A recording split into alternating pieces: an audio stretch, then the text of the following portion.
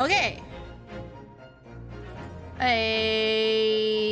Hello, dear future me. Woo! How are you doing today? It's been like 20 days since I last streamed.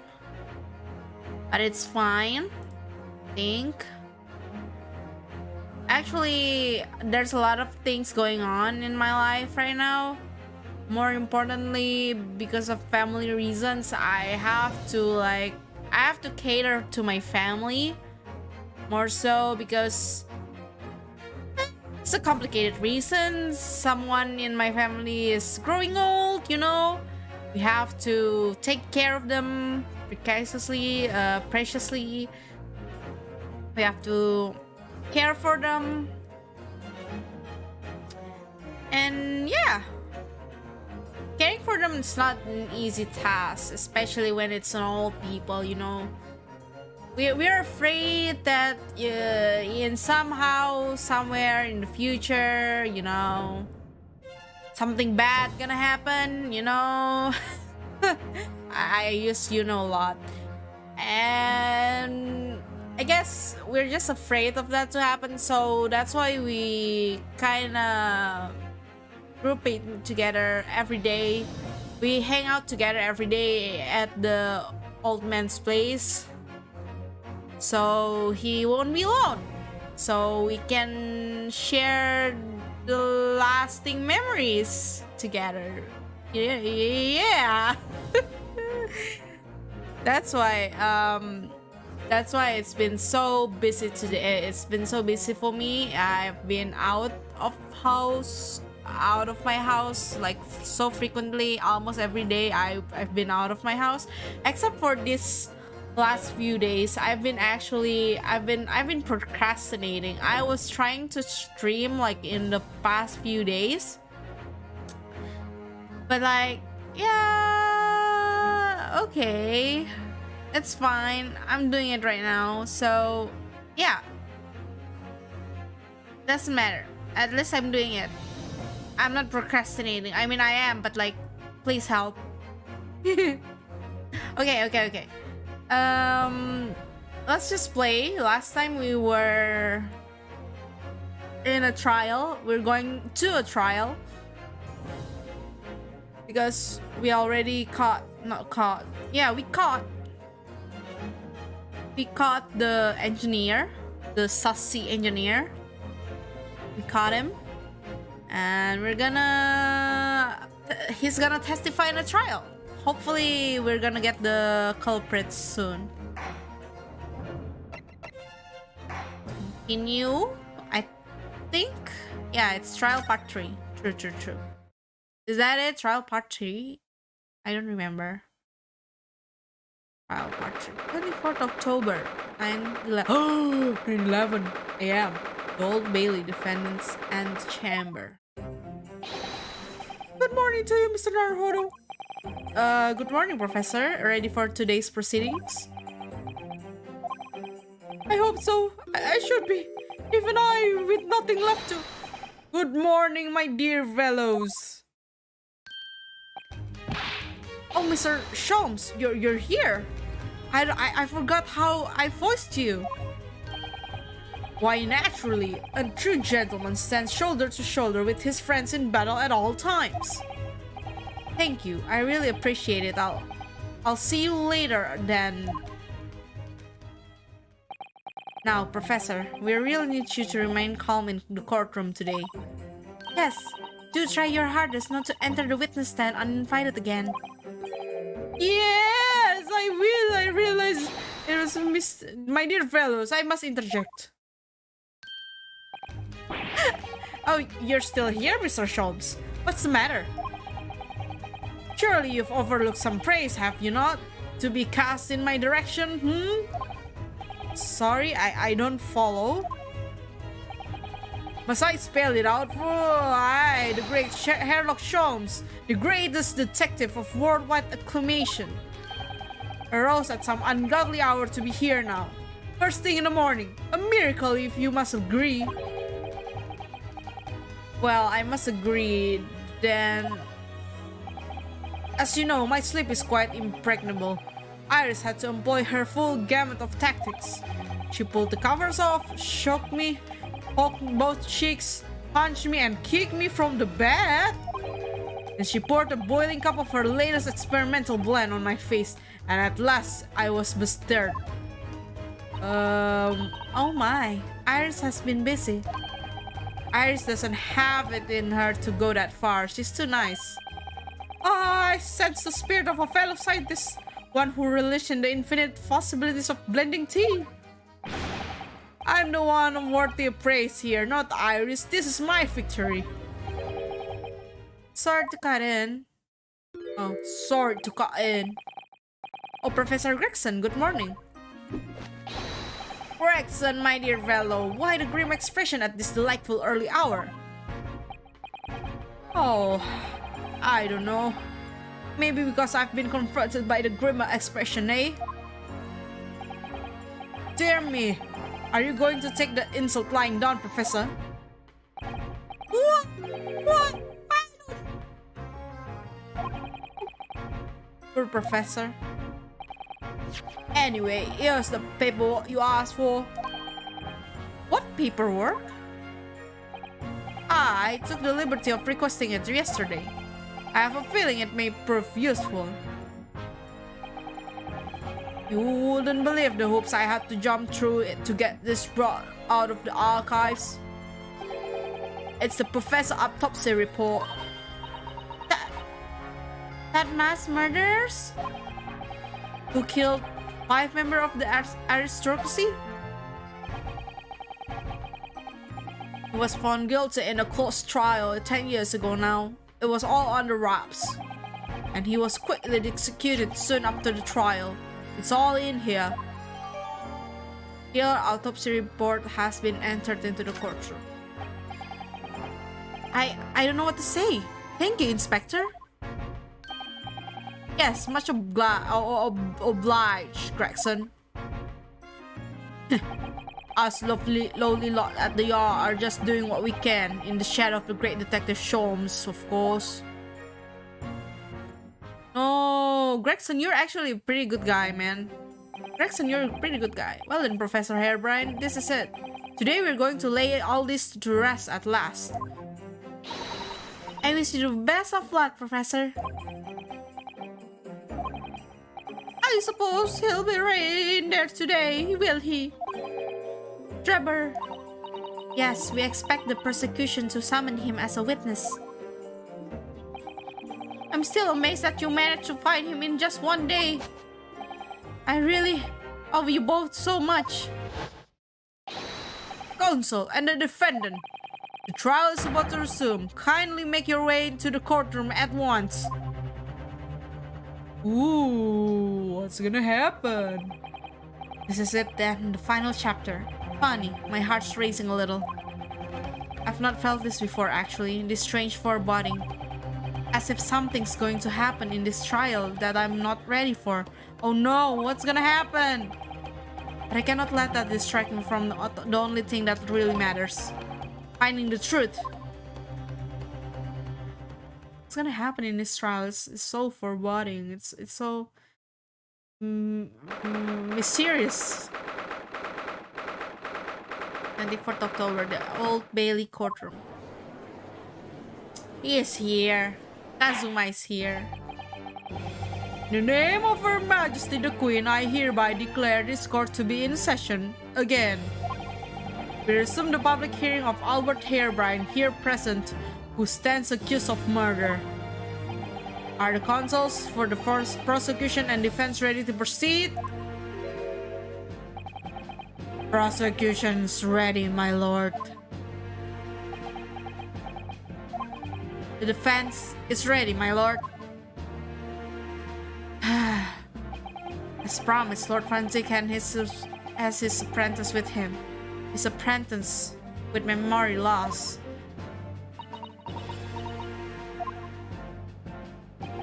If I may, Lord Franzix. Yes, my lord. There appears to be someone standing at your side. Ah, yes, my apprentice and assistants. The prosecution believes today's proceedings will see the complexity of this case rise considerably. What the? I therefore instructed my assistant to attend to ensure the smooth running of the trial. And the smooth running of liquid refreshment by the look of it. True. The way he holds himself, the way he moves. It couldn't be anyone else. But he's still suffering from amnesia, so there's really nothing we can do at the moment. I know, but oh, this is so very hard. It would appear the prosecution has done a fine job in responding to the demands of the court made yesterday. I understand you have successfully secured the engineer who disappeared from the scene on the day in question. Yes, my lord. I intend to call him as a witness shortly. Very good, very good. Now then, ladies and gentlemen of the jury, who have been chosen at random to represent the will of the people in this courtroom today, are you ready and willing to proceed? Of course, my lord. I'm sure we all understand the importance of doing our civic duty. I do so despise deception and deceit. I find it so very wearing.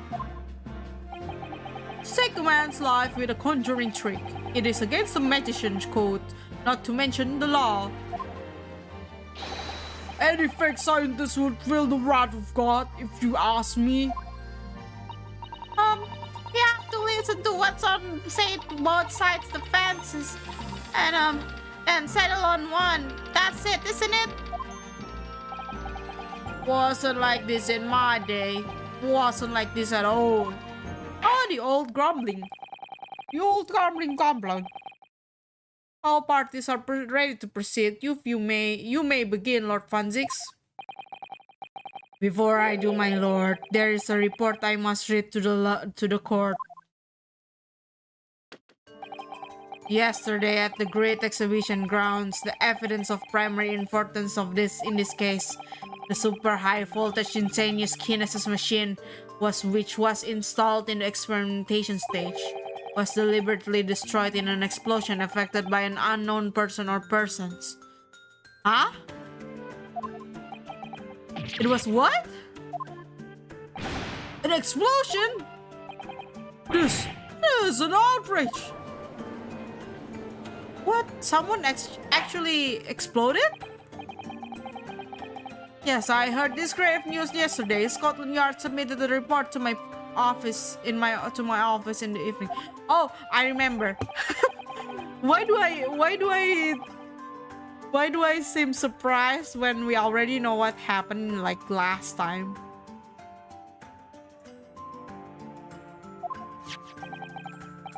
I have here the photographic print of the scene taken in the wake of the explosion. Aha! It shows what little remains of the machine. Yes, a terrible business. He did it to destroy the evidence, did he? That Enoch Trevor. Court will take this print as evidence, Consul.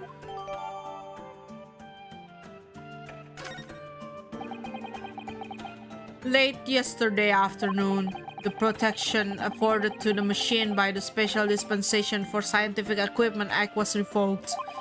However, before a thorough investigation could begin, the invention was obliterated from existence. As such, this will become a very different trial. What happened? As it stands now, with no evidence on which to draw meaningful conclusions, the authenticity of the kinesis machine will remain forever in obscurity. Indeed, a most unfortunate state of affair. However, one thing remains clear. The victim's death was the result of the action of the accused. Of that we can be certain. For it was which the accused himself who was operating the machine and who ultimately caused its loss of control. As Lord Francis rightly says, This is a very different trial now. The accused accepts responsibility for his part in the events that transpired. He acknowledged that Mr. Asman died as a result of the accident caused by his machine's malfunction. However, unbeknownst to the professor, he was being deliberately deceived by a pair of very clever fraudsters. Names, counsel, if you please. The engineer, Mr. Enoch Dreber, and the victim himself, Mr. Odai Asman.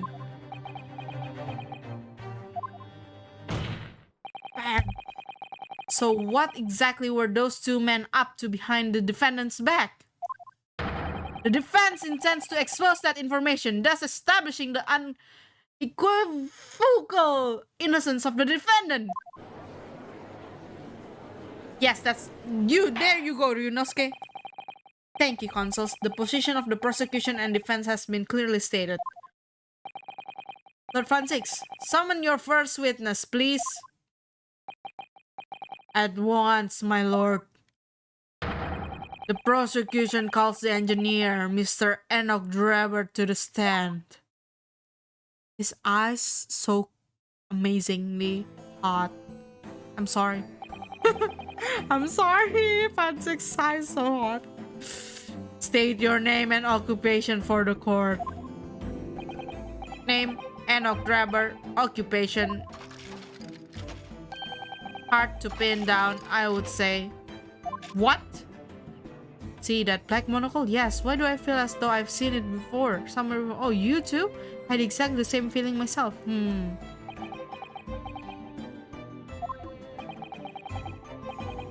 Your file indicates that you are currently being investigated in connection with another case. Theft of a waxwork model, is it? The most extraordinary sounding business. But that has no bearing on this trial. I assure you, cleave it from your mind. You're familiar with the public experiment carried out at the Great Exhibition some days ago? The accused super high voltage instantaneous kinesis demonstration. Okay, I will check my WhatsApp. What the heck? I will check it now. Yes, you could say that. I am aware of it. What happened? What happened in WhatsApp? Mate.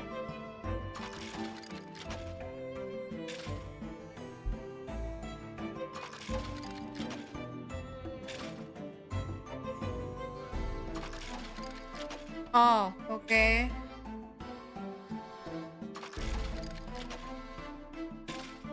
Wait, what?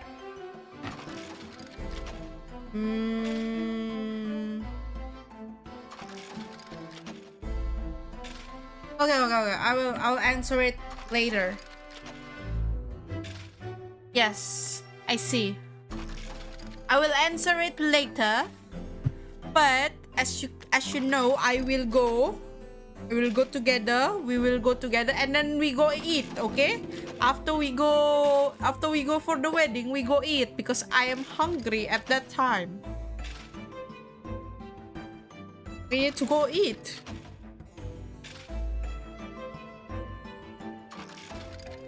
I knew she was. I knew Kukulinche is gonna get. She's gonna get invited. I knew because she's friends. What? Why is it Benson? Where are we going? Oh my god. Bruh.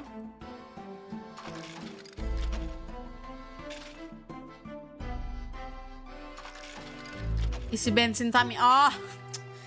I thought lah.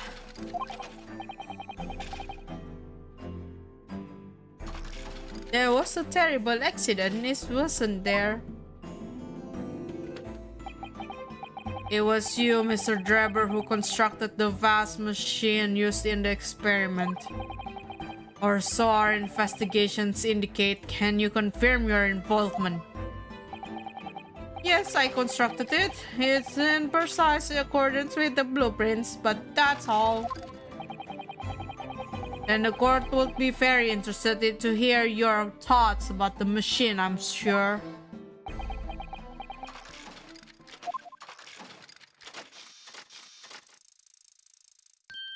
So weird. An amazing piece, if you ask me. The pinnacle of modern science, making instantaneous kinesis a reality at last. What? Good, good gracious! Do you mean to say that the experiment was a bona fide? Is that your belief, sir? Yes, that is very much my belief. Such a waste that it blew up.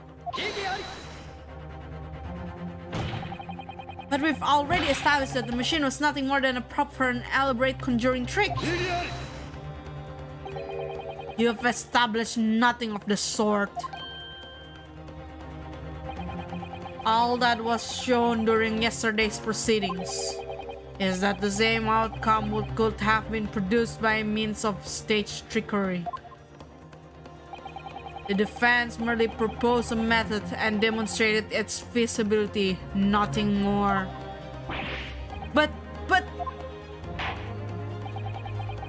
You've procrastinated long enough, I feel.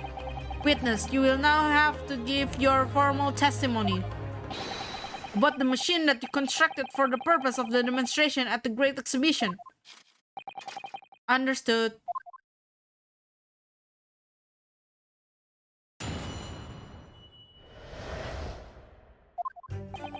I met the young professor approximately 1 year ago through Mr. Asman's introduction.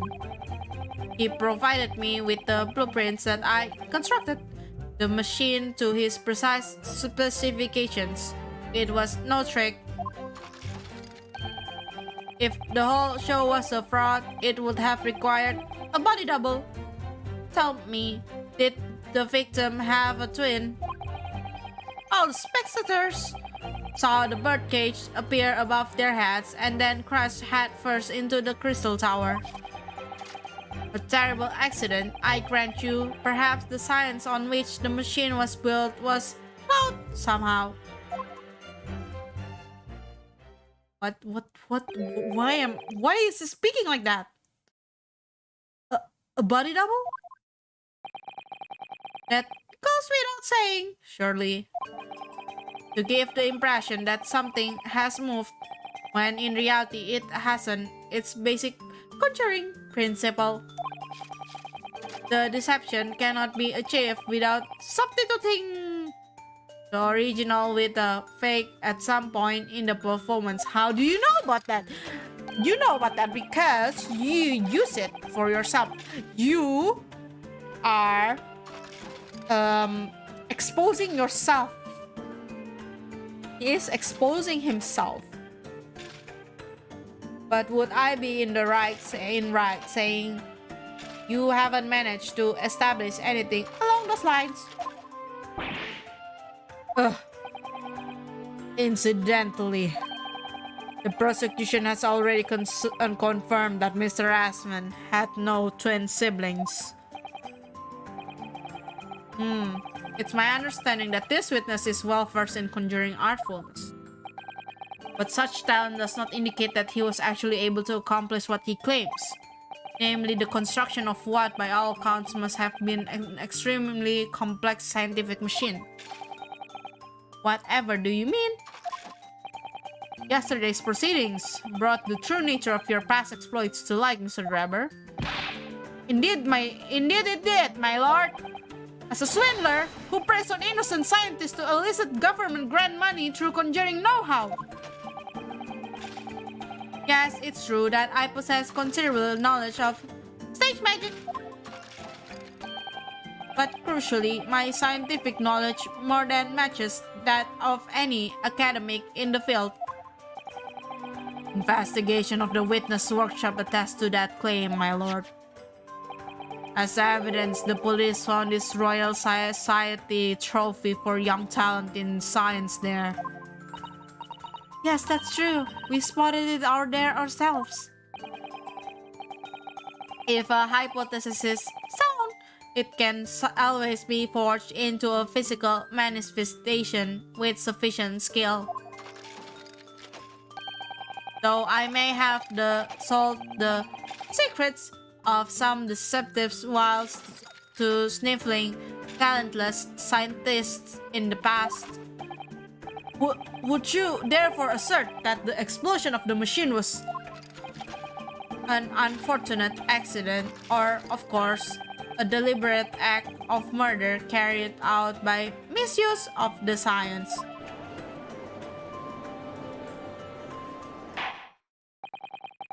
Counsel of the defense, your cross-examination, please.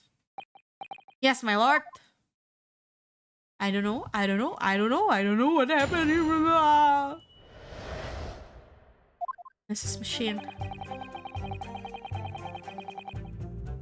Oh, press L. Mata? Mata? So you're already acquaintance with Mr. Asman. Oh, that scared me. Someone's watering my front window. Watering the flower of my front window. Not really. By chance, I'd seen his name mentioned in the papers, that's all. But I had no interest in his private affairs. If he was an unscrupulous investor, it was no concern of mine. As long as people pay their bills, I take up my tools and construct what they ask for. So why did Mr. Asman approach you in particular then? Who can say? I presume because my name is associated with excellence in engineering. Not to mention excellence in fraud.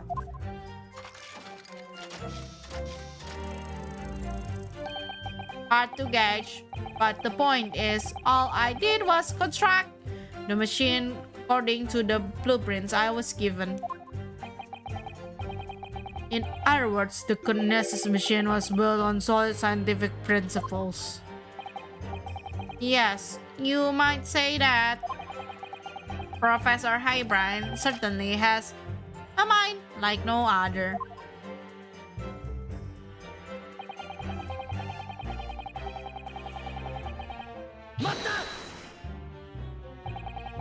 It's clear that you have both scientific knowledge and knowledge of conjuring magic. However, the more knowledge you have, the better equipment you are to handle whatever comes along.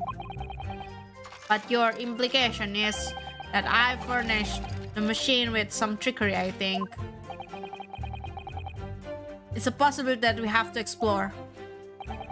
Unfortunately, though, the machine has been blown to Kingdom Come. So there's really nothing left to explore, is there? It appears that the Kinesis machine was fitted with a timed explosive device of some kind. And there's nothing left of that device either. Not a single shred of evidence remaining, I hear. He must have planned all of this from the outset. But in any case, it's abundantly clear that the experiment couldn't have been a trick.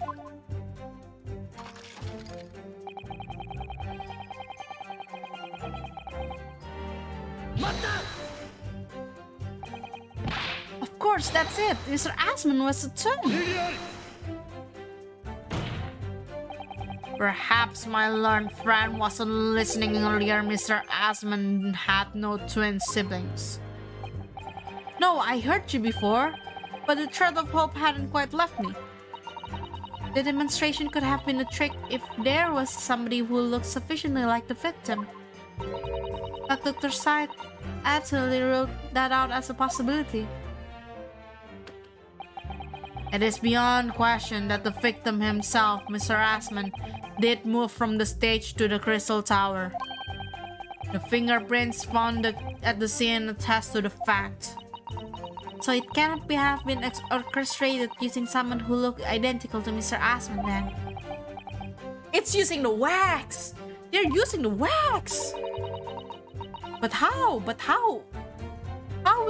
How is this trick coming along? You know, using the wax figure.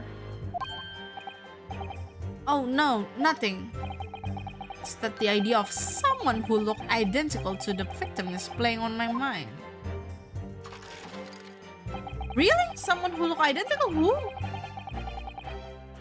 Mate? Is there anyone who's identical?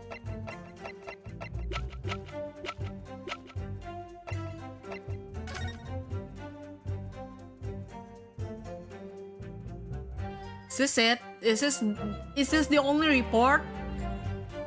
17th of June. Professor. Courtney Stevens.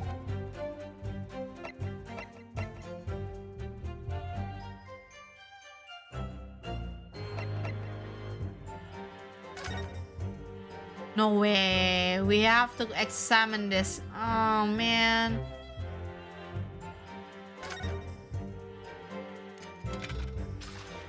Huh? Huh? There's a freaking blood there.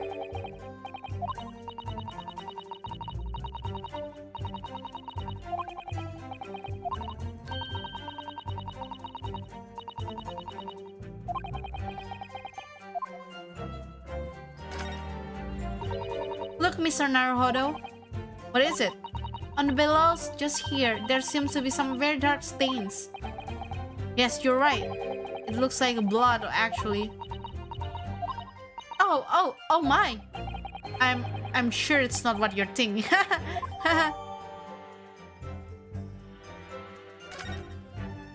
Okay, there's some blood, but I think there should be a photo of... Right? There should be a photo of the professor here, and he looks like Odayasman. Shouldn't it be like that?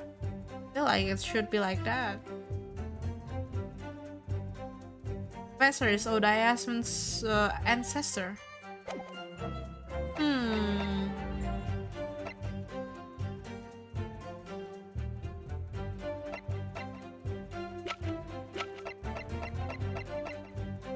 Wait, can we see this? Oh, wait, we can. Wait, what? Oh, man. I thought that we can see actually whatever it is inside here, but I don't think there's anything inside here.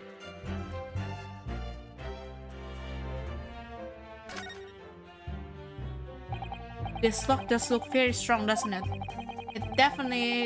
There's definitely no way you could remove the mask yourself if it was put on you. What a terrible way to treat someone, even a convicted criminal. I know, it's starting to make me livid, actually. Mr. Naruhodo, please. I mean, just thinking about it. Just think about it. Imagine if you had an itch on your cheek all of a sudden. You'd be utterly helpless. Well, yes, that's true. But I'm not sure that warrants quite so much anger. Oh, right, sorry. Yeah. No.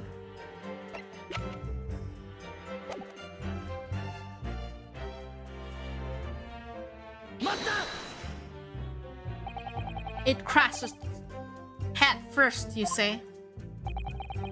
According to the many witness reports, from this there at the times, yes. Were you not there at the exhibition ground on the day? You're the engineer, you should be there. Unlikely, I rarely leave my workshop. Yet another of your unique invention was found on the scene.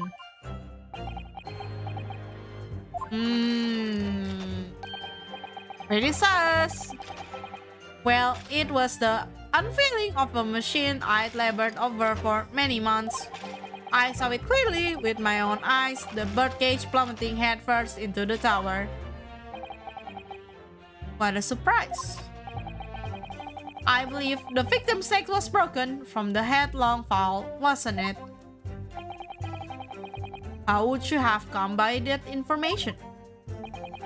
Even an infernal recluse like me reads the newspaper, you know. According to the reports, 2 injuries were apparent on the victim's body. Yes, he'd been stabbed in the chest by a screwdriver believed to belong to the defendant, and he had been broken a vertebrae as a result of a fall from a considerable height. Correct. My learned friend has been doing his research, it seems. Do you know which injury was the fatal one? Sadly not. Forensic science is not yet at a level where such things can be determined. What we do know for sure is that the victim died having sustained both injuries at some point during the experiment, since he was found at the birdcage with his neck broken. It's obvious that he came from a considerable height.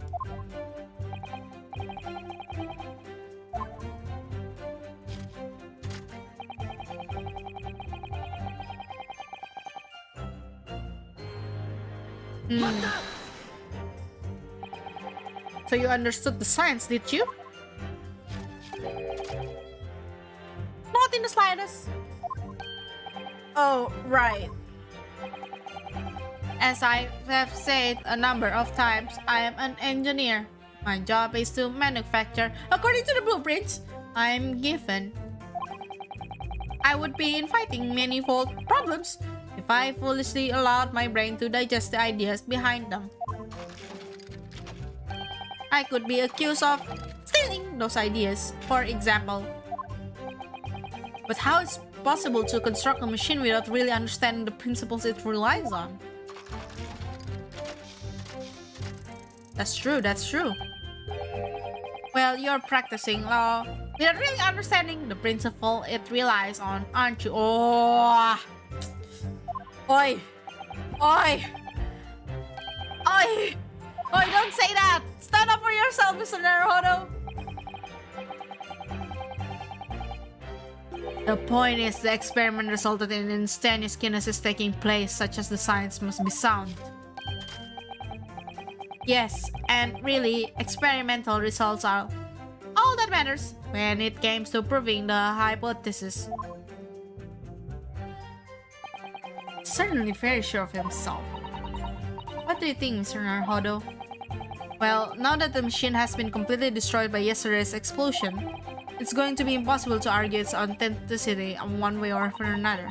But if we are unable to establish that it was a piece of stage trickery rather than genuine science, we will have no grounds on which to demonstrate Professor Highbrand's innocence. Both Mr. Asman and this man in the stand tricked the professor and used him. They took advantage of his naivety and his unbending belief in his work, and I won't let them get away with it. And seeing as the professor is an old friend of Lord Van Ziek's, what on earth must he be feeling towards Trevor? I don't know.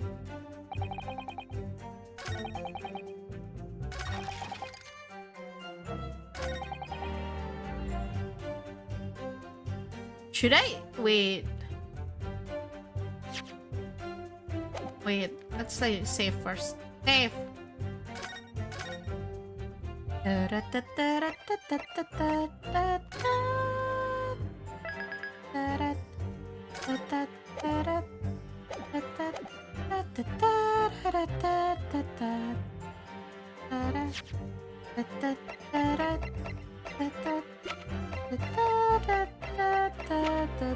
I think it's this one actually. If you look at this is stage trickery. Excuse me, it's a trickery. It's obviously a trickery here. Can I try? How do I? Oh man. Okay.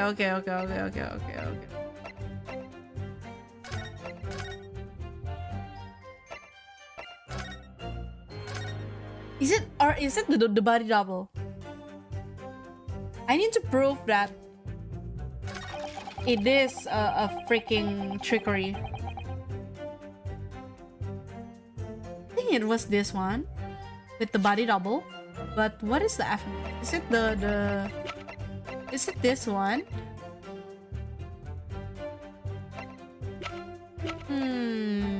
Let's try. It's not this one either.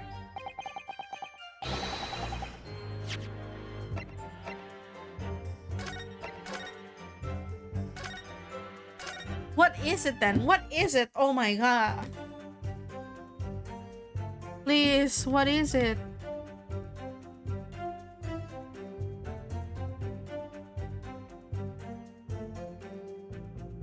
Hmm. No, my asses. No, I mean aces. Aces, my aces. Haha.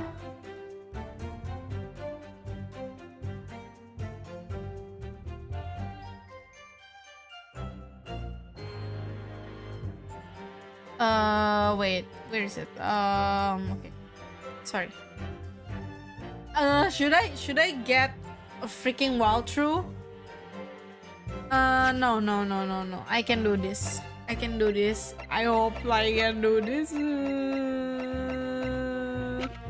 Usually, in the previous Ace Attorney games, we can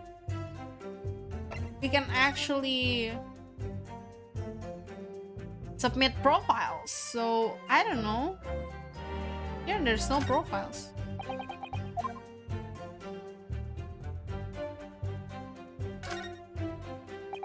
There's a little metal plaque here. Look, fostering burgeoning talent for the future of scientific discovery. It seems ironic, doesn't it? But clearly, Mr. Drebber was a very talented scientist. He was a talented scientist.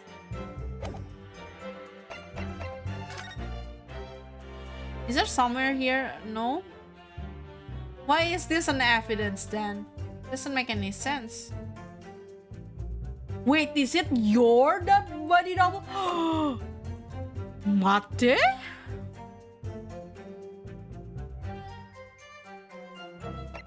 Is it its body double? Come on, man.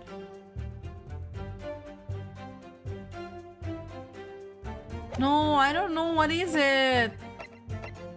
He provided me blueprints. I constructed them into his presentation. It was no trick. But it was a trick.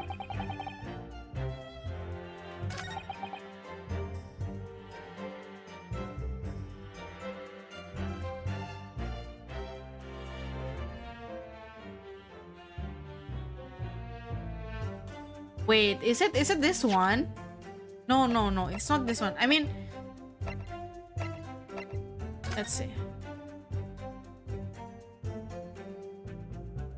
No?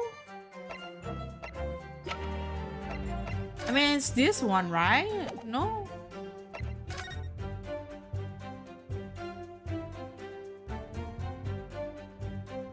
There's nothing else to... I want to look at Walter so bad. I'm stupid. I'm so stupid. Which one is it? Come on, man. Come on. Michelle, think. Chell, think.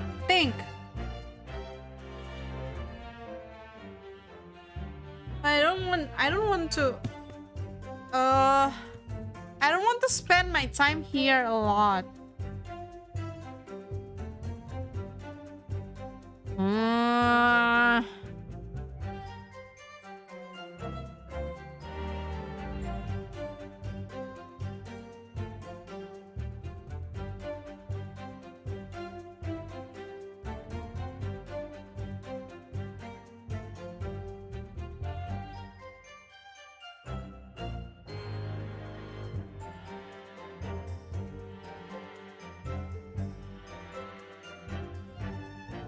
I'm really struggling here. I'm trying to think. I'm trying to think. I'm trying to think right now. But I cannot. I'm stupid.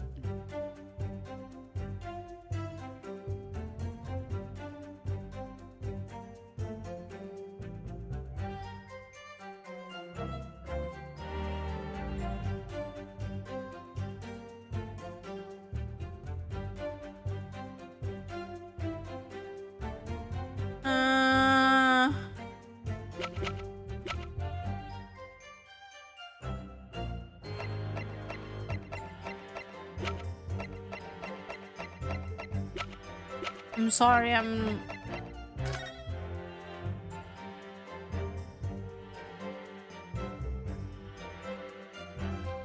Wait, I'm stupid! Wait, I'm so stupid! Wait! That is stupid! Wait, this is stupid! This is so stupid!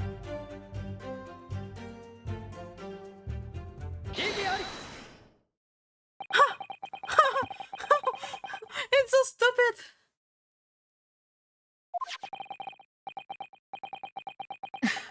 Which is a wooden construction has sustained damage in one particular spot. Following the explosion, it fell some 30 feet into the glass of the crystal tower. That level of damage is to be expected, surely.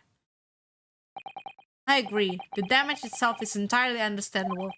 What doesn't make sense is the location of the damage.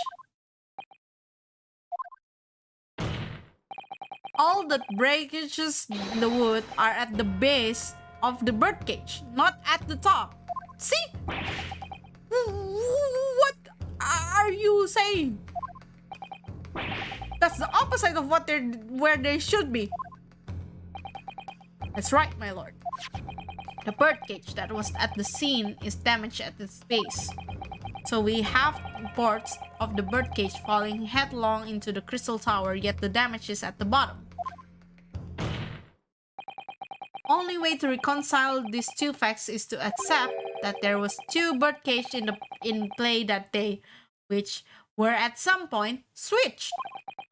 Which during what wasn't a scientific experiment at all, but an elaborate piece of stage trickery.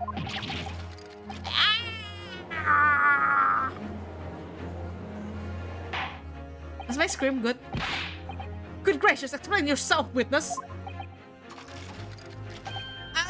Well...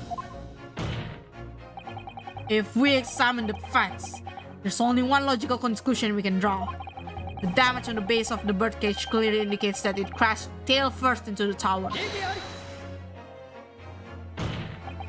But multiple witnesses' reports claim it fell head first. The birdcage materialized in the sky next to a balloon flying over the stage, following the spontaneous explosion, and at that altitude, some 60 feet above ground level, which is approximately 18 meters. It then proceeded to fall some 30 feet into the crystal tower in the ensuing deflagration. Witness report amid such chaos are notoriously unreliable. But the victim's neck was broken. He plummeted 30 feet inside a heavy wooden cage. However he fell, he would be unsurprising to find one or two of his vertebrae crushed. What is it?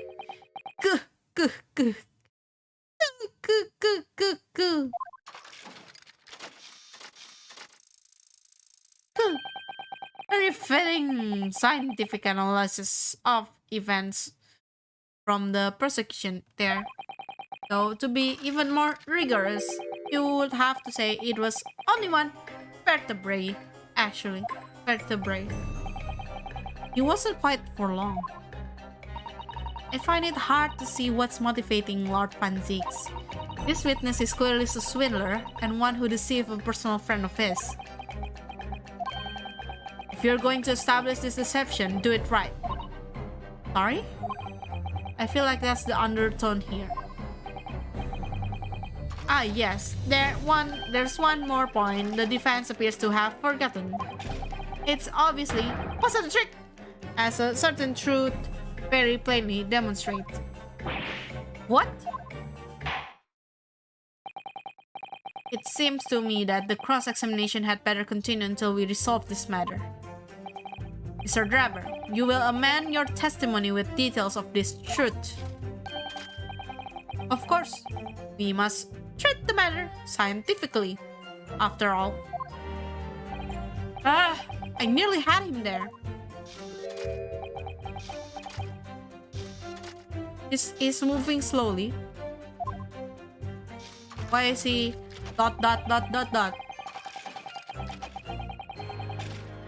kinesis clearly took place because there's nowhere else 30 feet high from the birdcage to have fallen from.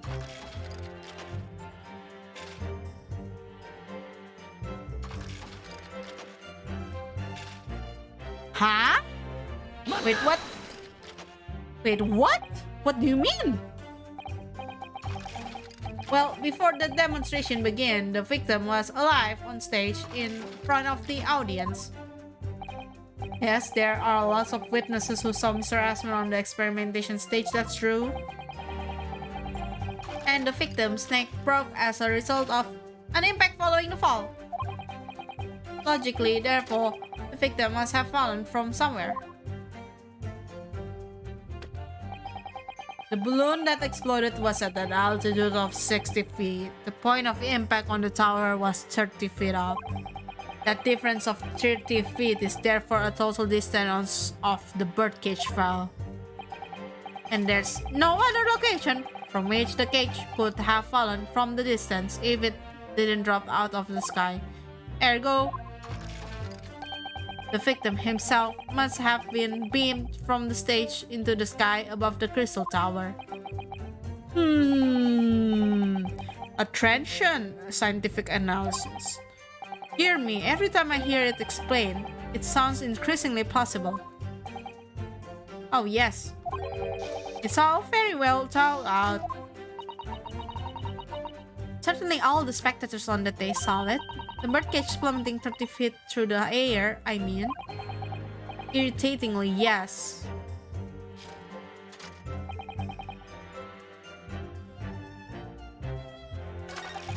It should be this one because it's the only thing that is... Wait, there is the balloons, right? No? That's weird.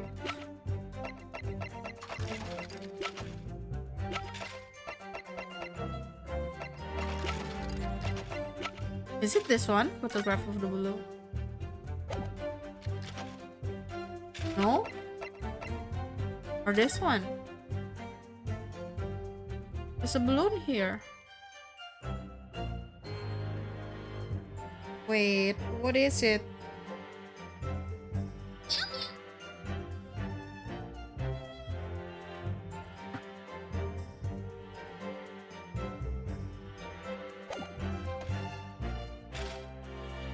Is it this one?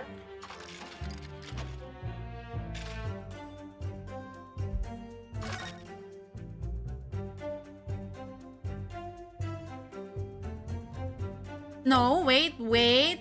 The kinesis clearly took place because there's nowhere else 30 feet high from the birdcage to have fallen from. Huh? No, I'm not understanding this. So, like, 30 feet is like this to this is 30 feet. Then is it this one? This one is also 30 feet? I don't know.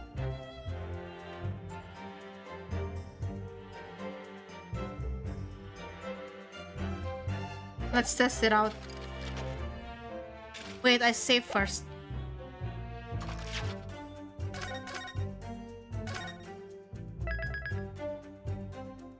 Okay. Wait, what? Let's try this one. I don't understand actually. This diagram of the experimentation stage and its surrounding. Yeah? Yeah, please elaborate. You know that somehow the birdcage appeared in mid-air before falling down to the crystal tower. Fall about 30 feet or 9 meters. However, if you examine the diagram carefully, you'll see that there's another possibility location from which the birdcage could have fallen. The same distance of 30 feet. No!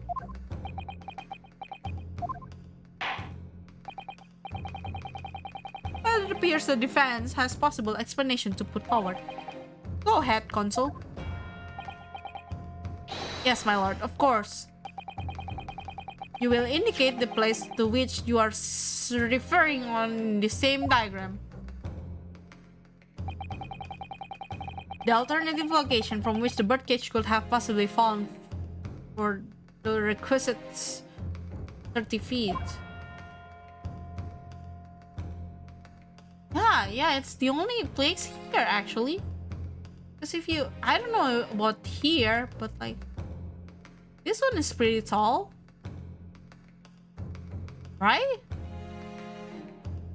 I don't know. Should I try? Oh, I'm right. But that's where the birdcage should have been to begin with. Which is exactly the point, my lord. The birdcage was in the machine on the stage. But that was what was also considered as the height of the stage itself. Go on, Consul. Turns out that the experimentation stage was built at a considerable height above ground level. If you look at the diagram, in fact, you'll see it's about the same height above the ground as the balloon was above the crash site.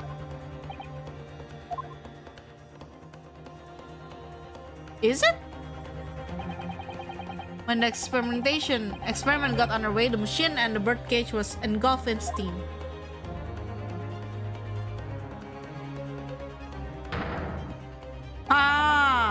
At that moment, the floor of the stage gave way, and we assumed there to be a void underneath. This birdcage and the one seen in the audience by the audience would have fallen almost exactly the same distance.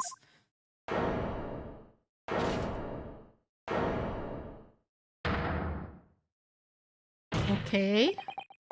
Once again, my lord, but how did they change places?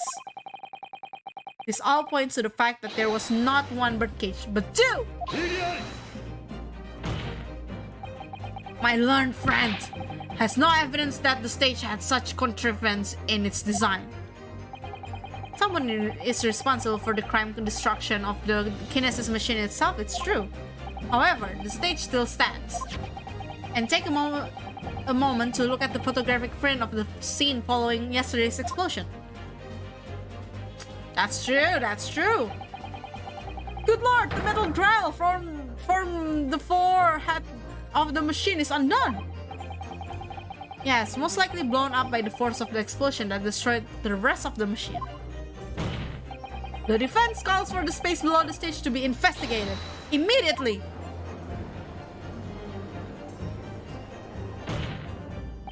Mr. Drebber! It was you who built the kinesis machine, which means that it was you who built the two bird cages that were used to carry out this deception.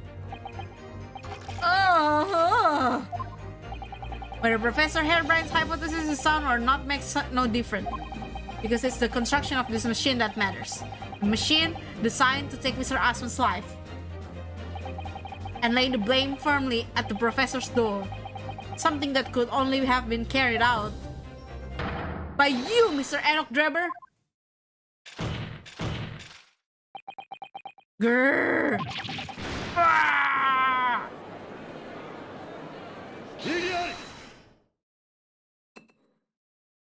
Ew. If my learned friend has reached the end of his wild assertion, prosecution would like to crush the defense's argument slowly but surely. What? Your argument fails to hold water on two accounts. Two? Firstly, before and after the experiment, this witness went nowhere near the kinesis machine. Very relevant member of the staff from the exhibition has attested to that. And I believe the members of Scotland Yard have also been on watch duty at the very public experiment. In other words, Mr. Drebber had no opportunity to switch the alleged pair of bird cages.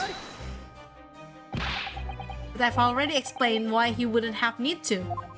What? Have you?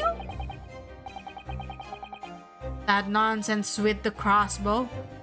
That doesn't bluster your case at all. The man who disappeared from stage and the man who crashed into the tower are one and the same.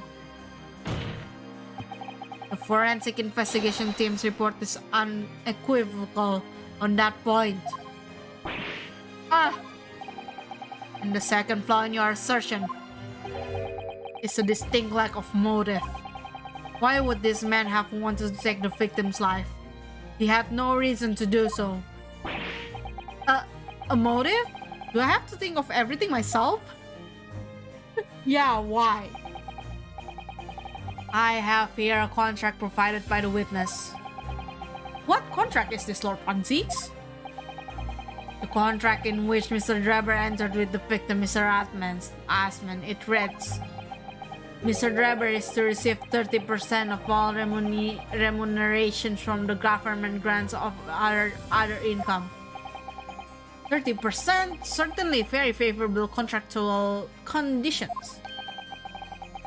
But there was one very important provision bottled into that clause. What provision? Mr. Drebber may only uphold his right to on condition that both contracting parties are alive. In other words, if neither of us were to die, the contract would become null and void. So you see, I had nothing to gain from Asman's death. That diametric opposite, in fact.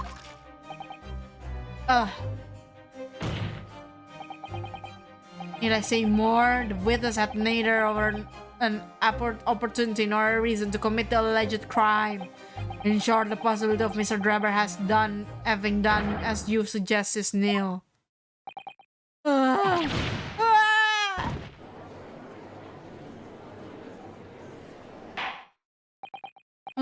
It seems the defense assertion was somewhat wide of the mark.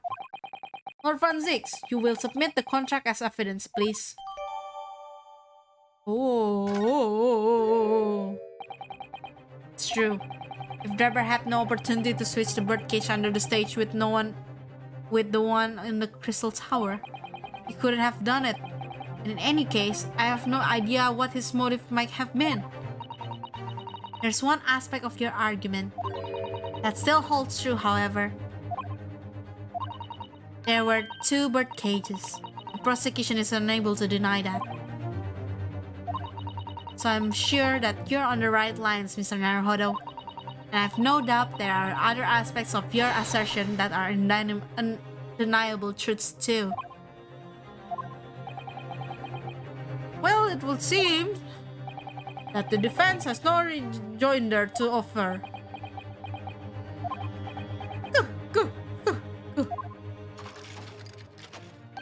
Well, I must say I'm a little surprised. I came here to testify about the machine I built, and instead my reputation is defiled. But the prosecution counter has set the record straight, I think. It's impossible that I'm the culprit. Wait?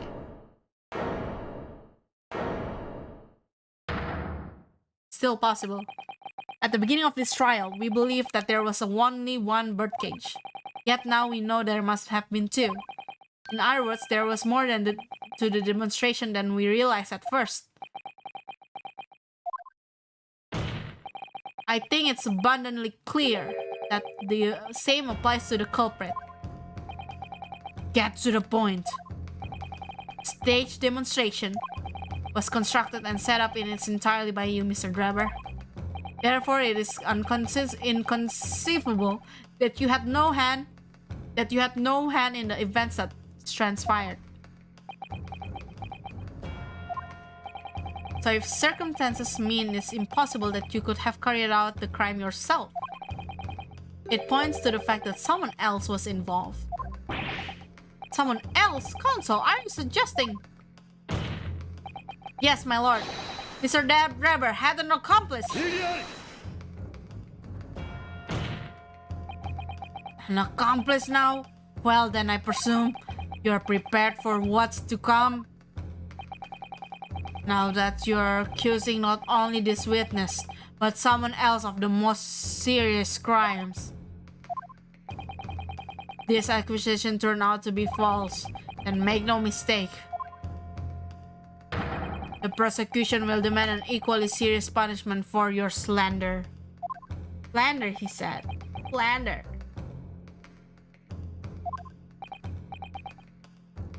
Well, counsel, do you intend to pursue this course on formally accuse another party of involvement in this matter?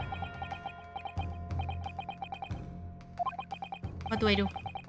At this moment, this is little more than hunch on my part. I don't know for sure if the driver had an accomplice or even he is the real culprit here. I think his accomplice is Mr. Odiasman. One way or another though, I have to make my position clear as a lawyer. So what's my stance going to be? Did Trevor have an accomplice or not?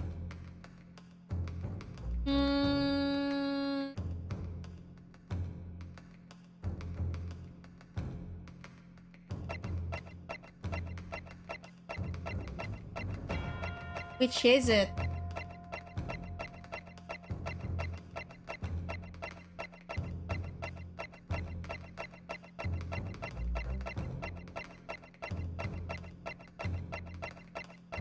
Which is it? I think there is. There should be. The defense is ready to name Mr. Drever's accomplice. Somehow the two bird cages must have been switches. Everything points to that. Yet according to the coroner's report, that's not a possibility. But that inconsistency itself is a clue. Is it the coroner then? My lord, you have received a stark warning already. If you are nevertheless determined, then I must now ask you to identify this alleged accomplice by name. So, your answer please. Who do you claim to have been Mr. Drever's accomplice?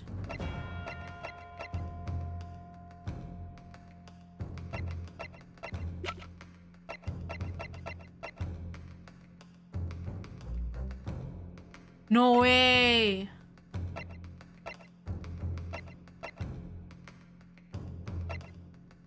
It's either there's two people I'm not sure. It's Odiasman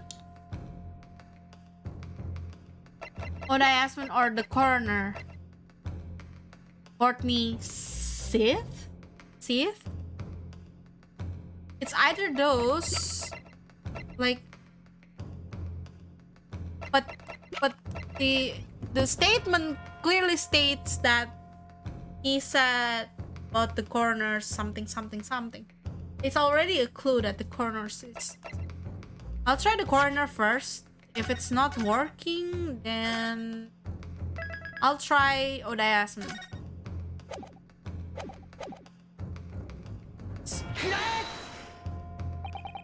The name of the person in question. Oh, I was right.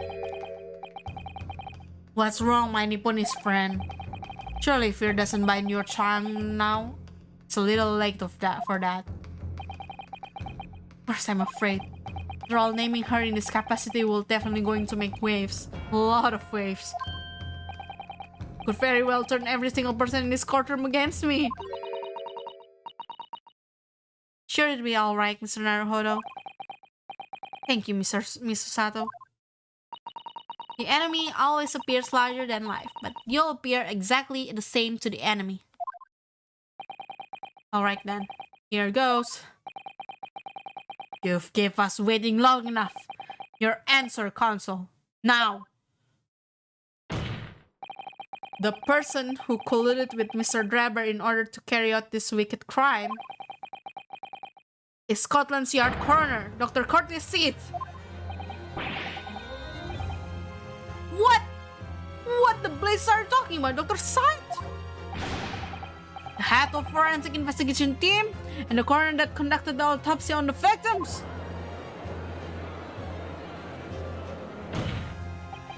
We know that there were two bird cages, so who could have carried out the switch to complete the illusion? The accident happened in front of a huge crowd of spectators, and the area was immediately sealed off. And everyone, police included, were banished to make way for the forensic investigation team. When else could have the switch have occurred? It can only have been in the team's presence. It's essential that the court determines exactly what had happened following the accident. The defense amended Dr. Saad to summon to the witness stand at once to testify.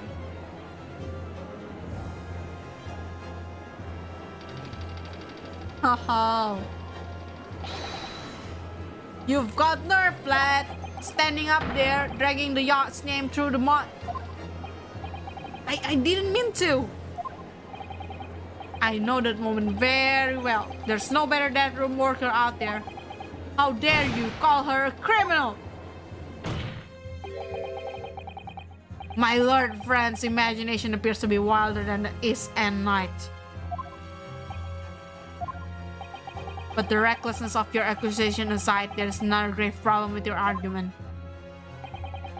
One which the prosecution demands you to address at once. A grave problem? Oh my word! Who do you claim acted as the victim's doppelganger? What? Certainly. If the birdcage containing the body and the victim was exchanged for another, the cage must also have contained the body.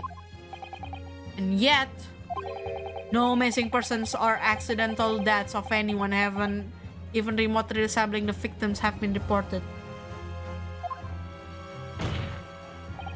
Which means there was no one, dead or alive, who could have fulfilled the role of body double for Mr. Asman. Oh, that's true.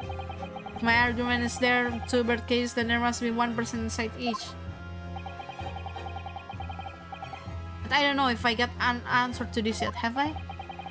Can I to refill how this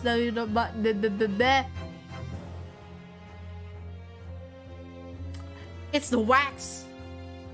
But how do I do this? Present evidence? Did I present evidence?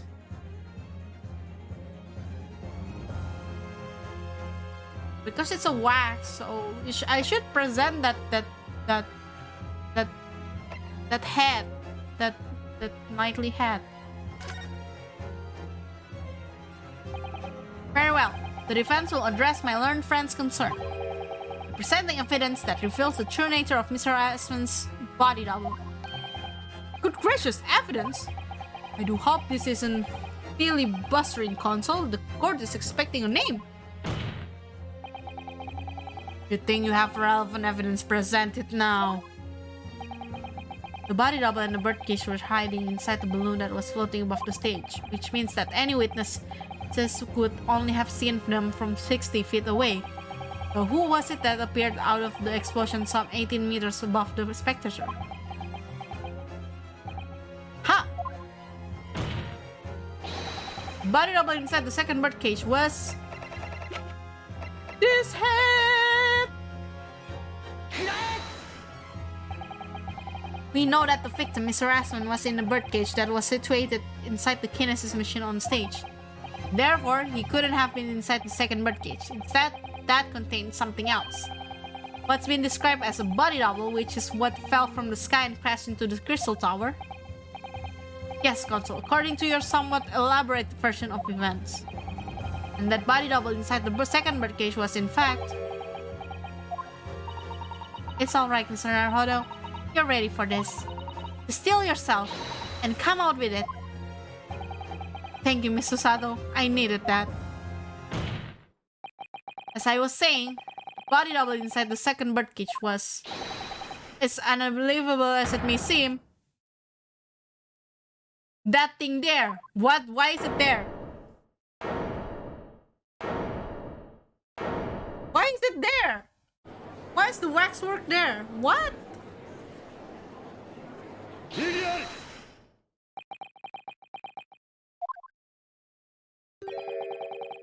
Open your eyes and look into mine, my Nipponese friend.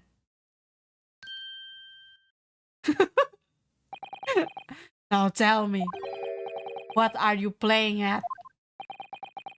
Stand firm now, Ryunosuke. This is the time to show your Japanese spirit. As the court will observe, this is waxwork model. Ah, a model, in fact, of an infamous London murderer from 10 years ago, the professor. You started by indicating that the leader of the forensic investigation team has an accomplice in this crime. And now you've moved on to indicting waxworks?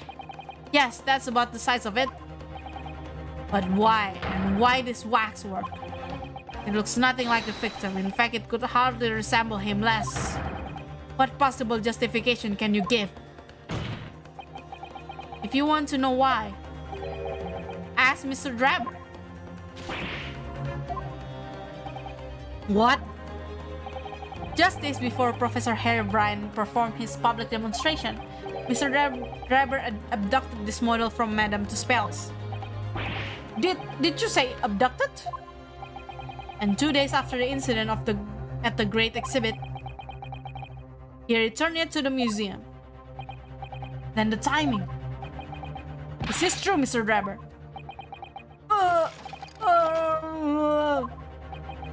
At first, I couldn't see why Mr. Drabber would have stolen the waxwork and then given it back again. But now the reason is clear. He took it so that he could put it inside the second birdcage as a body double for Mr. Esmond.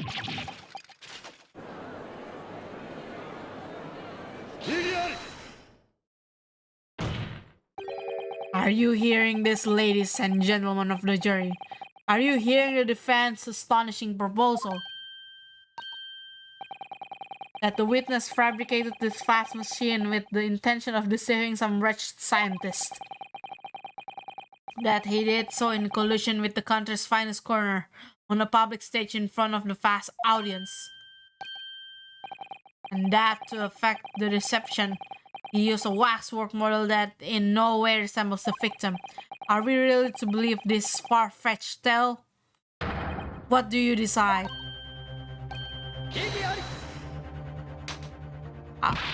Wait! Yes, if you put it like that, of course it sounds implausible. My lord, I need to speak if you please. Go ahead, Mr. Foreman. Myself and my colleagues have reached an agreement. Very good. In that case, ladies and gentlemen of the jury, you will state your feelings for the court to hear now. Yuzai. Yuzai. Yuzai. Yuzai. Yuzai. Yuzai.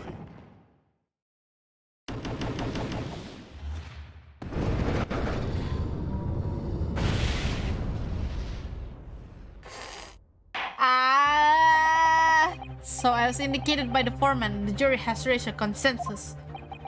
He knew that was going to happen.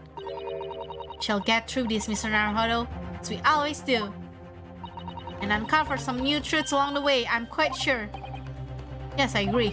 I'm going to have to appeal to the jurors as usual and see if I can persuade them to change their minds. The defense will now embark on a summation examination. Are you ready, your fellows? And your fellows ready to proceed, Mr. Foreman? We are, my lord. Very well. In that case, I ask you now to state clearly for all present to hear the grounds on which each of you has decided that the defendant is guilty of the crime of which he is charged.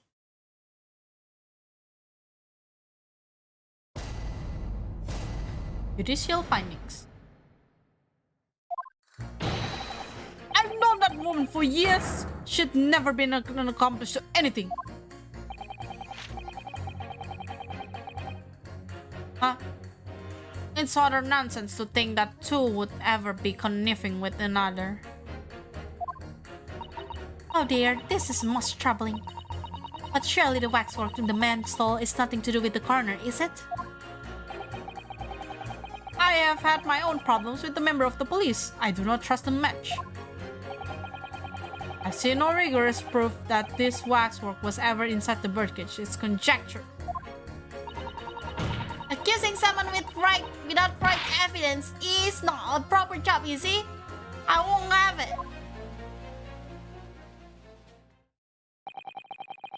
somewhat unsurprisingly, it seems that the introduction of this waxwork model to the proceeding has polarized opinion. Given the face of its obscured and build is no way resembles that of a victim. I can only applaud my learned friend's temerity at suggesting it as Mr. Aston's body double. Yes, the applause is deafening. Yes, I know it seems extraordinary, but that's the point. That's why I have a strong feeling it's actually a greater clue than anyone yet realizes. What are you thinking, Mr. Naruhodo? I cannot explain why at the moment, but I feel as though there's a specific reason why it was used, why it had to be this model. Really? A reason why nothing else would do, you mean? Yes, and I'm convinced. It's something far more significant than whether or not the model looked like the victim. Well, if that's the case, we must prevent the trial from ending prematurely at all costs. Yes, agreed.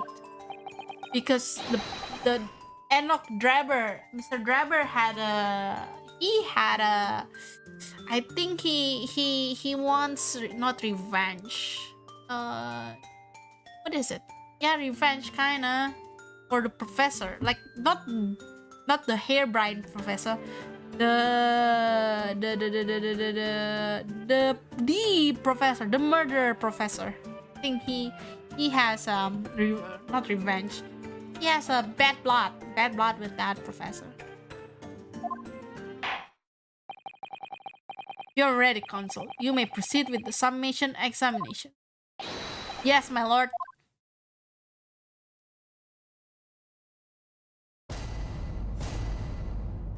During examination, the defense rebuttal.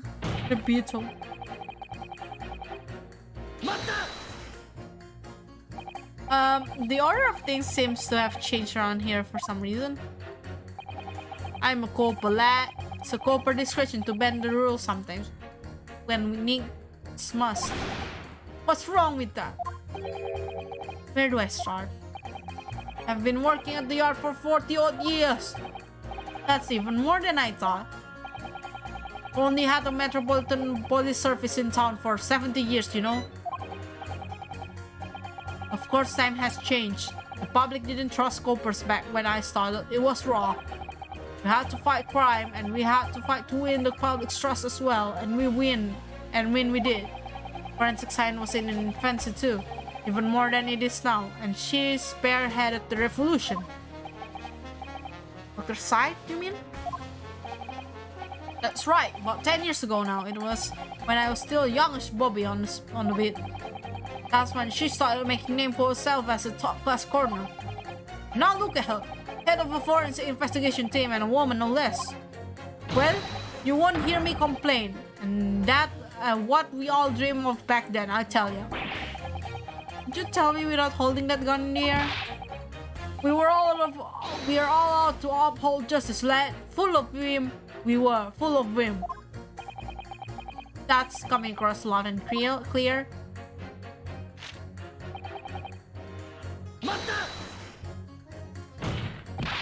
But we're only just starting to understand this case.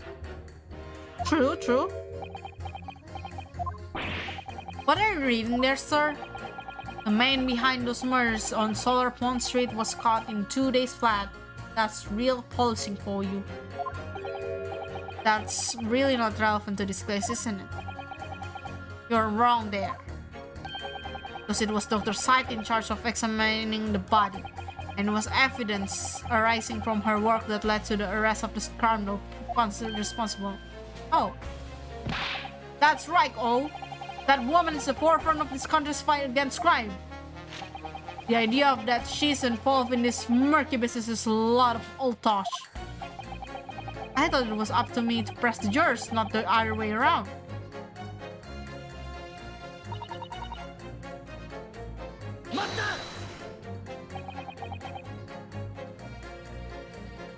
Why would you assume that? We already know that it is. Well, quite simply because that unsettling swindler has no relationship with that woman, does he? True, as it stands, we don't know of any connection. Oh gosh, but it would be so delightful romantic if they were somehow to have mutual interest in waxwork. What the? Romantic? A woman of society such as myself views everything in terms of relationship, you know? Well, you learn something new every day, even if you don't want to. One might wonder what a possible relationship between the defendant and this coroner woman. Or perhaps between the defendant and the handsome prosecutor just then.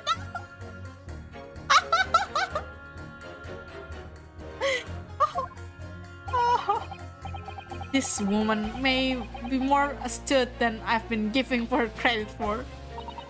That's the woman's stances. Then perhaps demonstrating some connection between the waxwork and Dr. Side would be enough. Yes, I agree. As soon as we have even a whiff of connection, she'll be the first to know.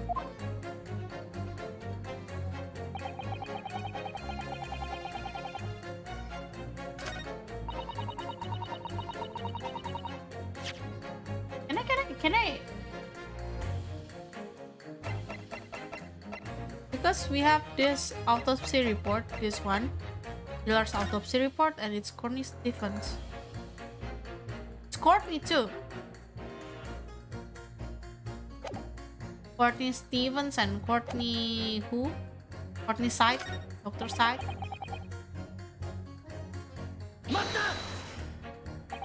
What sort of problems? Let's just say we have run into each other on numerous occasions while I've been performing on the street. Right, I see. Obviously, artists such as myself cannot appear on stage as we work close proximity to our audience. So we perform our great magic in parks, on street corners, and the like. The police is an excuse to make our life difficult. Why? Otto? Do you have something to say in response to that, Mr. Ottermore? Who are you calling a mass murderer? Sorry, my mistake. I got confused because I heard you look like him. I don't look like anything like the man you want to be locked up, sonny. Thanks, Mr. Sholmes. Perhaps you could move on? I was really wondering if you had something you wanted to add in response to the juror number 3's just said. Clearly you do. Back in my day, back in the good old days, it wasn't like this. What was it like, sir? We worked our fingers to the bone to earn the public's trust. We did. And by the job we earned it, people respected us back then. Respected you? No one would have called the coroner into question in them days. Coroner's report was the hallmark of an investigation done right. Especially when Dr. Courtney Stevens put her name to it. She was the best of the best, and the apple... Hold on a minute. What are you talking about? Who's Courtney Stevens? Sorry, got a bit carried away there. Stevens is Dr. Side's maiden name. Oh, her maiden name. So that was before she was married. Of course. Oh yes, silly me. It's Side now, isn't it? Stevens. I'm sure I've seen that name somewhere recently. Anyway, the point is, those were the great days of policing, not like now. Sorry to interrupt, sir. But do you think you could change your statement to include that name? Well, yes, I don't see why not.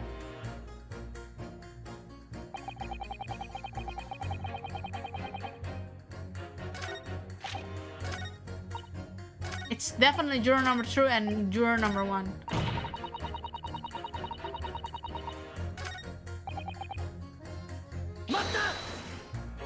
Definitely. But you claim the whole instantaneous kinesis demonstration was a trick.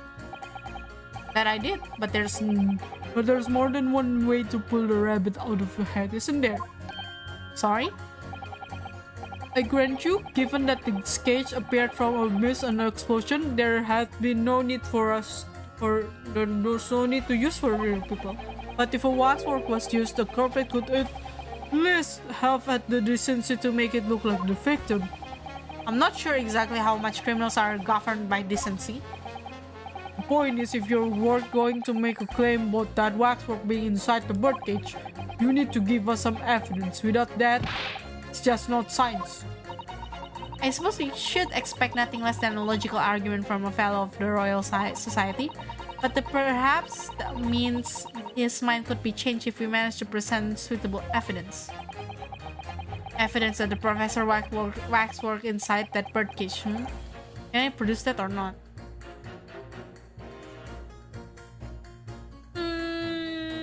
Let's see. Do I have evidence?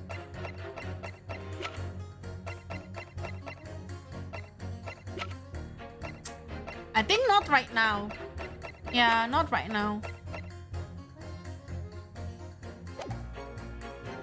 I have nothing for now. But I can say quite categorically, sir, that we have no such evidence at the present time. That much is abundantly clear from that brassy proclamation, I assure you. You can count on the fact that I shan't be changing my leaning. Oh dear, that proclamation was even brasher than yours, Mr. Naruhodo. If only we had some evidence, things might be different though.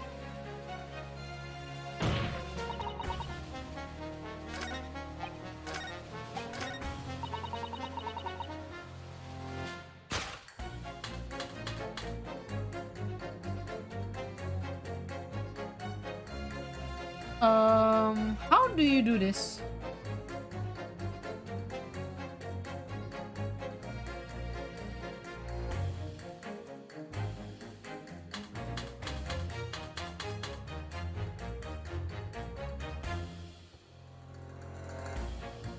How do you pit X? Those two statements clearly contradict each other. Good gracious! To whose statement do you refer, Consul? So, juror number 2? Oh gosh, me? What can I do for you? I presume that you heard what juror number 6 had said in his statement. He brought to light the maiden name of the coroner, Dr. Side, which in turn have revealed the connection that wasn't apparent before.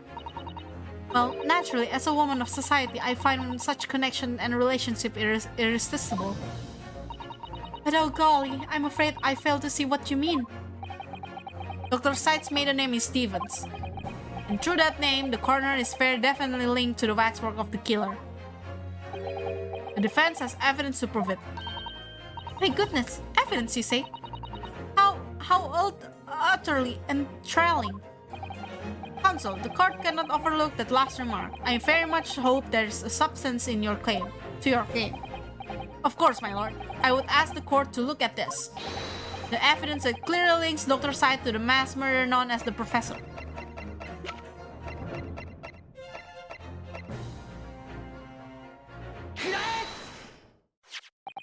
I have here a certain autopsy report from 10 years ago. 10-year-old autopsy report? What relevance does that have? It is of course from the autopsy of the person portrayed in the waxwork, the killer known as the Professor. Professors? But that man was a capital offender, so... That's right, this is the certification of death that was drawn up after the convict's execution.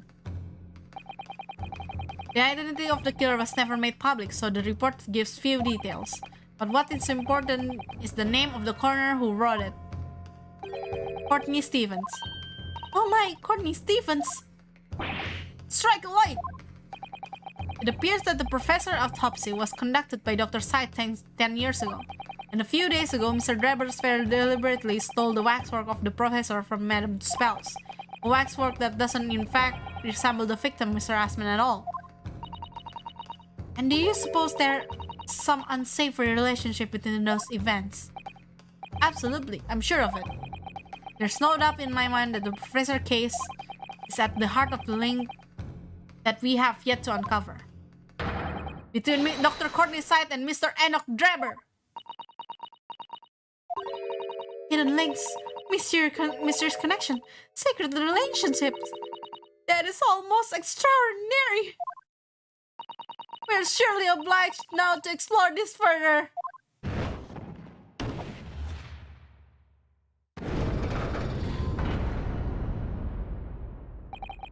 Quite right, we cannot let this trial to come to the end now.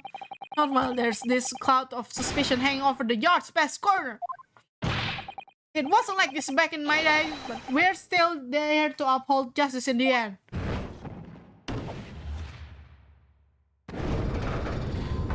Just one more. It's a professor that was linked with that frightful swindler at the corner.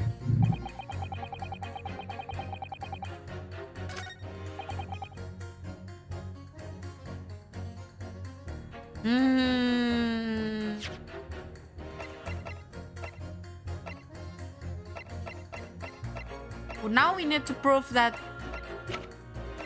its waxwork was inside.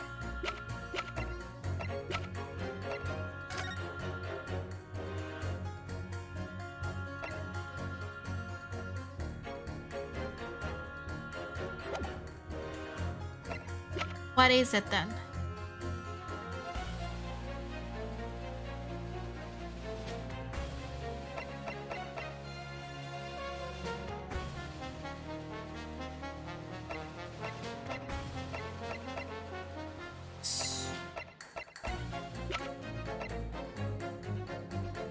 The contract between Mr. Asman and Mr. Driver detailing terms by which blah blah blah. Photographic print of experimentation stage. Autopsy report of mass murder. The head of Professor Waxwork that was stolen from the Madame Tuspells. Besides the Johnson drivers.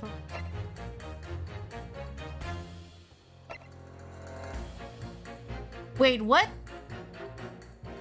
A thick glass that was found folds on the clothing of the Professor Waxwork. It would appear to be from the Crystal Tower. Wait, what?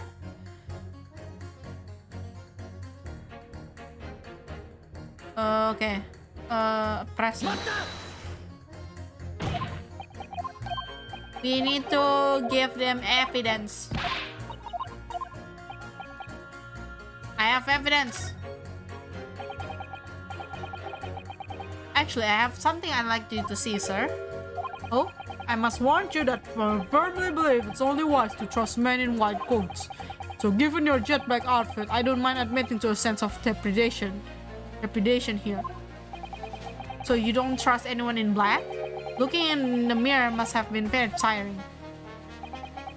I do have some evidence that proves the waxwork was inside the birdcage, namely... It's this one, right? Because it is found in the waxwork, Professor Waxwork. What's that? A piece of glass? So it's unusually thick for glass. Yes, it's a piece of broken glass we found inside the jacket of the waxwork. You say it's not ordinary glass though, it's very thick and clearly made of for extra strength. Much like the special glass that was developed for the construction of the Crystal Tower. Crystal Tower? Holy smoke! Exactly. The centerpiece of the great exhibition where the very incident we're talking about that took place. The day in question, the birdcage fell from above and smashed through the window of that special glass. From whence this small piece originated, is that it? Precisely. So what do you say? Now the clear evidence is in support of the assertion has been placed before you. Well, as I said, I only trust men in white coats as a rule. However, when the reasoning is on, it's fair to say color shouldn't come into it. In light of what you've shown me here, yes, I feel obliged to change my position on that matter. In that case, juror number 4, you will amend your statement now, please.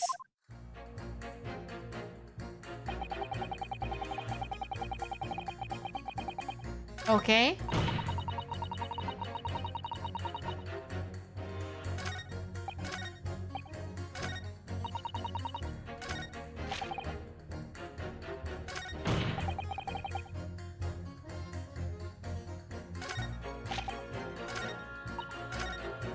Now, who to pit with who?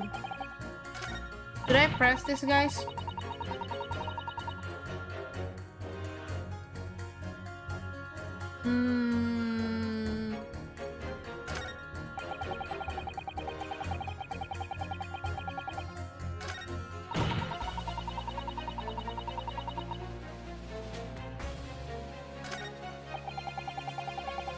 This one is... We already clearly tell the evidence from here, so...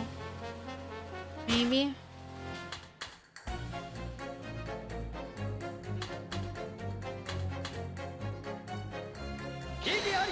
You get it! These two statements clearly contradict each other. Good gracious! To whose statement do you refer, Consul? You could put down your corn for a moment, juror number 5. Oh, you mean me? You've pointed out that it's wrong to make an accusation without evidence. But the accusation that the waxwork model was inside the second birdcage on the day in question is not without supporting evidence, as the defense demonstrated to the juror sitting beside you. Oh, is that right? Would it be fair to say you didn't follow the argument? I don't understand much besides Colonel Cop, to be honest. Of course you don't. If I could interject here. Please do, sir. Now that this assertion of yours about the waxwork has been backed up by solid evidence, it would be wrong of me as a man of science not to pursue the matter further. Yes.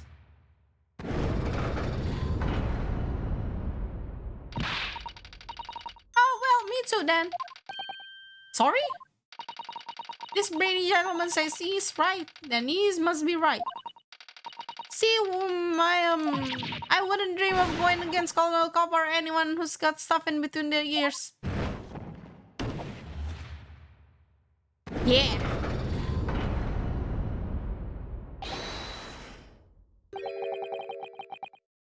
Success, if you can call it that.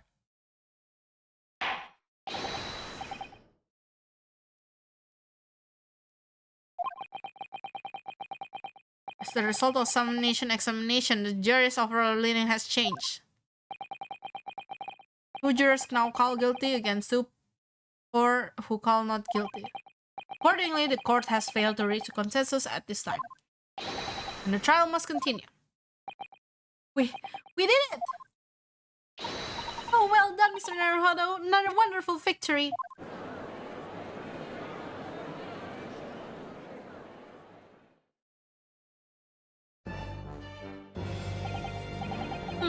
The waxwork of despicable professor used as the body double for the victim is this quite extraordinary case. I must say it's extremely hard to believe that assertion could possibly be true.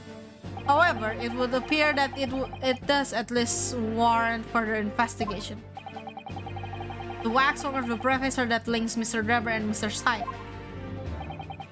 Dr. Syed, and I'm convinced that there's a special significance to that link. I don't know what you're hoping to prove, lad. I really don't. The truth, sir, by using evidence and testimony. If the court is to delve deeper into the alleged involvement of the waxwork in this case, then the prosecution calls for the owner of the model to be summoned as a witness. The owner? Madame Tuspels. I really thought that Lord Franzix would object to the whole line of inquiry. Very well, I concur. Make arrangement for Madame Tuspels to appear as a witness in immediate effect.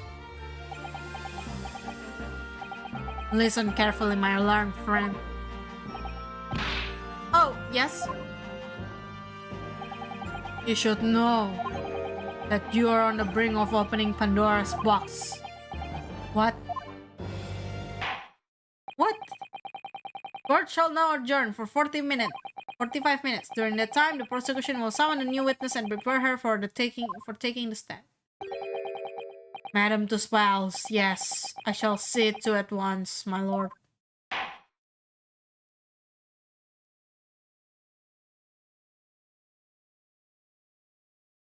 Should I continue? I mean, it's been 2 hours already, but I really want to know what happened. We shall continue.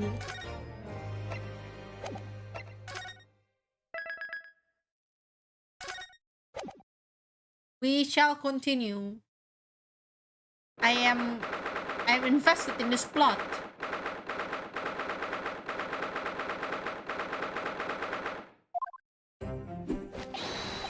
Ah, the Knight Errant himself. Oh, have you been watching from the gallery, Mr. Sholmes? I've been on the edge of my seat the entire time. Hey, oops. Oops. Courtroom trials are fascinating affairs, as a spectator at least. I'm glad you've been enjoying yourself. I have to ask. What on earth is going on? It makes no sense. What's this professor business all about? He doesn't look like any professor I've met before. Who even is he? Oh, of course. You were in Germany already 10 years ago. Yes, the professor. When I discovered he was the one who had been abducted, a sense of foreboding stirred within me. But who knew the monster would come knocking at your door? My heartfelt sympathies. As it turns out, Lord Van Zix is even more intimately tied to this case than any of us realize, isn't he? Yes, how true. His great friend from university in the dock? And now Max work of the killer who took his esteemed brother's life make an appearance too. Imagine even the shrewd Mr. Reaper failed to foresee that kick in the teeth.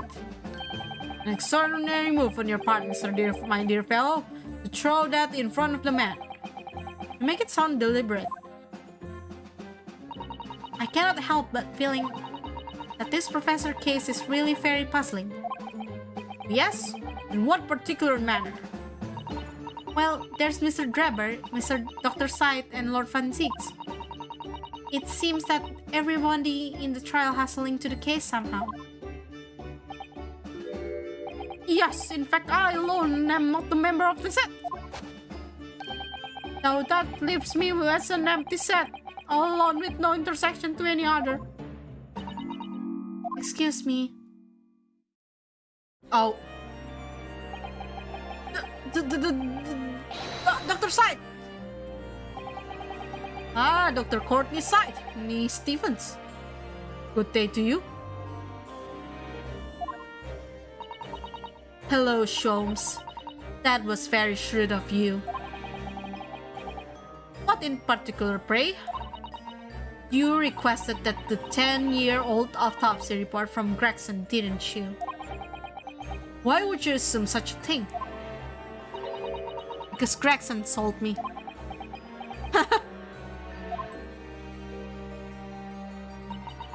The thing, it's been 10 years. 10 years in the laboratory wielding my scalpel. Smell of nothing but corpses and disinfectants. Policemen on the jury had a lot to say about you, as it seems, Dr. Sight. I've accused you of being a complicit in what happened. I'm hoping that you'll take the stand and tell the truth about what really happened. That certainly won't be possible. Lord Van Zix won't be summoning me as a witness. Lord Strongheart has forbidden it. Oh, Lord Strongheart? The Pandora box you were warned about is the Professor case. But please don't make the mistake of thinking you'll get any information about it out of me. But attempting to hide from the truth, that's cowardice. I've always fought crime in the way I see it fit. I have no regrets, none at all. And that's all I came here to say. So, good day to you.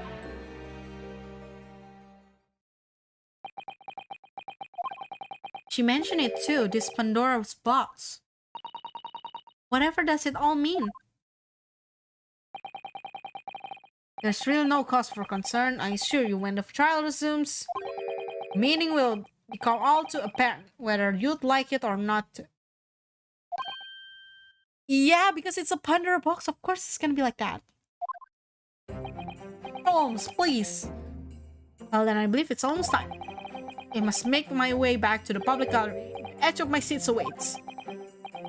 I think maybe you're enjoying yourself a little too much. Ah yes, one word of warning before I go. If in the course of the trial this afternoon you perceive even a shadow of doubt about the truth, don't let it out of your sight. Pursue it like a dog with a bone. To the bitter end, you understand? Do not falter, whatever may come to pass. There's something gonna be shockingly twisted here. The foreboding is like that. Bro.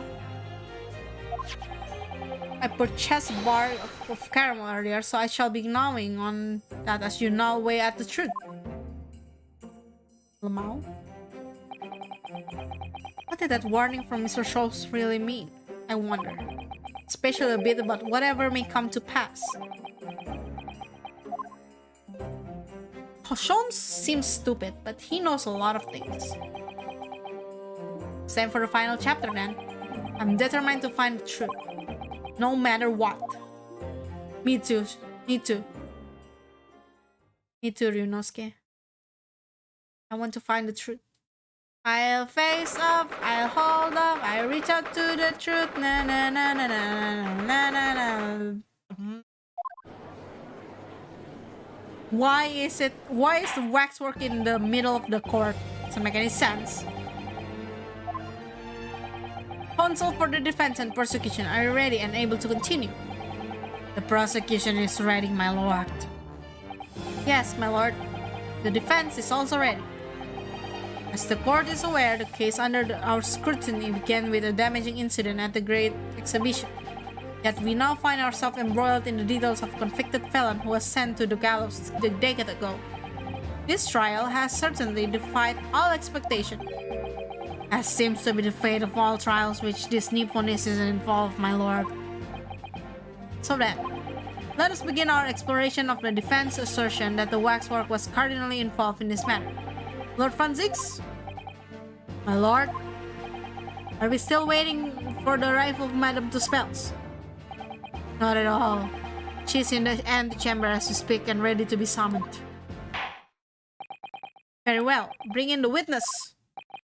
At once, my lord.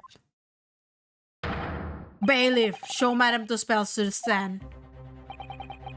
Things are about to become a lot more intense. Drebber is responsible, I'm sure he is. I mean, he must have had an accomplice in Dr. Sight. And what connects the pair of them is the waxwork. Yes, the model of the professor. That's the key to the link between these otherwise unrelated individuals. These tenuous links, admittedly, but at present, it's all we have to go on. Madam! State your name and occupation for the court, please. My name is Madame Esmeralda Tuspels. I'm a waxwork artisan and the proprietress of the Madame Tuspels Museum of Waxwork. You will have to pardon me for working as I testify my new exhibits must open very soon. Oh, so he finally gets a statue, does he? And there are two of them in the world. Oh my, what expression is he carving into that face?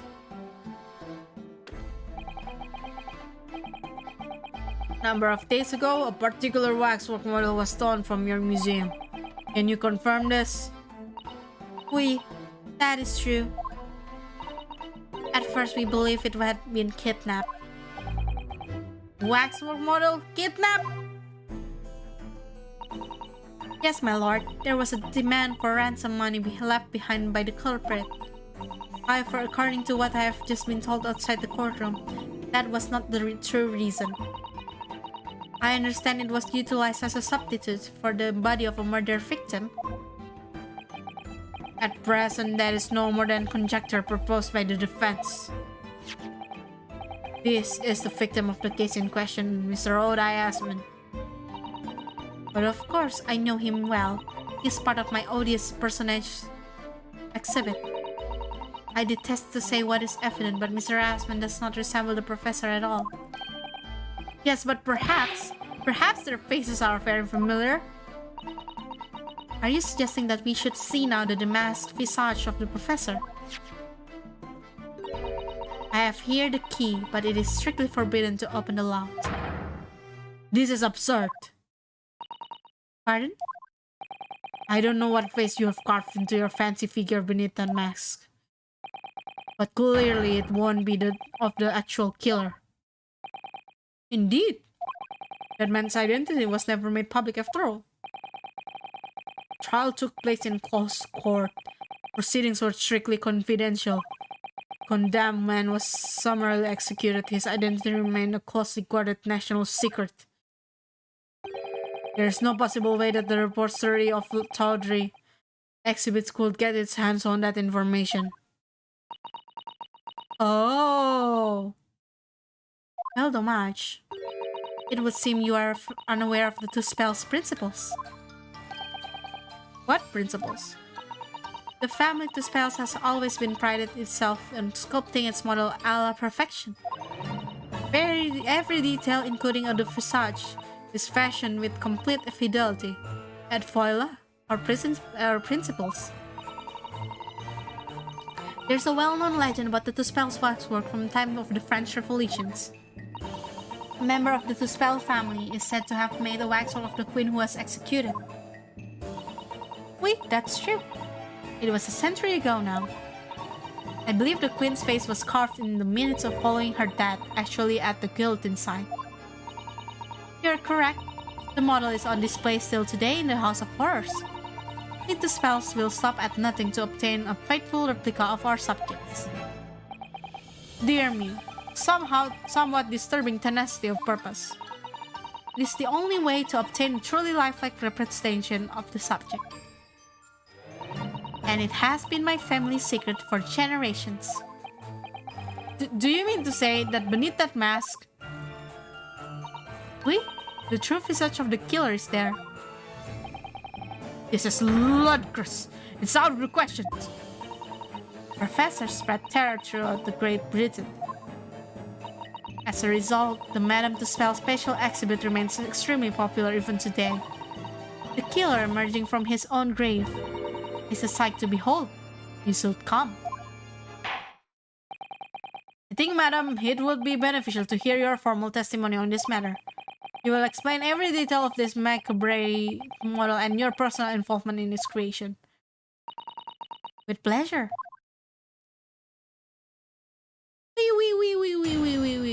Witness testimony. Professor Waxwork. Special exhibit in the House of Horrors is based on a rumor that shocked society in London. An impression of the visage was taken directly from the corpse in accordance with the spell's family principles. I enlisted the aid of the gravedigger and created a mold for the hat in the cemetery just before the interment. I hid myself until he gave me a signal. I was there for a long time at that night. As dawn approached, I was very worried that I could be discovered. So it's illegal. I thought it was legal. Gravedigger? The man sanctioned on this? I will do it. All that is necessary to achieve the true resemblance of my family is celebrated for. Nobody else knew, only the gravedigger. What harm did it do, huh? So you truly saw it. The face of that monster. Naturally, I was aware at that time that his identity was a secret. But the spells would not be two spells if we do not insist on absolute fidelity to our sculptures. I don't believe this. I myself have seen this special exhibit at your museum, madam. A truly blood-curdling scene in which the murderer is emerging from his own grave. The scene it depicts was the subject of many rumors in London 10 years ago. I have here the newspaper from the time. A special exhibit was based upon the picture in this article. It was the most detailed account of what happened as reported by eyewitnesses who saw it.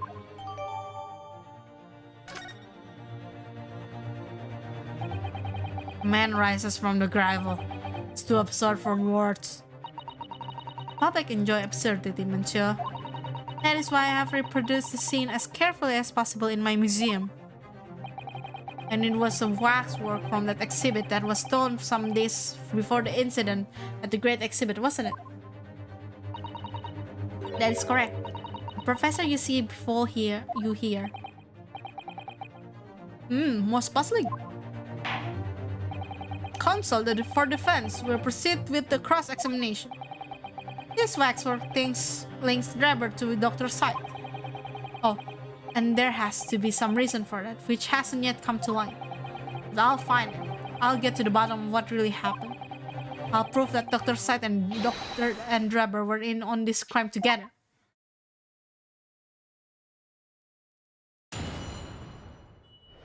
Okay.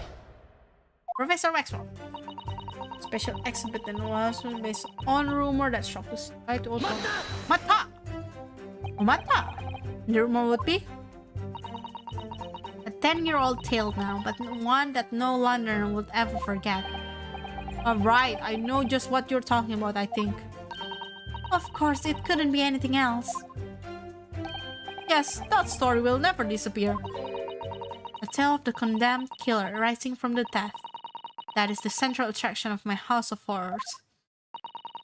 The rumor was whispered all over the city, and it was like this. It was in a low-gate cemetery behind the prison, in the dead of night after the execution of the killer. The interred professor slid back the stone slabs covering his tomb and emerged from his grave. The young man who witnessed this felt a scream welling up inside him. But an instant later, he heard an ear-splitting gunshot from over his shoulder. The bullet struck the emerging corpse and he fell motionless once more. Huh? Really? Wait, what? The scream finally found its way from the mouth of the young witness, who turned and ran for his life.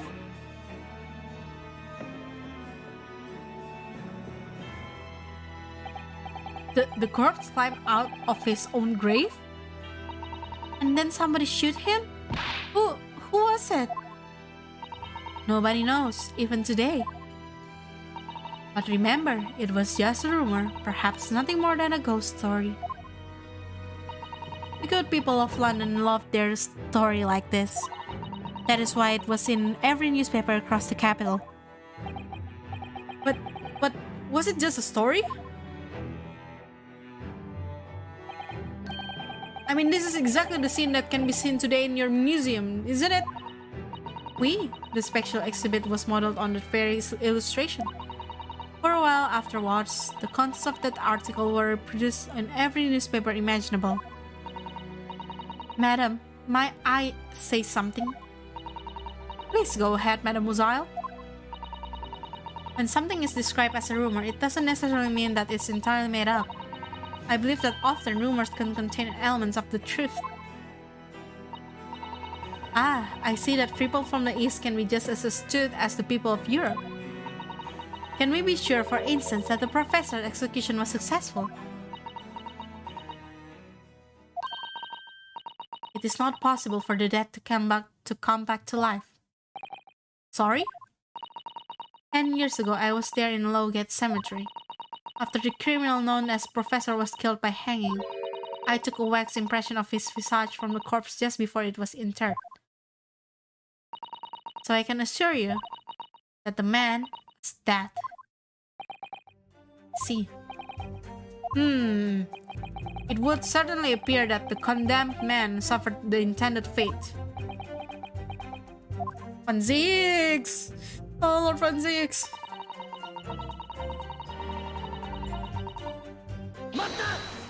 Mata? It is, assuming the subject is dead, of course. Live subject has to cooperate in a similar way. I have letters of from imprisoned criminals all the time, you know. What sort of letters? When my time comes, please make a waxwork of me. Ka? No! My museum is famous, monsieur. To be made into waxwork is an honor, and for some criminals it's a symbol of status even. Because nothing says hardened criminal better than wax. And it is thanks to one killer in particular that my museum has gained such popularity in London. I refer to the star of the special exhibit, of course, the professor. Whose form are you claim to have captured by taking an impression from the actual corpse? There are no exceptions to the principles of the spells. I enlisted the aid of the gravedigger and created a mold of the head in the cemetery before just a blah blah blah blah blah blah. Blah. Surely that's illegal. Yeah, illegal, isn't it? That's illegal. Ha ha! It would seem the proprietress of this repository of novelties was blinded by monetary greed. Had nothing to do with money. The man is part of London's criminal history. That is why I have to sculpt him, to record this history. It is the raison d'etre of the Two Spells Museum. But if the man was convicted in a closed court and sent for immediate execution, then surely nobody but the members of the judiciary present know the killer's true identity. I assure you, behind that mask is hidden the true face of the professor. Do you realize what you're saying? The professor's identity is national secret. I understand. Now that the truth about the special exhibit has been revealed, I must perhaps close. Of course it will. You will your entire museum if you don't tread carefully, madam. That could be another interesting chapter in the history of my family, I think, don't you? So 10 years ago on the night of the professor's execution, you took a wax impression of his face from the corpse. Oui, exactement. I hid myself until he gave me a signal. I was there for a long time that night. You were there longer than you expected to be? I had some difficulties in capturing the subject's form correctly. As I removed the mask, the mouth of the cadaver fell open and I saw a problem with the chin? What? Dare I ask? The man had been dead for a short while already, you see. His muscles were relaxing and consequently his chin would not align itself correctly. Oh dear, what a horrible thought. Under normal circumstances, I would have an assistant with me. However, that night, I was alone, and as a consequence, I missed my preferred window of time. What do you mean? When I take the impression of visage of a cadaver, I always wait until 3 hours after death. Why 3 hours? Is that amount of time significant? It is because of rigor mortis. Rigor mortis? No, it's rigor mortis, okay? It's the name given to a phenomenon that occurs in recently deceased bodies. As a rule, 3 hours post-death, the muscle in the body began to stiffen. By approximately 10 hours post-death, the entire body is completely rigid and inflexible.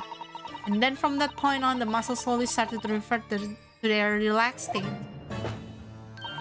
The fact is often used to estimate the time of death when a body is discovered.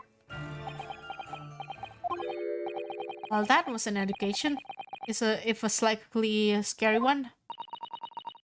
As the mademoiselle says, rigor mortis commences 3 hours after death and it starts in the jaw. I see. So that's why you wait. For that time, the mouth falls open, and it's very difficult to do my work. It's getting hard for me to do my work with all this talk about corpses. I wonder about the information. I think it's significant, isn't it? It should be significant. I mean, if it's not... Why would there be... It's always like this. If it's not significant, why would it says it's significant or wait and see? Right? It's significant. The information about rigor mortis that you just shared with us, would you mind including it in your formal testimony? I believe it could be significant, you see? Of course, I do not mind at all. I cannot help feeling that after this latest topic, the atmosphere in the courtroom has become extremely great. Oh, Susato-san. This is no time for joke, Mrs. Susato. Madam, kindly amend your testimony as discussed. Bien sure.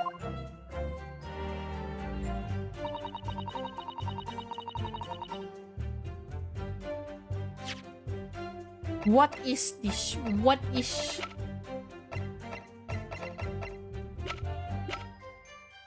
Let's see, what is this? Condemned prisoner. Midnight. June. 17th of June.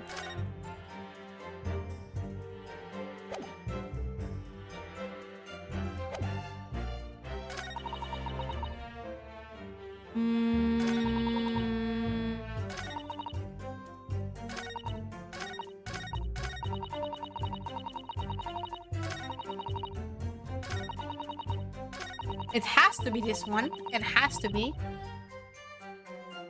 But what?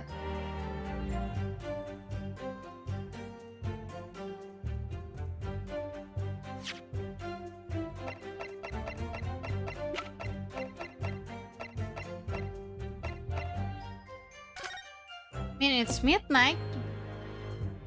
And she came in what time?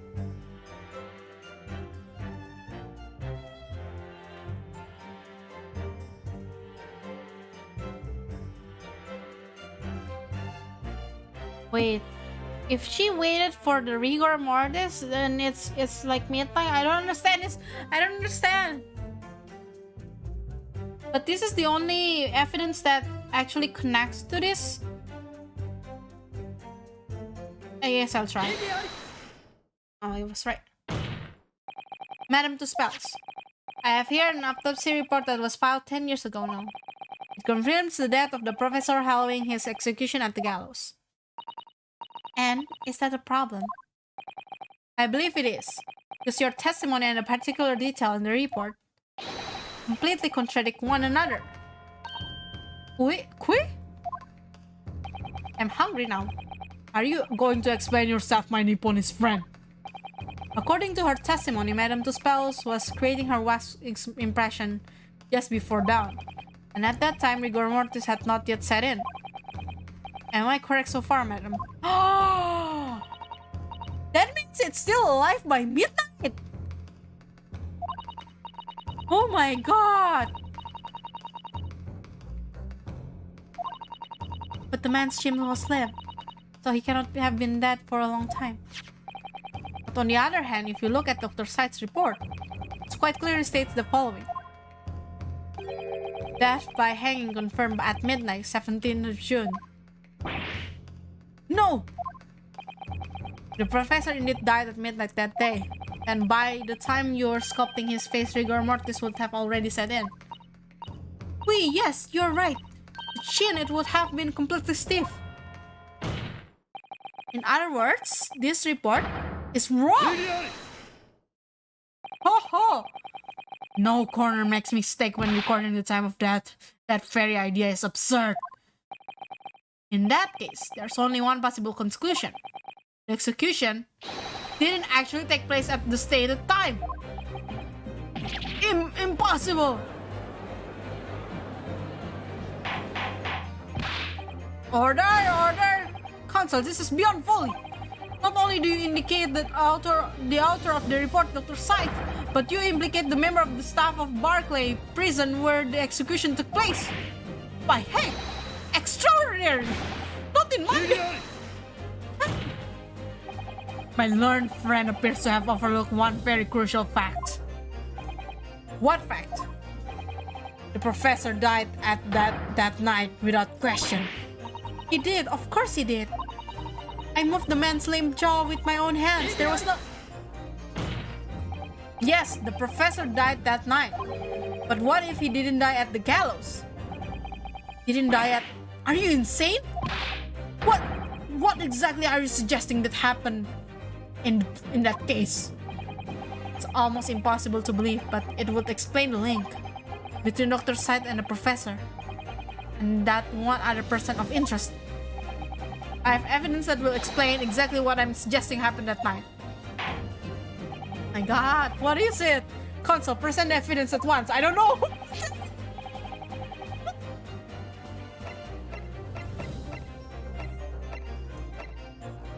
Which one?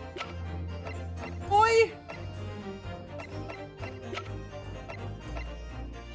Is it this one? this one? Hey, wait. Save. Save.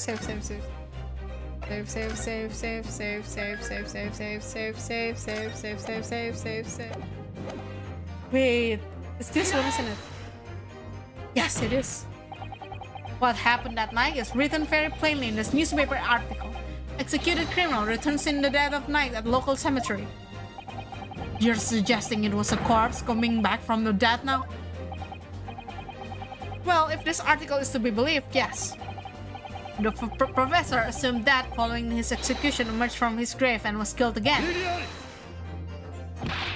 Don't be a fool, that's simply a rumor published by the gutter press.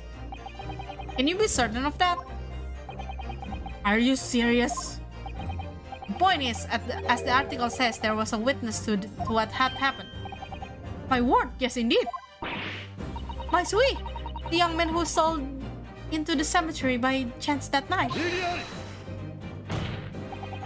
Of course, there was a witness. The story didn't write itself, but obviously the man made it all up.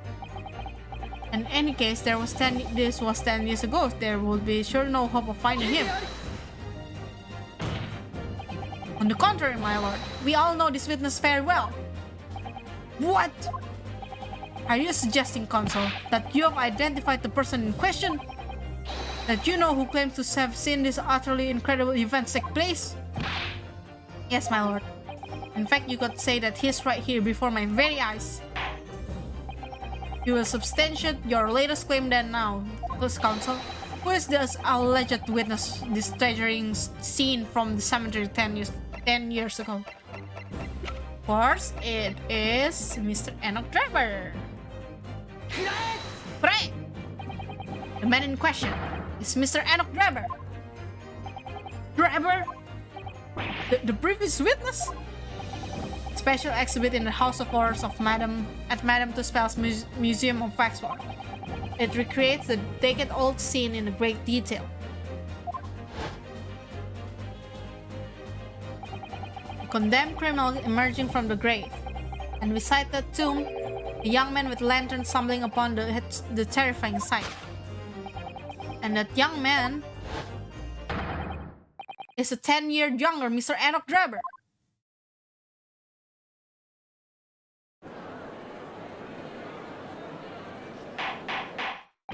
Order! Order! Order! Surely not, Consul.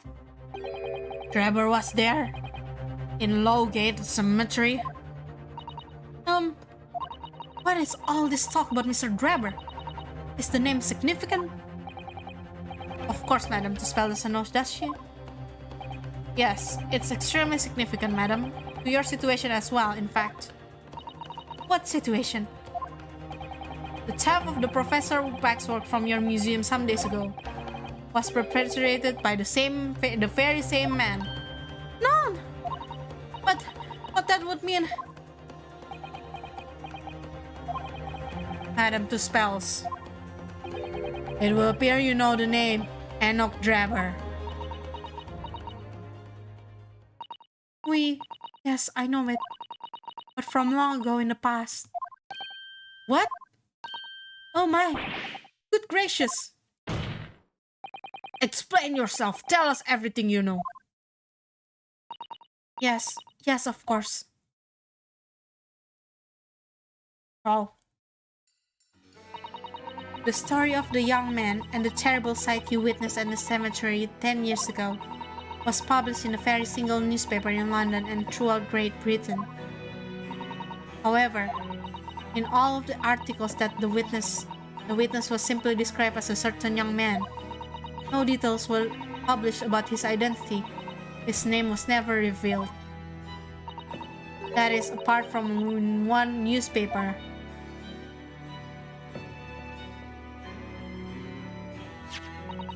The Daily Circus. It is the paper which comes the article I have already shown to the court. You're saying that his full name was publicized in the article? Goodness me, yes, here it is!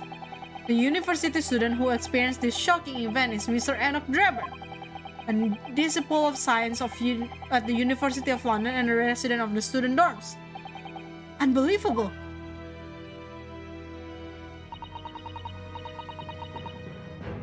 When I read the article, I went to meet with the man. His discovery of the condemned criminal coming back to life of the cemetery in the dead of night would make a perfect exhibit for my house of horrors, whether it was the truth or not. I see, so you went to meet Mr. Reber in order to sculpt a waxwork of the man, did you? Exactly. He was studying science at the University of London in those days. He was just a poor student. I paid him £5 to model for the waxwork, and since that time, it has been in my museum to recreate.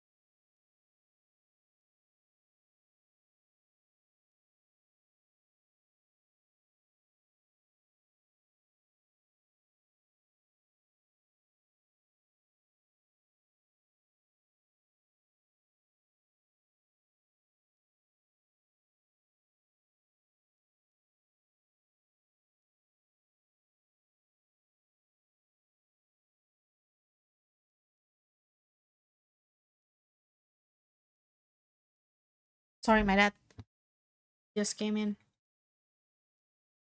My dad just came in. Should have locked the door. Should have locked the door. Yeah, okay.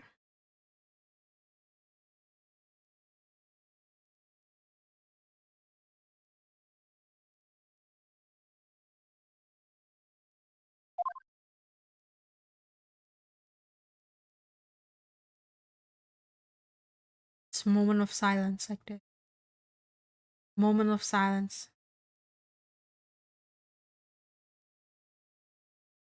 Why is everyone silent? Come on, man. Oh. So 10 years ago, a young man appealed to the public about an extraordinary event he'd witnessed. A criminal who had been put to death, re-emerging from his grave in the middle of the night. But the public treated his claim as nothing more than an amusing anecdote that was soon forgotten. 10 years later, the same man still a waxwork model of the executed criminal, ostensibly to use as a body double for the victim in the case we're discussing here today. Even though the waxwork build is a poor match for the victim, and its face is obscured by the mask. So the question is, why would the man do such a thing? Why indeed? Which brings us to the 3 days ago, when the birdcage crashed into the Crystal Tower. If the birdcage had in fact contained not the body of Mr. Asman but the same waxwork, the coroner from Scotland Yard who investigated Dr. Syed would have noticed immediately. And yet, she submitted this autopsy report of the victim, which the court has seen earlier. Why? Because the waxwork was that of the professor. Is that what you're saying? Dr. Syed put her name into the document confirming that the death of the condemned criminal was still alive.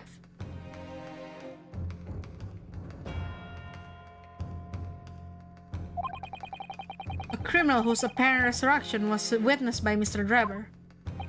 But that misconduct was deadly secret to the coroner. Deadly secret the coroner would do anything to protect. Which is precisely when Mr. Drever used that particular waxwork as the body double.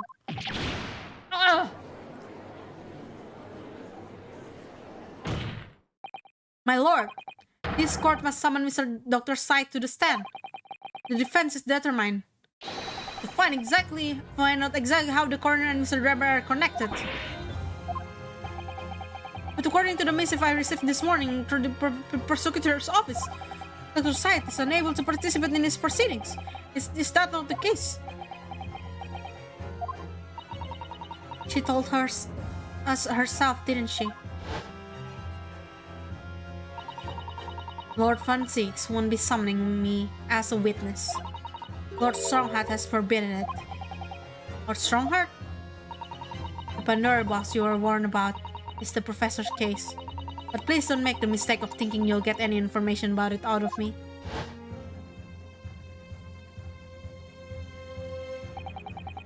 Something happened on the night of the killer's execution 10 years ago, and surely nobody would want to get to the bottom of that more than Lord Van Zieks.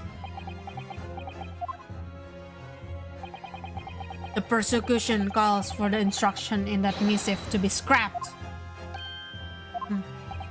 But Lord Van Zieks, the missive was issued from the Lord Chief Justice's office. The signed prosecutor has the final say on the policy and on any particular trial. In other words, me. Yes! Said yes! That Enoch Drebber and Dr. Scythe both take the stand together.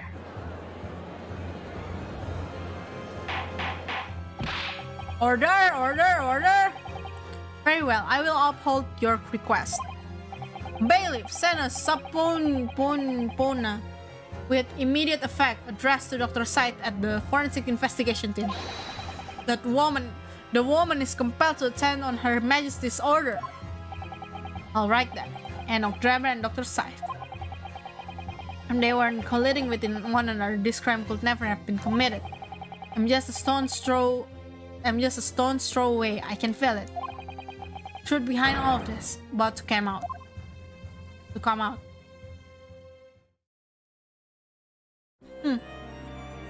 Wait, Madame Tuspel is still here. Why is he still here? Thank you for your attendance at short notice, Dr. Scythe. I'm disappointed in you, Lord Van Zieks.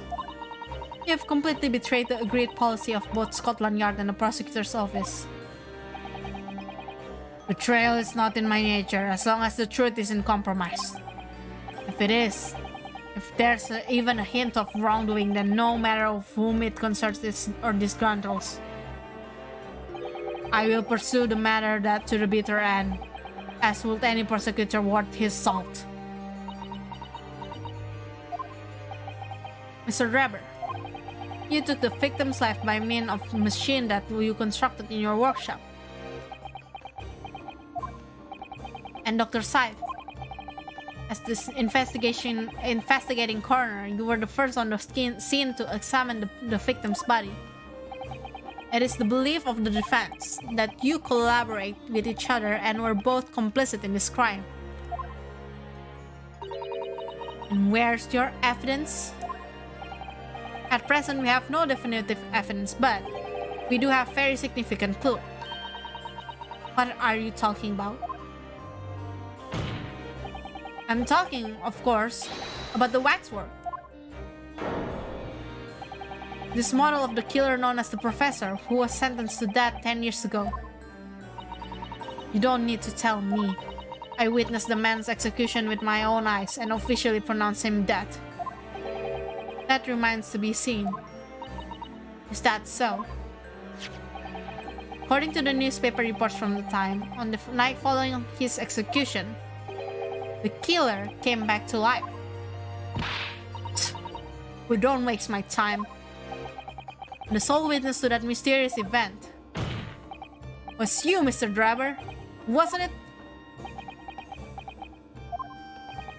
If what you saw in the graveyard that night 10 years ago wasn't some chilling fiction, but reality, it would make you privy to a very great secret of Dr. Scythe's.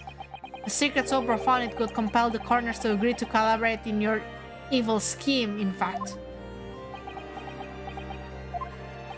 Mr. Drebber, tell the court. Tell everyone the truth of what you saw that night in Lowgate Cemetery. So he was the student who saw it. You can see the resemblance actually, can't you? The man in the Madame Tuspels, I mean. Surely he's not going to claim that's really what he saw. He was a research student at the University of London, was he? A bit too clever for his own good, if you ask me.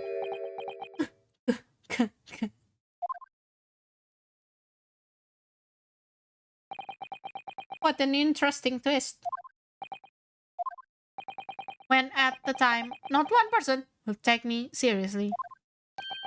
Yet now here we are, 10 years later, and suddenly my story matters. And in court of law, too.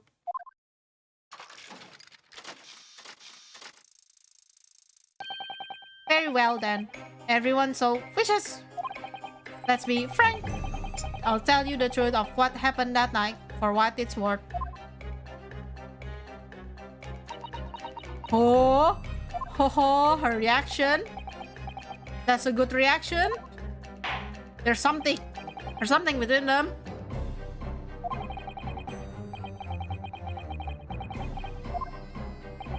You will tell the court exactly what you stumbled across in Lowgate Cemetery. Yes, of course, as you wish.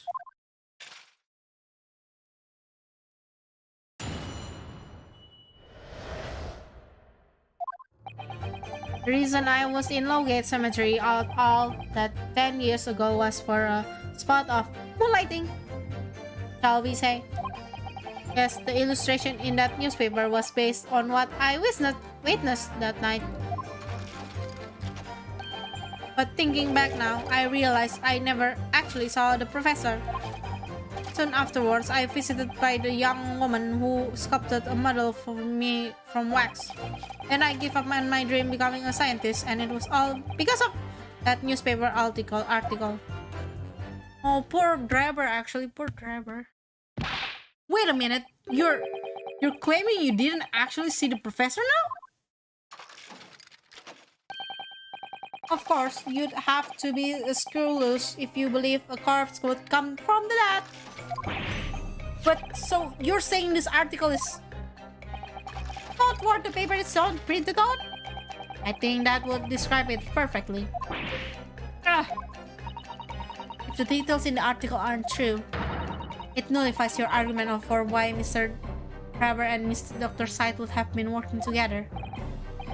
So he's discrediting himself to cripple my argument. Help me, witness. You claim to have been in the cemetery for some auxiliary business. Can you elaborate?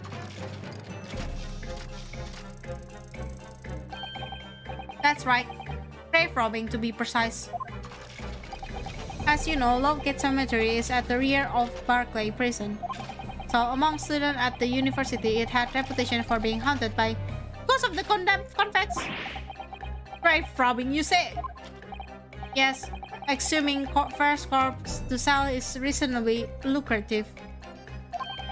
Of course, I never laid a finger on any valuables buried with the dead. So you were one of the so-called resurrectionists, a particularly unpleasant scourge in society. Actually, my fellows and I went by another name, the Repurposers. That is quite beyond the pale. You would invite to find retribution, sir. Yes, well, I think I suffered retribution enough. Daily Circus eventually unearthed my name and put it in print. It caused me great many headaches. In the end, I had to leave my university. That was the only paper with the bad grades to identify me unambiguously, I might add. I see. Out of the interest, who drew the illustration for this article? Ah yes, that was the reporter who exposed me. He sketched that right in front of me as I described the skin.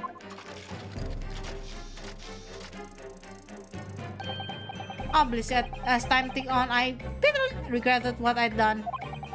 Claiming to have seen something I never truly saw. Foolish. Very foolish.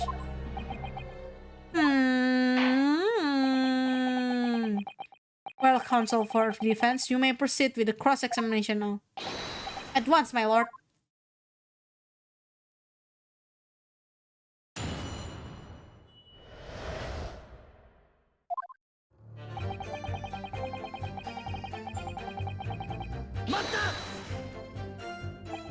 By moonlighting, you mean grave robbing, do you? Surely you only need to look at the graveyard scene and my appearance to gauge the answer to that. The lantern and spade.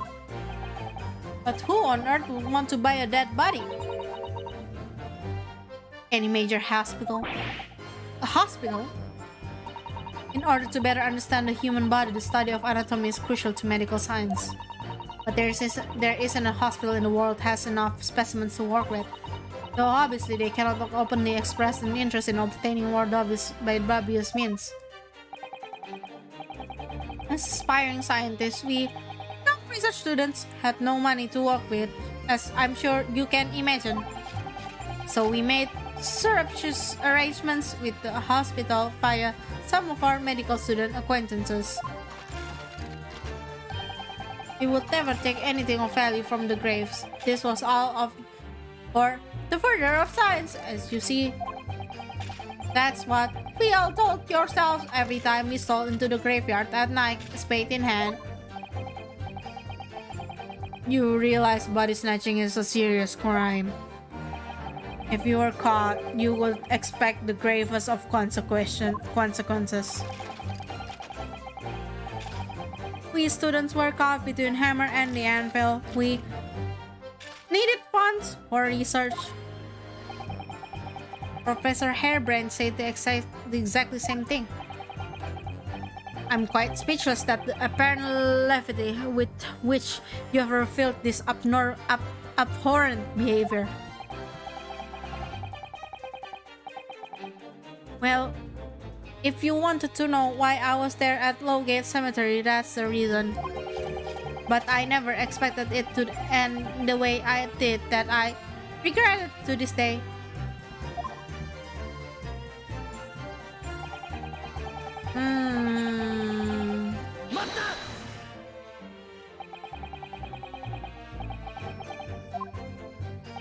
Not entirely. I ran to fetch the police at the time.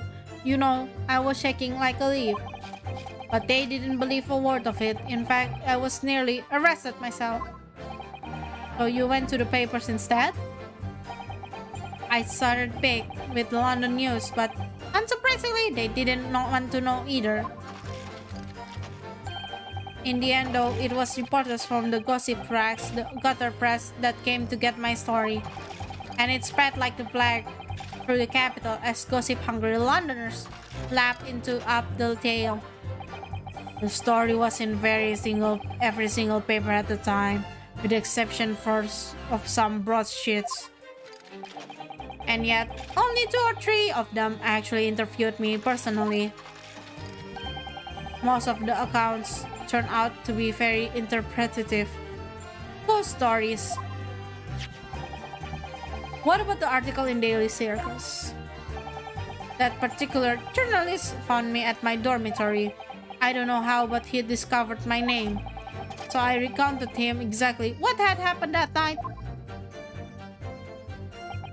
And from your description, he drew this illustration.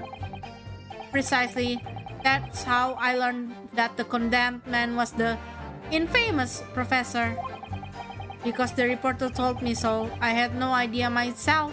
You see, newspapers reporters are wont to snoop around in matters that don't concern them.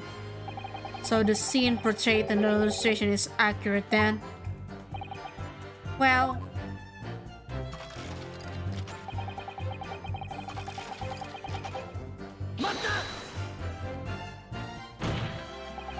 what are you talking about? I think I explained already, didn't I? Lowgate Cemetery is at the rear of Berkeley Prison, so it was renowned among us students at the university for being haunted by the ghosts of condemned convicts. For some absurd reason, I was scared of the graveyard at night, and as a result, only too willingly to believe that nonsense about the dead coming back to life. But you said you actually saw it. I said what I'd seen in my mind's eye. After all, resurrection is impossible, isn't it? You'd have to be unhinged to think otherwise. Unless, of course, you have some evidence that proves that I encountered the professor that night. Shh! I don't know. Is there any material evidence that could show he really did see the professor? If you have anything at all, Mr. Naruhodo, I know I need to present it against the irritatingly backtracking statement of his. The point is, that night was a pivotal moment in my life.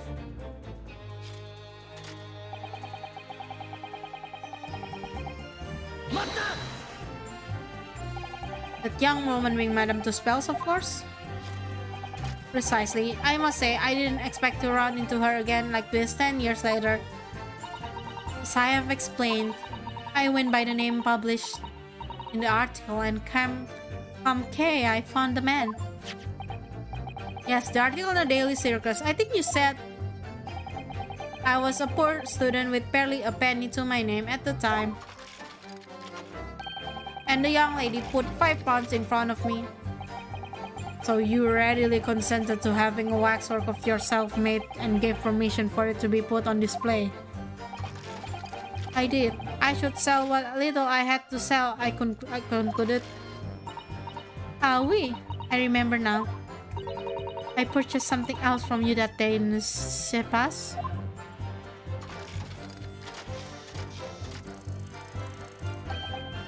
Did you? I can't say I remember. What was it, madam?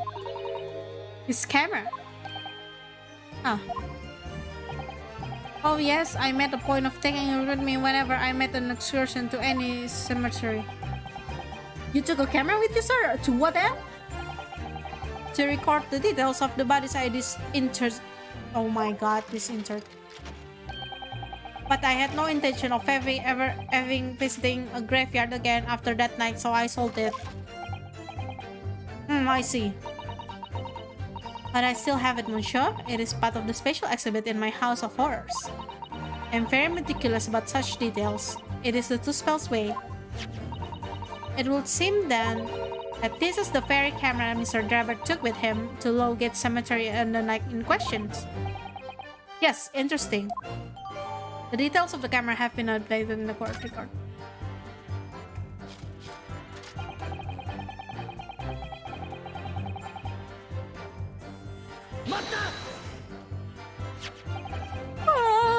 This article you mean published in the Daily Circus? Yeah, somebody informed the inlet was my name that appeared in the article. And carelessly let slip that night after night I was digging up graves, hardly a model student I might say. The university represented was sexually defiled and I was expelled as a result. Oh my god. And you, I have no idea.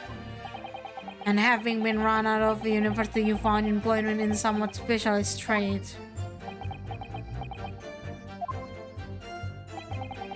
You combine your knowledge of science with knowledge of stage magic to create various experimental machines intended to demonstrate never before seen technology. And you use these deceptive machines to trick the government and private investors to give you money. Stop saying anything. It's not Professor Albert Harebrine, who's just your latest victim, wasn't he? Whatever are you talking about? I have no recollection of doing anything of the sort.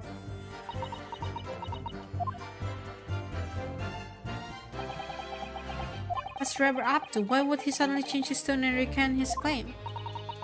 I wonder if perhaps it's because his circumstances have changed now. What circumstances? Well, if he admits to have seen the professor emerging alive from his grave 10 years ago, it will expose the secret in Dr. Sess.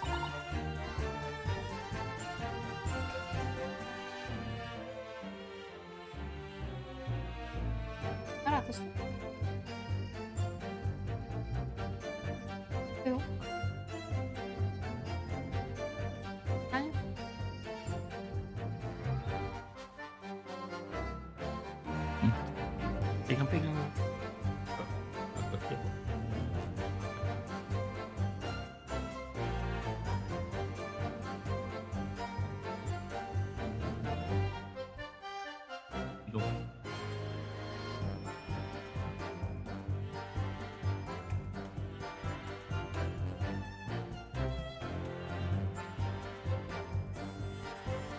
Did you hear that? Did you hear my dad here?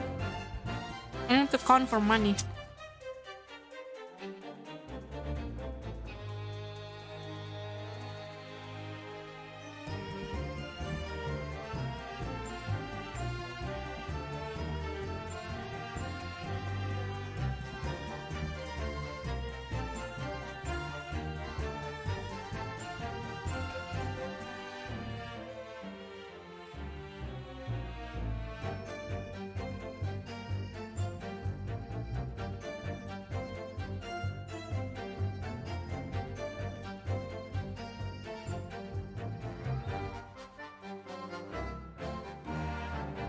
Wait, I forgot to ask. Wait, yeah, wait.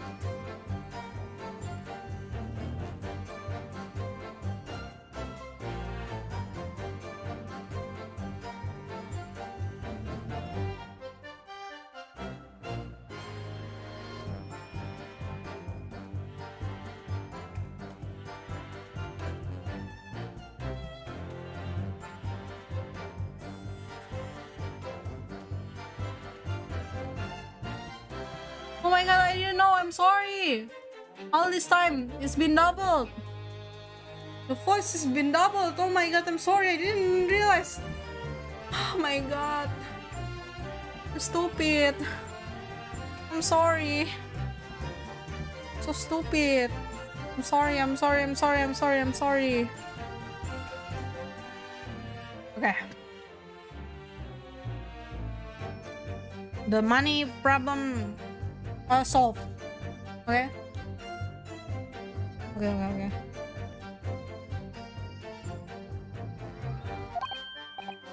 Yes, of course. If Driver and Dr. Side are working together now, then if Driver were to betray her, there will be no reason for her to continue to cooperate. In that case, there's only one way around it. I'll have to prove she really did see it. Prove he really did see Professor Corpse coming back from the dead as he originally claimed. Yes, Mr. Naruhodo, exactly.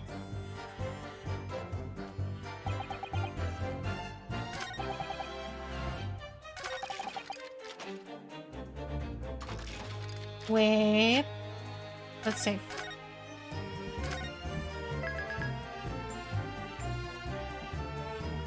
Save first.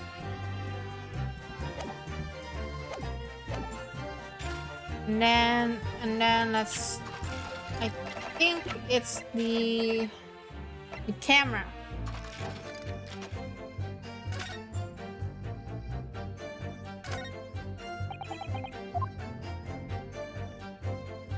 Already seen it.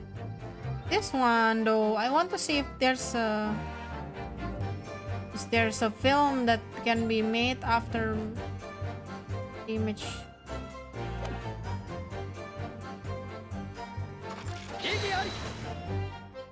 Why it's not this? It's not this. What is it then?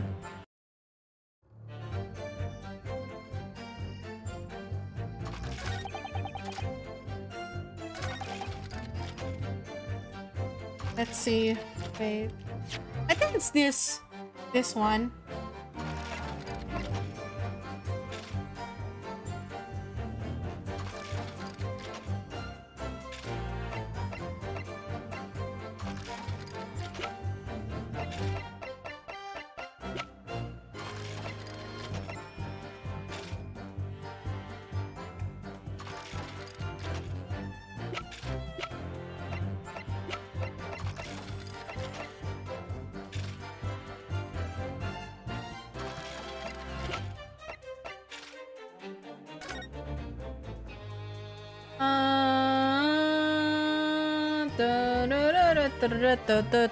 At Low Gate Cemetery, just behind the prison, on the night of the Fall Demon's execution, newly entered Professor Force of his grave cover as he crawled free of the earth. The young man who witnessed this scene was on the verge of raising a shriek when in the next second a gunshot rang suddenly. Blah, blah, blah, blah.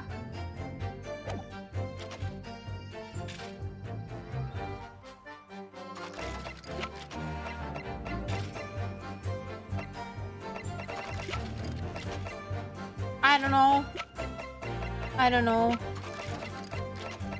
Let's think this logically. This one, no, especially no. I don't think so. No.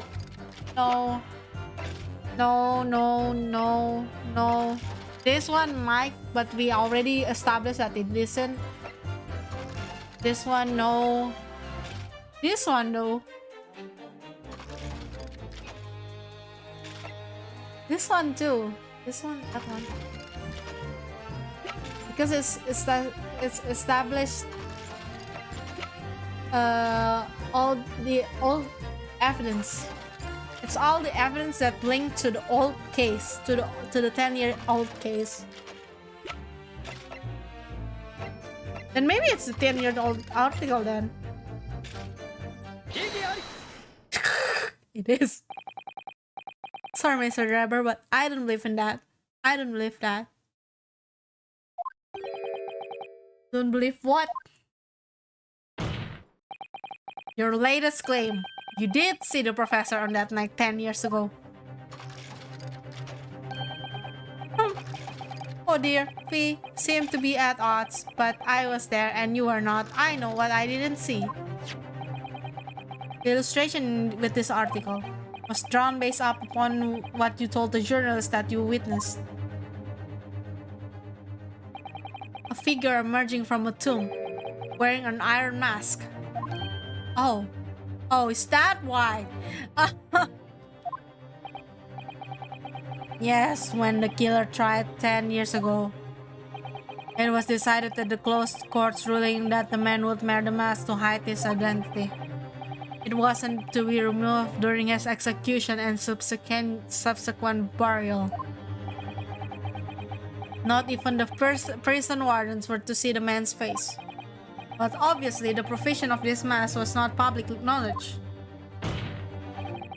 So, Mr. Driver, as you've just heard, a lowly student of the University of London certainly wouldn't have known about the condemned man's mask.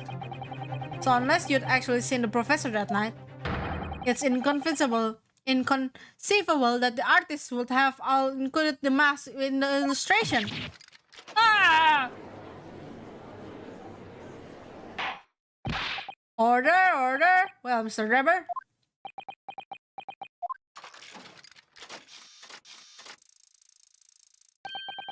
It's a foul scene, isn't it? If you look closely.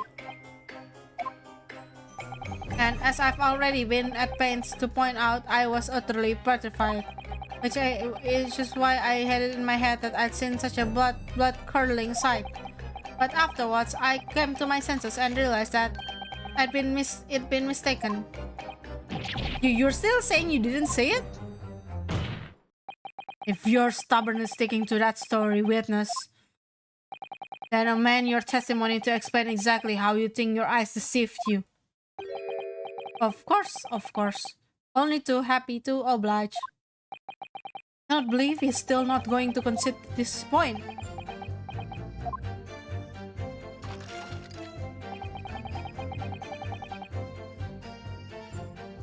What in fact I witnessed, what I in fact witnessed was a fellow grave robber at work.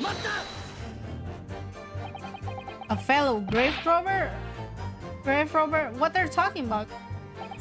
Well, I wasn't the only one busy in the cemetery that night, you know. Other body snatchers were at work.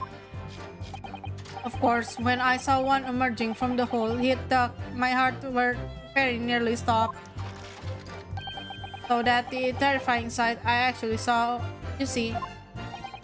You're claiming it was just another student on equally insalubrious business as yourself. Many of the medical students would wear metal masks to protect themselves from bacteria during dissections. Clearly, the fellow was using such a mask to protect his anonymity, wouldn't you say? But there's more to the story, isn't there? The article goes on to say, in the next second, the gunshot rang out suddenly from behind. The bullet pierced the resurrected man's chest, whose breath then stilled once more.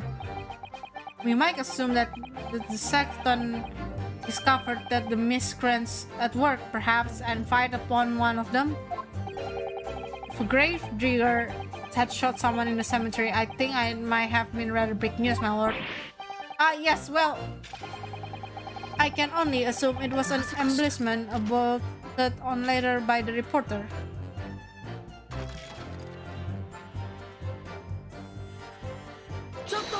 Otto? Chotomata? Madam to spells. Don't take it out on Mr. Sholmes. Oh la la, pardon.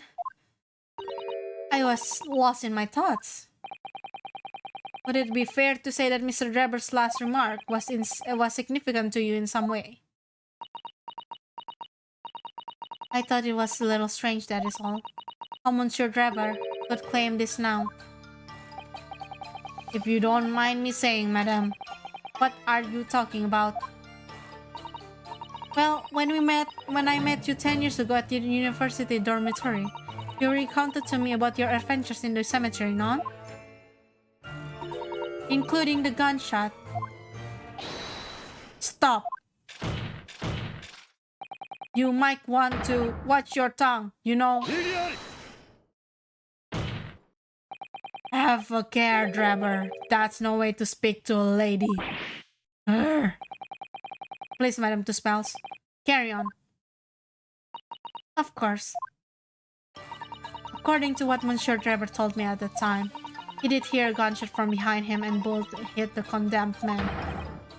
I said nothing of the sort. No, you were very explicit about the details. About the mask that the figure was wearing.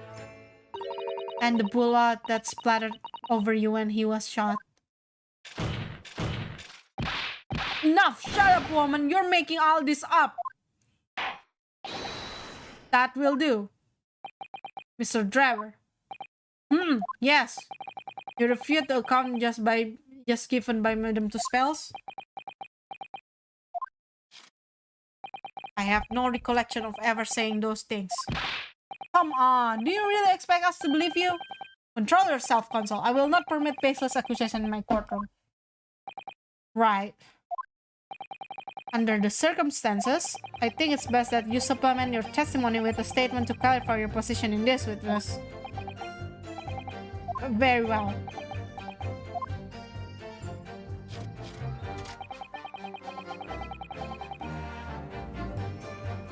Now this is lying because we already know there is a blood in the camera. There's blood in the camera. Blood in the camera. Now this is where we present this. Mr. Drebber, do you remember this camera? But that is the camera from that fateful night. Yes, we borrowed it from the House of Horrors. It's the camera you took with you to the cemetery that night, Mr. Reber. And is that supposed to be significant?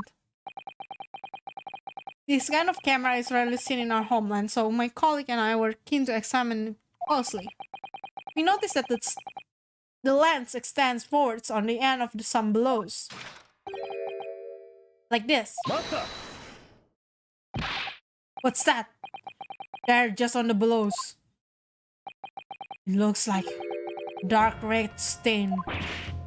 Oh! That's right. It's a rather conspicuous mark here on the billows, in fact. Good lord, are you suggesting... Yes, my lord. It will appear to be a splatter of blood. Something that could be confirmed with simple chemical test. Isn't that right, Dr. Scythe? It will be difficult to determine if it was human blood and not the blood of some animal. But yes, to test whether or not it is blood at all is simple enough. I propose that Madame Duspel's testimony was correct, and that on the night of the question, 10 years ago, you were splattered with blood from the gunshot wound. Well, and that furthermore, you really did witness the condemned professor emerging from his tomb.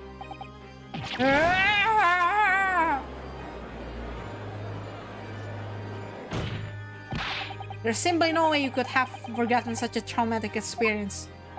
In other words, the only explanation is that you're trying to hide the fact that you saw the professor that night. But why? Why would he want to do that? Well, not for his own gain, it would seem. For whose then? Who could benefit? Mr. Refer is obviously lying in order to protect somebody. My goodness, he's shielding someone? Yes, my lord, and clearly, it's someone who doesn't want the truth about the professor coming back to life to be exposed. Well, Counsel, who is it then? Who is this witness trying to protect by lying about what he saw that night? It's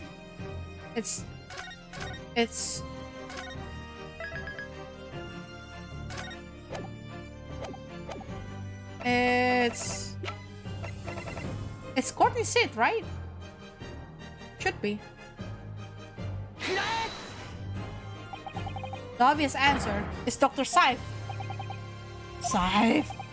Whatever do you mean? Imagine if the convict would be sentenced to death was not in fact killed. Imagine if that was to come to light. What are you insinuating? And imagine if the convict in question was the country's most hated mass murderer. If it was the professor, that would be an unprecedented scandal. This is beyond joke. Need I point out that the dead do not come back to life? What you're suggesting would mean that the execution never actually happened. Yes, that's exactly what it would mean. Once a man is sent to the gallows, he hangs. No one will go except not in Great Britain. But the fact is, there was witness to the fact that the man did escape his hanging. If that were real true, Counsel, the implications of this misconduct would not stop the supervising coroner. It would taint the honor of the entire judiciary from the ground up. And it's exactly because of those monumental repercussions that Dr. Scythe would consent to any demand made her by someone who threatened to expose the secret, even if it meant that being complicit in a crime. You mean that Dr. Scythe wasn't collaborating with Mr. Dreber's wicked scheme. She was coerced into collaborating in order to protect her decade-old secret. She switched the body of Mr. Aston with the waxwork model and fabricated the autopsy report.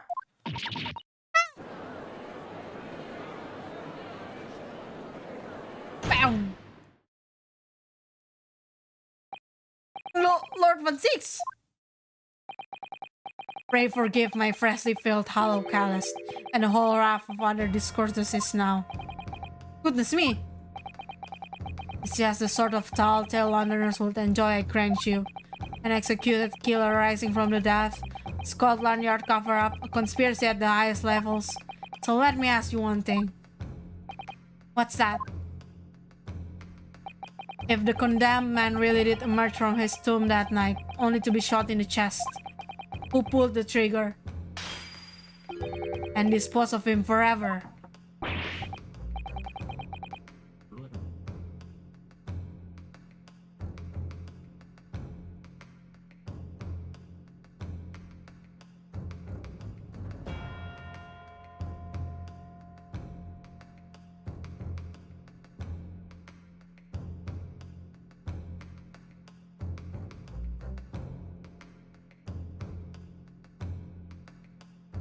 Sorry, my dad he likes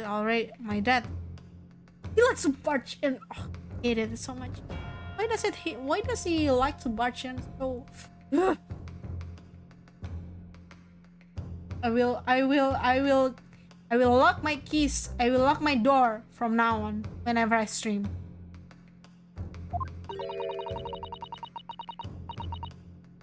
Wait, what did we what is it? Who pulled the trigger next was? The old pale is no place for wild fantasies. Ugh. And have you considered this, my learning ponies friend? Consider what? Do you realize just what a dangerous endeavor it would be coerced to this man into such criminal activity? It's tantamount to declaring war on the entire British police force and judiciary. Quite hard to imagine any sum of money being offered for research would warrant it. To rely on some stage deception when so much is at stake would be madness. Well, I suppose. And this was no petty crime either. The victim was murdered. A man who had already invested money in the venture and would be instrumental in future profits too. Yes, I had no reason to kill Mr. Asman at all. Or are you forgetting that his death results in me receiving not a single penny? The court is already aware of the contract between me, myself, and the victim, no? There is the contract, that's very true. The motive for this case runs deep still. I can feel it. Using threats to force the head of forensic investigation team to cooperate is extreme. Especially for a government grant he had no guarantee to receiving in the first place. The research grant was the aim. Taking Mr. Asman's life would have made no sense anyway. Which means Mr. Reber's motive wasn't money at all. He was just trying to kill Mr. Asman. But why? What was his motive then? Your time is up, my learned friend. I'd say you have one last chance before the jury loses their patience with this riot. Let's see if you can back up your head proposal, shall we? How do you explain why this engineer will throw all caution to the wind and threaten his own country?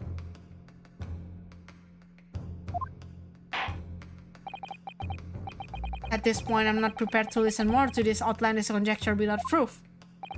So, Consul, present your evidence. Alright, who exactly was Mr. Asman to Reber? There's a connection there that no one's seen yet. And I'm going to have to present 2 pieces of evidence to show what it is. Shit! I don't know! Yes, my lord. The evidence establishes motive and explains why the witness wanted to move the victim is dead is here.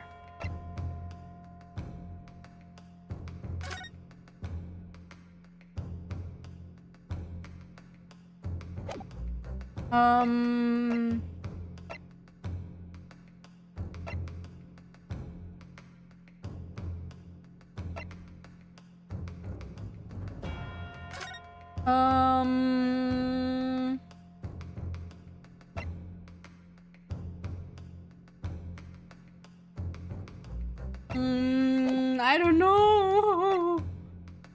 I don't know.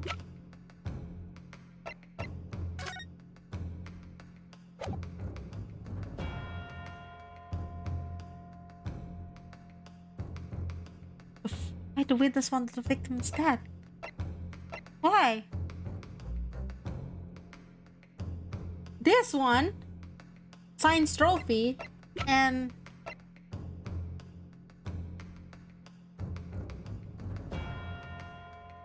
I don't know. It's definitely the science trophy. I bet. But what else?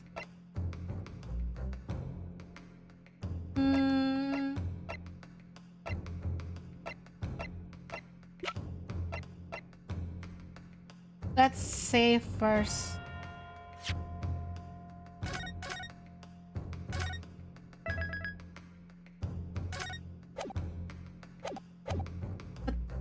Wait, why is the science trophy? I don't know. Because I don't know. What the?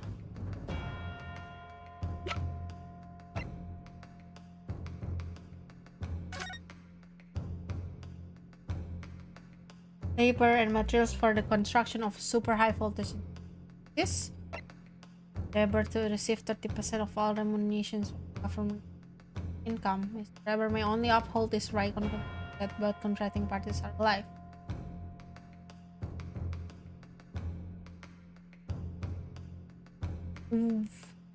This is definitely a motive. This one. Mr. Driver, have here the contract that you signed, Mr. asked me. Yes, that's right. The very document, in fact. That proves that I had no reason to kill the man. No, I'm afraid not. As it turns out, this contract actually helps to establish the real motive for the murder you committed. What? How? It does? Well, I never. What are you talking about? Read it again, you idiot. I'm not finished.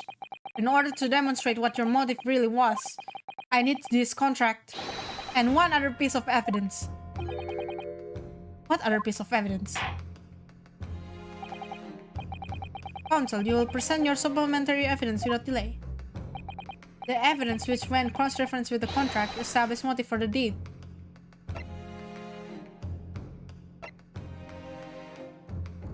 This one is definitely not. This one definitely not. This one might. I don't know. This one might. This one might. No. No, no, no, no. No, I don't think so. Maybe. Maybe. Maybe. No.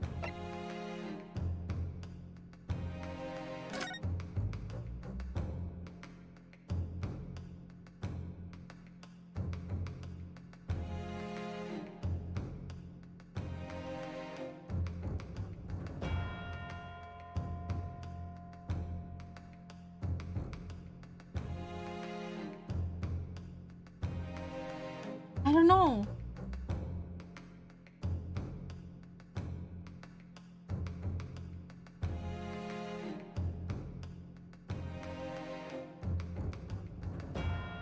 Wait!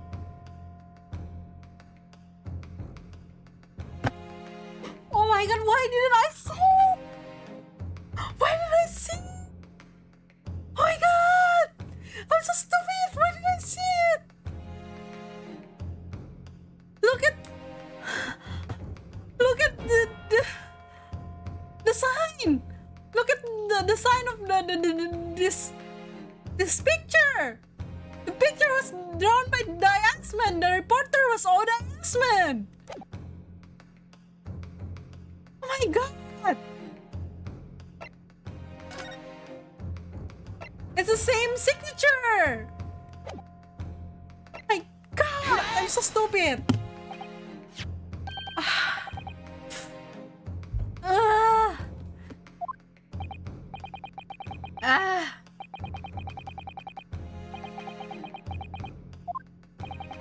That drivel should never have been written. It's typical gutter press nonsense that means nothing. But there's something significant that this newspaper article and the contract have in common. Really? And it's that common link. That shows very clearly why you are determined to kill Mr. Oda Asman. Seems that the defense has uncovered something the rest of us have missed. So my learned friend, point out what these two pieces of evidence have in common. It's this one. It's this one. Yeah.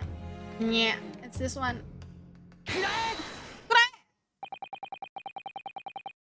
What these two pieces of evidence have in common? It's a signature. A signature! The signature on the illustration that accompanies the 10-year-old article and the signature on the contract belong to the same person! What? Ah! As the court has heard, this illustration was drawn 10 years ago by the newspaper reporter who found Mr. Reber and interviewed him about his ordeal. If you look closely, the reporter's signatures can be seen in the bottom right corner of the drawing. And if you look at the contract here, which was signed between the witness and the victim last year, you can clearly see Mr. Asman's signature at the bottom. Let me see now. Good lord, yes, they're identical. In short, the journalist who drew the illustration and wrote the article published about Mr. Reber 10 years ago was the victim of this case, Mr. Oda Asman. Ah!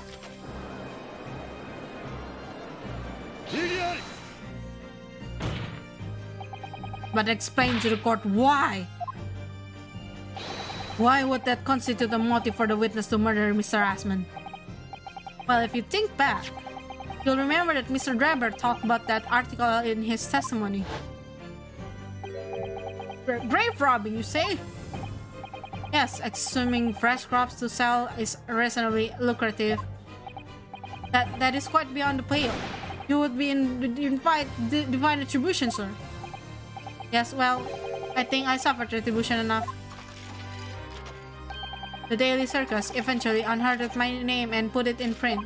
It caused me many headaches. In the end, I had to leave the university. That was the only paper that with the bad grace to identify me unambiguously, I might add. And I gave up on my dream of becoming a scientist, and it was all because of that newspaper article.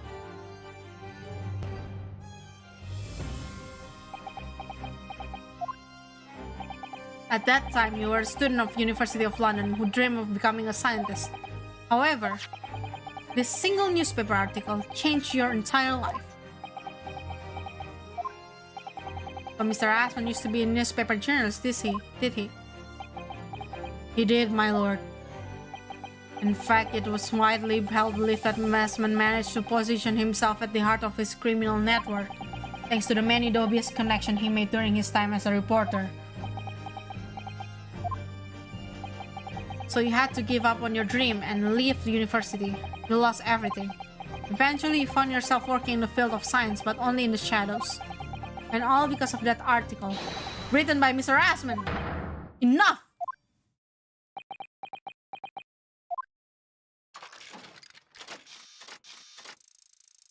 What are you plotting now? Stop this endless drivel about my life. What? Explain yourself, Mr. Reber. Yes, it's true, I had to leave my university as a result of that article. But it was just the straw that broke the camel's back. What do you mean? Almost every student in science in the faculty was too poor to actually conduct any research. But they struggled on their hypothesis anyway. We all did, only to have them taken by vultures. Sooner or later, you knew your ideas would be stolen and patented by some wretch or other after all. Good gracious, making a name for yourself as a scientist in a climate like that was a miracle only a select few geniuses could ever hope to achieve. Personally, I wasn't one of those geniuses, so it was hardly a branch. Being forced out of university because of Lowgate was the best thing that could have happened to me. Mr. Reber, do you genuinely believe that? Of course I do. Who's better placed to know whether or not I possess a talent for science than me? I'm sorry to say that your words didn't ring true at all. How dare you! and I have evidence to prove it. How are you in position to say anything about me? I don't know you from Adam. Fine, if you have evidence, go ahead, show it. What could possibly have to disprove the idea that I was happy to leave university because I like talent? I think it's the trophy, isn't it?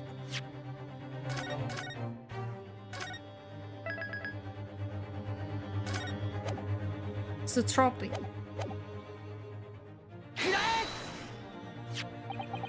Do you remember this, Mr. Driver? We found it in your workshop. Is that a Royal Society trophy for excellence in science? What exactly is this trophy, Consul? It's the greatest honor that can be bestowed on a young scientist, my lord. There's no higher accolade. It recognizes emerging talent and promises a bright future. But gracious! Your prospects for the future were excellent, weren't you, Mr. Driver? Because even then, you were a genius in your field. But you lost everything. You have no more future. Your talents would go to waste. All as a result of this one newspaper article. I don't know when you realized who Mr. Asman was, but when it dawned on you that he was the same journalist who 10 years ago ruined your life, it's abundantly clear that you had no intention of forgiving that man.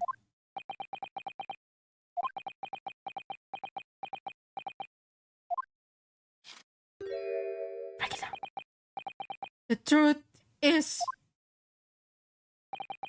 Finally, he's going to fold. Don't think so.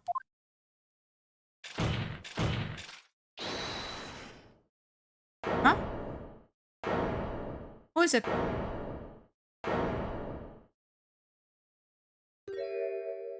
You? Huh. Fine. Clearly this has run its course now. What? I admit it. All of it. What? What are you doing? It's exactly as the Japanese man said. I was coerced into going along to this man's plot to murder the victim, on the condition that he kept my dirty secret from 10 years ago. No! Good Lord! I'm hungry. Dr. Said, do you realize what you're saying, woman? It's all true. That day, when I arrived at the Crystal Tower and saw the birdcage, my heart nearly stopped beating. That memory from a decade ago that I'd done my best to bury deep inside myself. It was the professor again, staring me in the face. And then, before I had the chance to react, I noticed something else. There was a note tucked inside the model's jacket. Dr. Said, you will go along with my plan. From someone who knows the truth about what really happened that night, 10 years ago.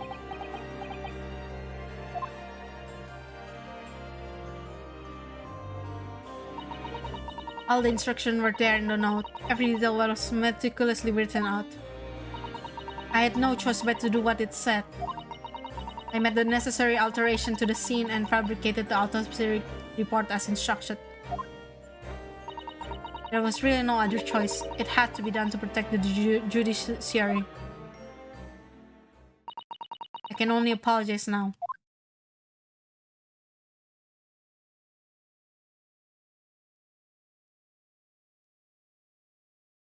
This is the biggest scandal that they ever got.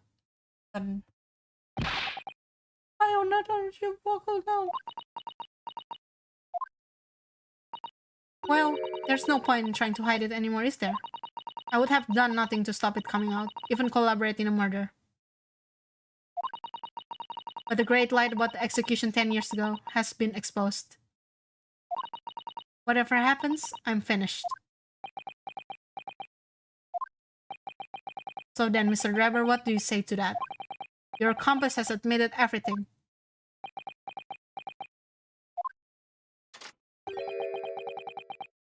Surely it goes without saying. You admit a part in you admit your part in it too then? I admit nothing at all. What? Have you forgotten the kinesis machine was ripped to shreds by the explosion? Short of me admitting to a crime, there's nearly no possible way for you to prove I did anything wrong. No!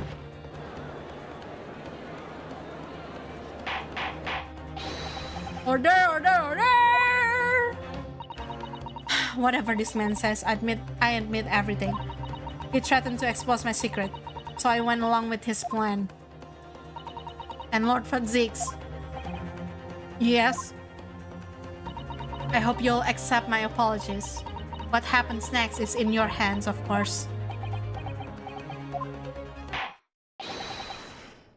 I've heard more than enough now. I hereby present the final findings of this court. This trial is not the proper forum to which pursue the alleged wrongdoings of Mr. Drebber. The defendant is Professor Albert Harebrine. Very true. It had slipped my mind. Isn't he one of your closest friends? As the court has heard, Dr. Side has admitted to allegation brought by the defense, thereby absolving the defendant of any possible guilt. You mean... At the present time, it is the conclusion of this court. The defendant was not involved with any wrongdoing. Does the prosecution had any objection?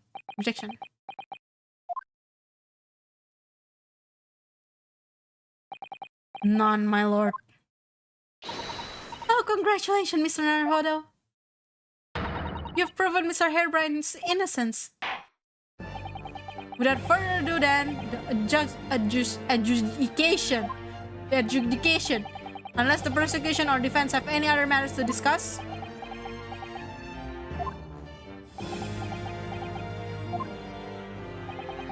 I don't know, this doesn't feel quite right. Why did Dr. Side suddenly admit to it like that? Is everything alright, Mr. Naruhodo? Like you said before, the way the trial is set to end now, the judge will certainly deliver a verdict of not guilty. But is that really what we want? We want the truth! We want the truth! We want the truth! We want the truth! I'm so hungry, wait.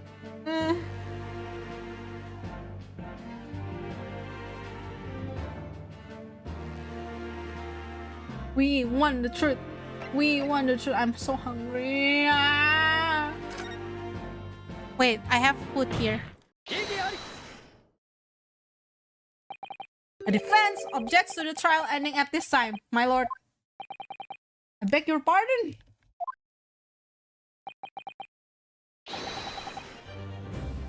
We demand one final testimony.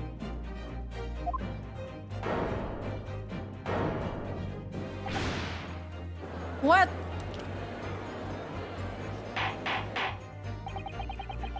You do realize I'm about to adjudicate in favor of your client, I presume?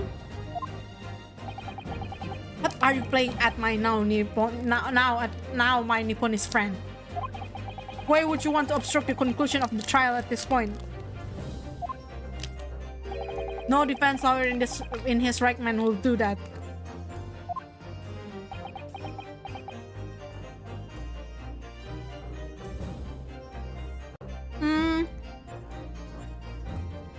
I'm eating...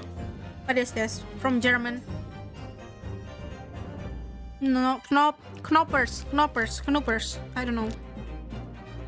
I'm in the knoppers.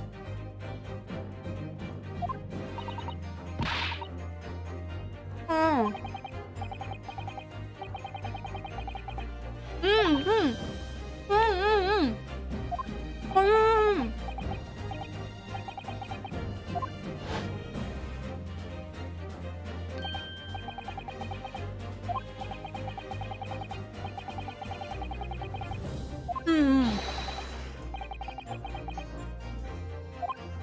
That's true.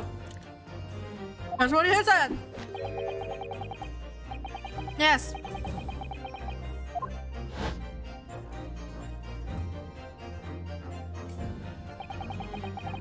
Who want the truth?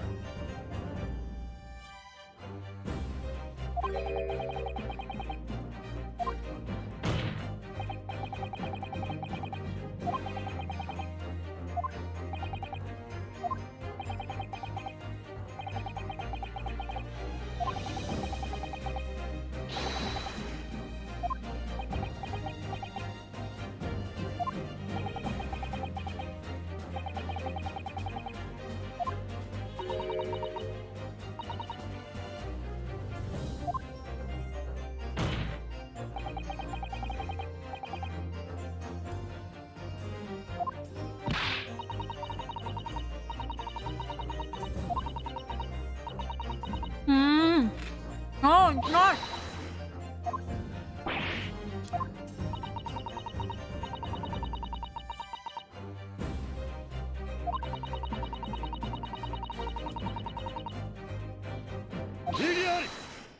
Yes.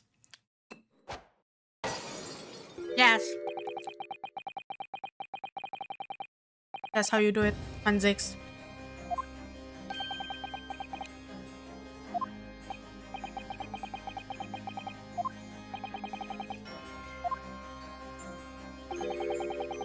Nice! Nice.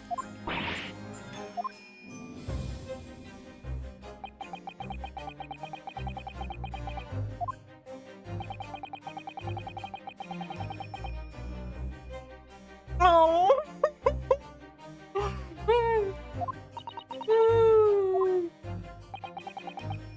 Yes. Yes. Oh.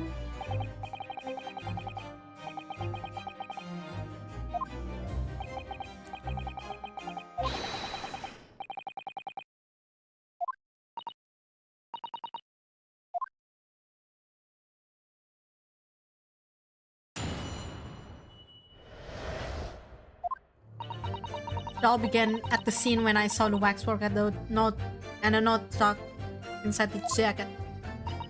The actual body of the victim, as indicated in the note's instruction, was beneath the experimentation stage. The body had to be arranged in certain ways to implicate the defendant, which was my job.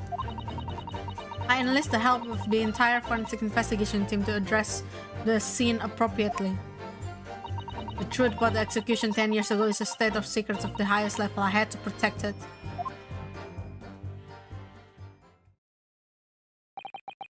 So I was right. The stage and the machine were all specially designed for the deception. So it seems, and all meticulously prepared. You did so well to see through it. You're a very shrewd boy. So kind of you to say.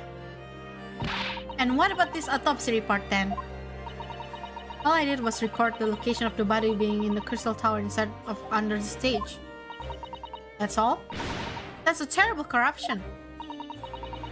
Only my team were aware of the deceit, and then only under my explicit instruction. Nobody else at Scotland Yard knew about it, I assure you. We must be thankful for small mercies, I suppose. Well, I believe that testimony has clarified everything. There's no particular need for cross-examination, I would say. No, I disagree. I cannot shake the feeling that something's wrong. Just look at the expressions on Dr. Side's face. Yeah. I don't know what expression is that, but it's clearly not a good expression. It's the defense right to cross-examine any witness following his testimony. What is it about you Japanese that make you all so dodgily persistent? Very well. If you so desired, counsel, proceed with the cross-examination. Yes, my lord. I think this is the last one. Last cross-examination. Probably.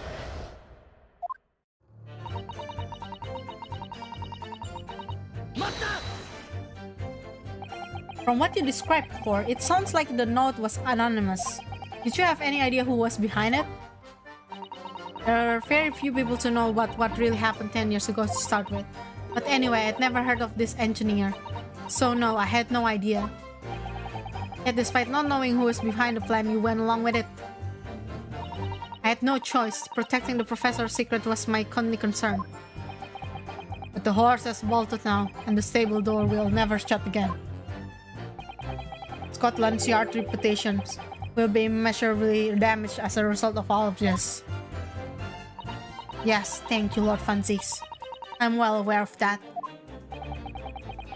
So as I understand it, what you found in the birdcage was the waxwork model, where then was the victim's body.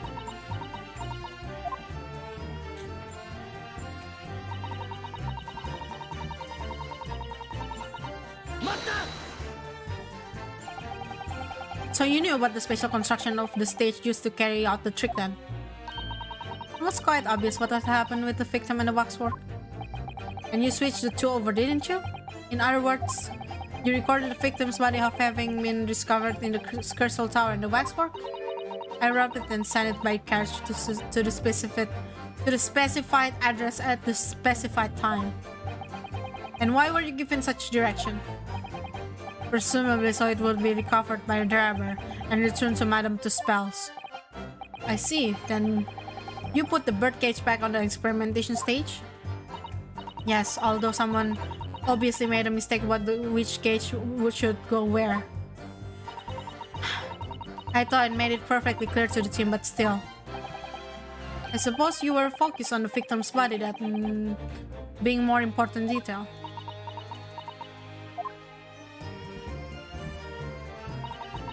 But actually,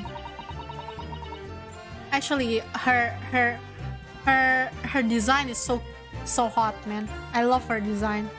Dr. Side.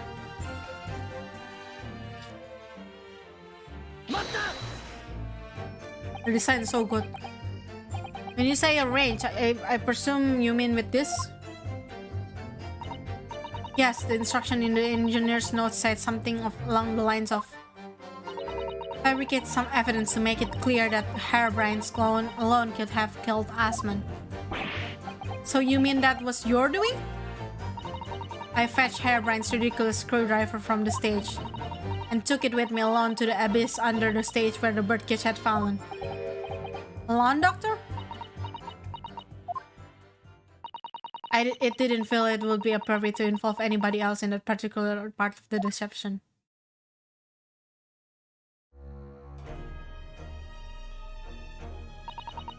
There was a void under the stage where I found the birdcage lying on the dirt.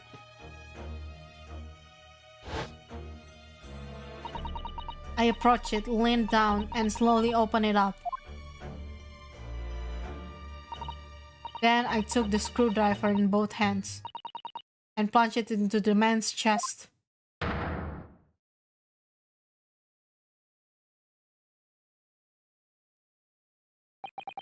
And then you noted that in your fake autopsy report as a fictitious cause of death.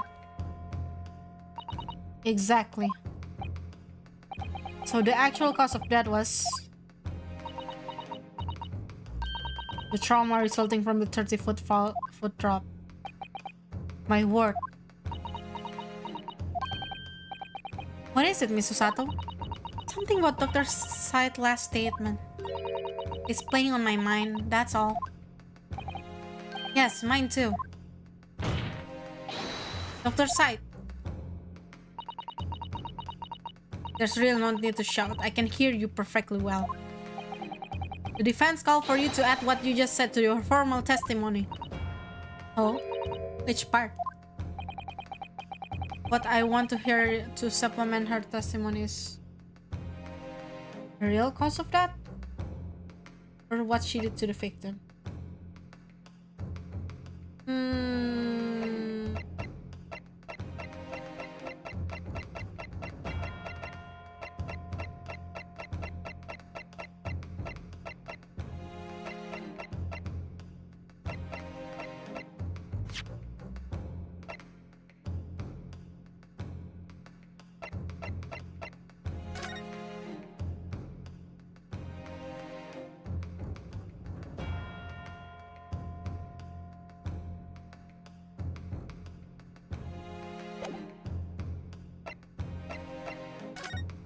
Wait, this one is not...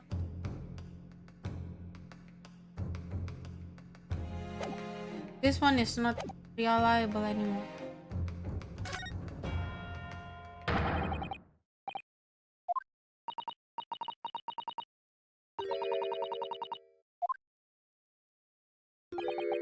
The prosecution concurs.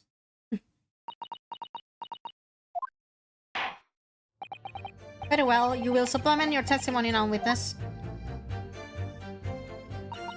If you wish, my lord.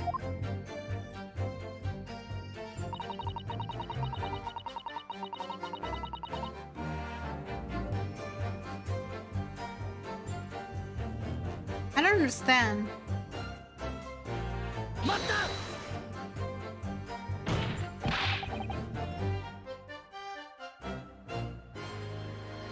So it was you who stabbed Mr. Asman, is this? Yes, far easier than the section, I assure you. No precision required. What a welcome change. The victim died instantly from a snapped neck. All I did was carry out the instruction that had been given. As unflinching as ever, no doubt. I imagine you didn't bat an eyelid when you dropped the weapon to his body. There was no need to bat my eyelids.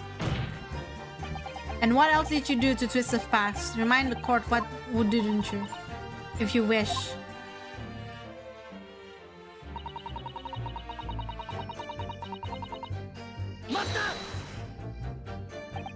The entire team in perverting the courts of justice? My team consists of very best investigators there are. I demand loyalty from all members. We operate on a code of chivalry of sorts. You aid and abet of murder, commit perjury, and dare to talk of chivalry? It was a matter of priorities. What? Nothing was more important than protecting the secret of the professor. My team did what was necessary without losing sight of the primary goal. I consider their conduct as exemplary.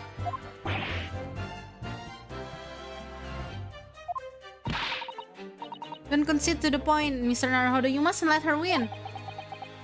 I need a lawyer.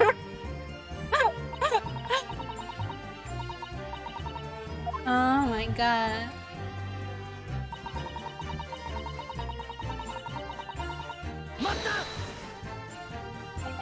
But at what cost? Faith in Scotland Yard is going to suffer a terrible blow as a result of this. And your precious secret is out now anyway. Yes, as you say. And I take full responsibility. Blow me down! Dr. Sight! Sure, there was some other way you could have protected the secret. No, there really wasn't. I've done my utmost, believe me. In many ways, I respect your determination. Phew, I nearly froze under the cold stare she said that. I do believe she was being genuine though, Mr. Naruhodo. So that's her story. She admitted everything and revealed her full involvement in the crime. I do wonder if there could really be much to it. Well, I don't know, but I just have a feeling. Do you, Mr. Naruhodo? The truth is, I find it strange too. How those two are reacting to this is in completely opposite ways, I mean. Yes, exactly. For some reason, I feel sure they're trying to hide something.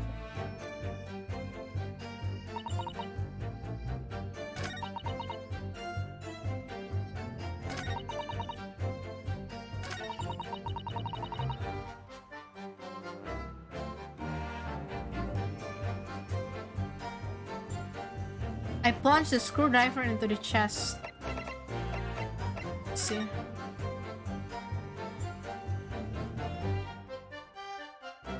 What is wrong with it?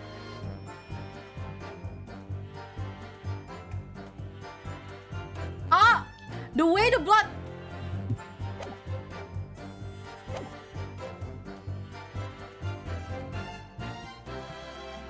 The way the blood runs down. It's have to be this one. The blood runs down. If she plunges it when it's like lying down, shouldn't be like that. Blood. That nasty feeling. That this inconsistency points to an extremely uncomfortable truth. What on earth is the matter, Consul? Have you lost your tongue? I apologize, my lord. Dr. Sight. I love this background music. I love this OST. Oh my god, I love this the most. Dr. Sight, in the last statement of yours, there's just one point that seems to defy explanation. Out with it, my learned friend. There's an obvious inconsistency between your description and this photograph, which shows the victim in the birdcage following the events that led to his death. The court has already examined the photograph in depth. There's nothing new we can learn from it. Yes, we have already considered it. That's true. But now we know the facts to be different. What do you mean? I believe we should let the defense explain. Where in this photograph would we see the alleged inconsistency with the witness statement? It's blood. This one. Look closely at the blood stain in the victim's chest. It clearly extends it in a downward direction towards the man's feet.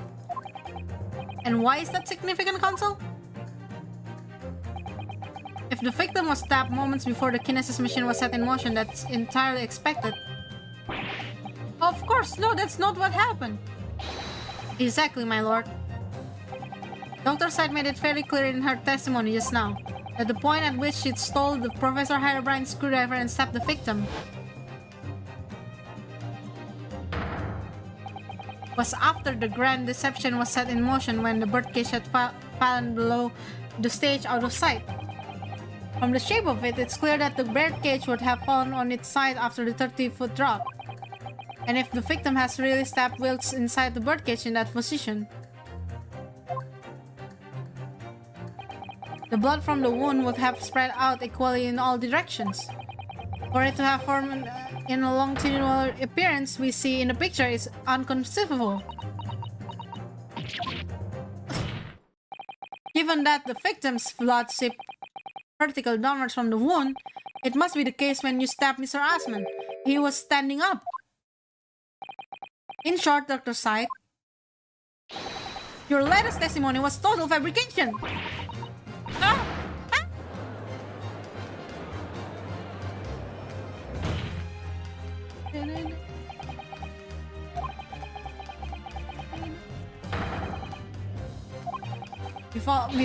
We've all been under great misapprehension here. What? What sort of misapprehension? Dr. Sight. Are you saying Dr. Sight is... You claim you were coerced into helping Mr. Rever as a result of the note he left in the waxwork. Are you saying that she is actually the murderer? She's the actual murderer? Wait, what? Wait, no way! Plot twist, man! What the hell? You claim that you made changes to the scene of the crime to implicate the defendant. And you claim that you authored the fake autopsy report to cover your tracks. But one of those claims is an out and out lie. Because the question of what the bloodstains really tells us has only one possible answer.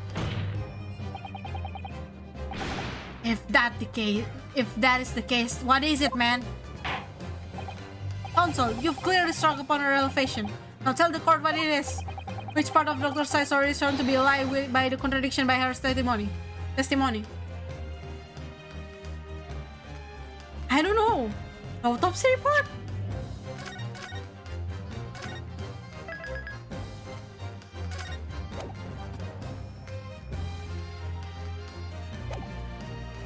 Oh wait, there's chocolate here.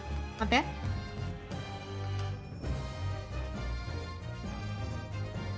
Ew, it's not chocolate. What is this? I shouldn't have eaten it.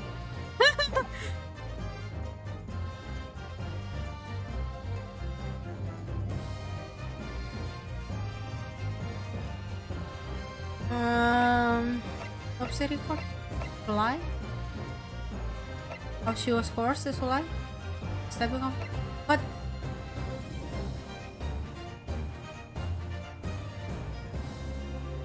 Having of the victim is a lie? Yeah, she lies about it. I guess it's this one then. Because she lies about this. The answer is very simple if you consider the sequence of events. If when the victim was stabbed, the blood from the wound seeped downwards as it did, we can be sure that the victim must have been either sitting or standing upright at the time. As you rightly pointed out, the birdcage would have fallen inside when it fell beneath the case stage. Yes, it would, which tells us that the victim must have been in that position of his own accord. That's impossible. The man was dead, remember? No, that is the misapprehension. He's still alive when he dropped down. When the birdcage fell from the stage in the void below, he must have hit the ground with a considerable force.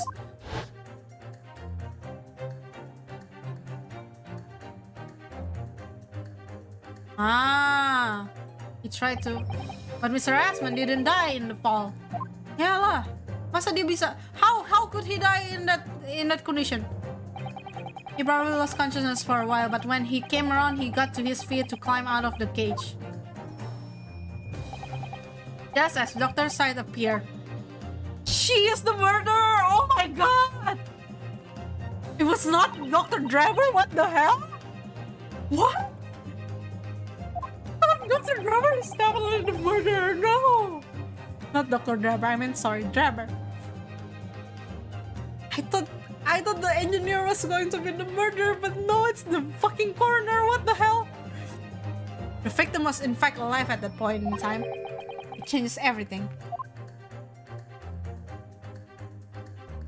But why would she kill Asman? Okay. Ah! Ah! Sir Rhoda Asman killer wasn't the defendant, Professor Herbert Harebrine, nor was it the mastermind behind the stage trickery, Mr. Enoch Dreber. It was you, Dr. Courtney said, Sight. Grrr! Ah!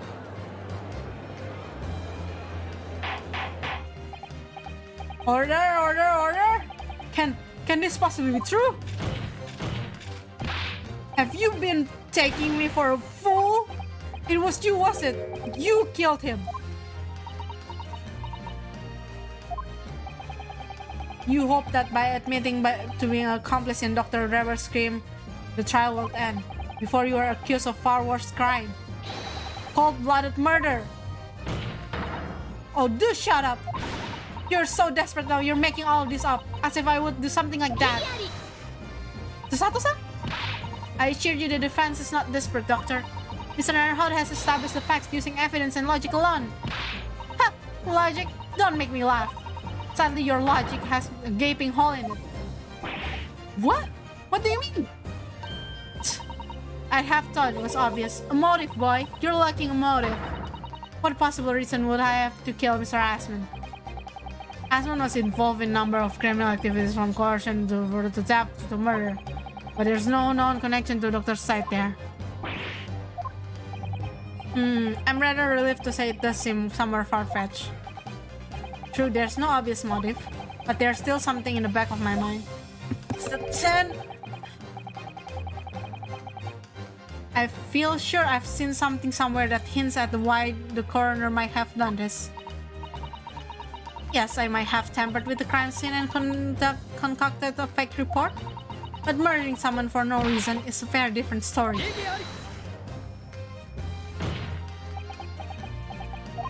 No, when you question what possible reason you could have for wanting to kill Mr. Asman, something did come to mind. What? What was it, Consul? Enlighten the court at once. I don't know. We saw it yesterday, didn't we? Something that seemed strange, but we had no reason to suspect it at that time. There's a particular object that explains why Dr. Sight would have wanted to kill Mr. Asman. The Iron Mask? No?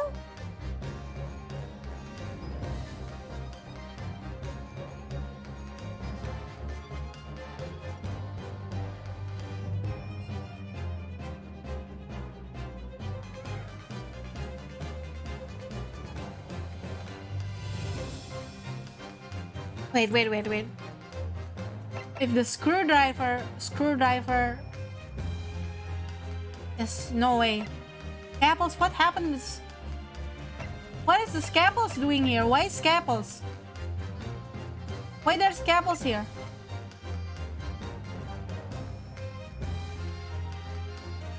Iron Mask.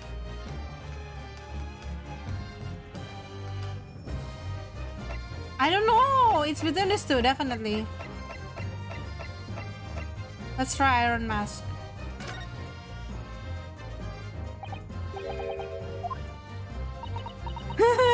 It's not it. Sorry, Mr. Naruhodo, but why the Iron Mask? Well, of all the things I saw yesterday, it left the greatest impression, so... Clearly, you have no idea what you're talking about. I think I must have said the wrong thing.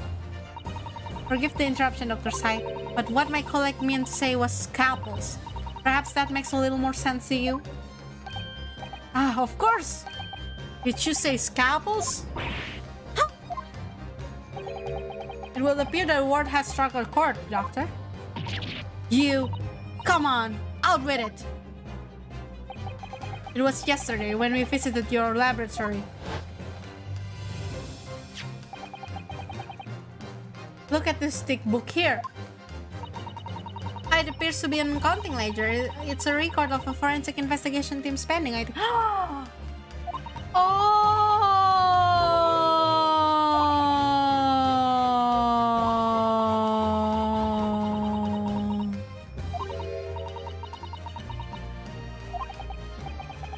In what way? You're buying 500 scalpels every month. Yeah, it was odd. Yeah! Oh my god! 500 scalpels a month? At first I wondered what on earth you could be using that many scalpels for. But actually, I realized now it's not the scalpels themselves that are significant. It's the money for them, disappearing every month from the department's accounts. Asmon's criminal organization relied heavily on extortion and for its funding, tracing the money from the forensic investigation team's account to find out where it was going would be extremely straightforward. 10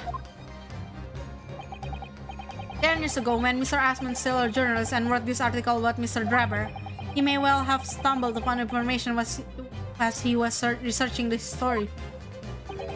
Information relating to Dr. Site's darkest secret that he would use to rack money from her for the next decade. Her darkest secret? Good lord, you mean...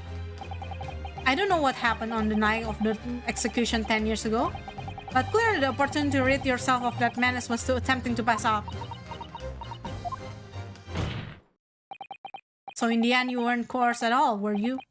You did entirely on your own free will. You stabbed Mr. Asman in the heart with all your might. Besides the blackmailer who knew your dark secret forever.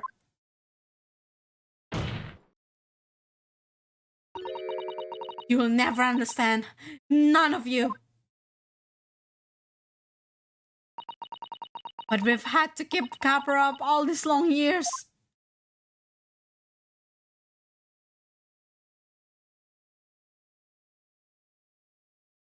Just tell the court already what the heck cover up. We're curious. Please. What did you cover up?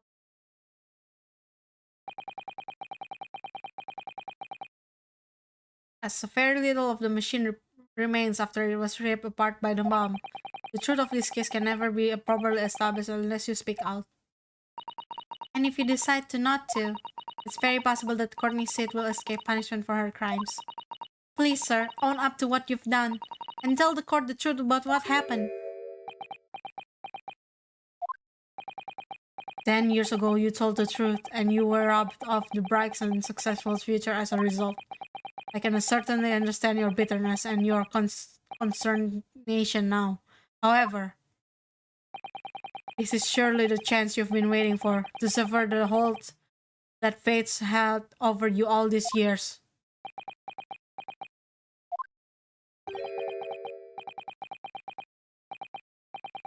Super high voltage instantaneous kinesis? I mean, really?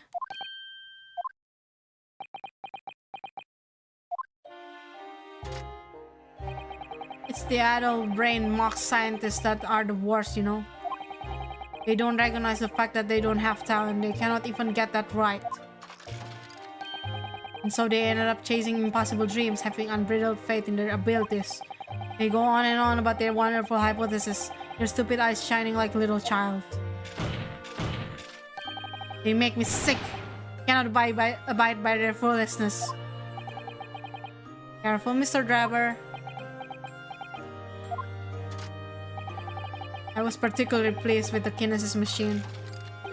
It made for quite a show, didn't it? So you admit it. You admit that it was nothing more than a sham made for the purpose of killing the victim. Yes, I admit it. I did it all in the name of revenge. Revenge for the future that Mr. Asman's article had deprived you of 10 years earlier. But the revenge you sought didn't stop at Asman, did it? Which is where that very particular waxworks comes in. Yes, I see. The condemned convict that you saw rising from the grave in Lowgate Cemetery 10 years ago. In your account of these events, if your account of those events are all true, then obviously Scotland Yard couldn't afford to acknowledge that what had happened. Even if it meant discrediting a bright young man and crushing any future career he might have had. So your plan required that you adopt that particular waxwork model in order to exact your revenge on Scotland Yard as well, or on Dr. Side to be precise.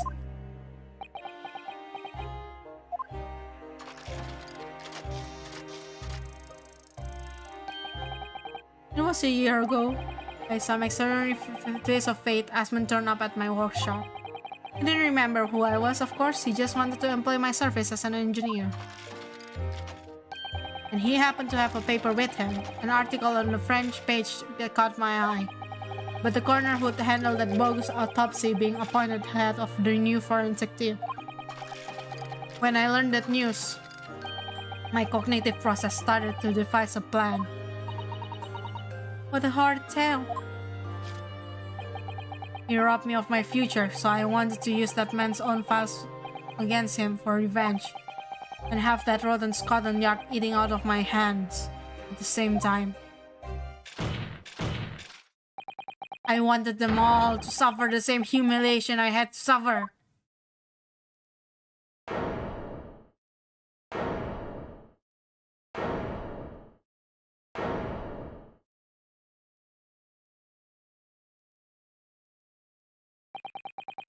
Your actions against those who ruin your future were justified as revenge, at least to yourself. Certainly, no one has the right to destroy another's prospects, especially for purely selfish gain.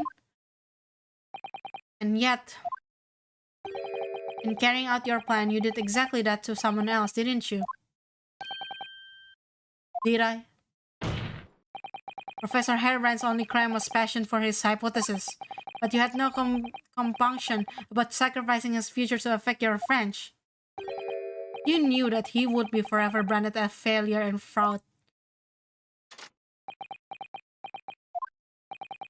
Perhaps life treated you unfairly 10 years ago, and others' misconduct left your life in tatters.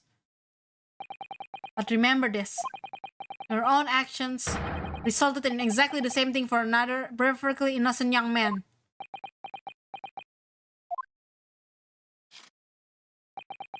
Hi.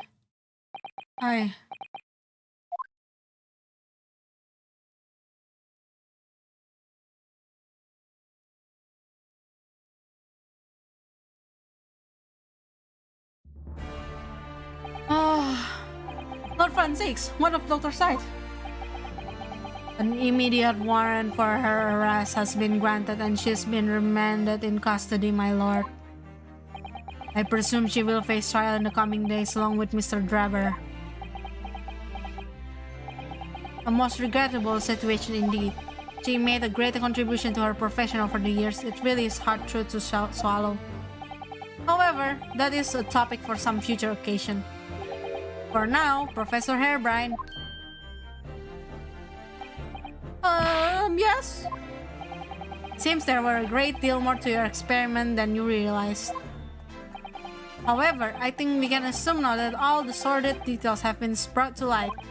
This has been a very long and profound trial. Yes, a very long. It's been 4 hours. My God. But I'm pleased to say you are absolved of all guilt.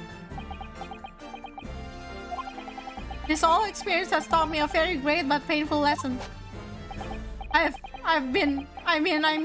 This dedicated scientist, this devotee of natural philosophy. I have been selfish and self-centered, and above all, a fool. Professor,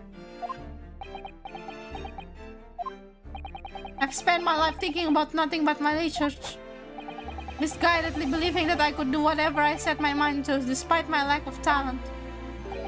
And the worst of it is, in the process I've caused others pain and misery. Others who are far greater people than I. No, Professor. That's not true. What? Don't tie yourself with the same brush as Draver. What happened was his doing and his alone. This outcome is his fate, not yours. You're not to blame in any way. But Francis, and the derision which he referred to you earlier, calling you Voltanless even. The man has no idea. To believe in yourself and work your fingers to the bone to realize your dream, that's laudable, not laughable. No one has the right to deride another for such choices. Great words from Francis. Oh. Thank you, Baroque. So, ladies and gentlemen of the jury. Yes, my lord? It is this court's expectation that you find the defendant not guilty in the charge of which he stands accused. I presume there are no objections? None from me, my lord. Certainly not. This trial has really made me think, but this is the right decision. It's all been proven methodically and rigorously. I have no misgivings whatsoever. It's done, AC? It's all over? I don't know what's become of the yacht these days. I don't recognize the place. Very well. In that case, I hereby pronounce the defendant not guilty. Yay!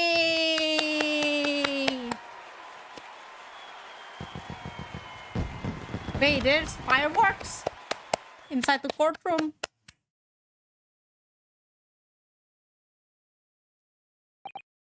Court is adjourned.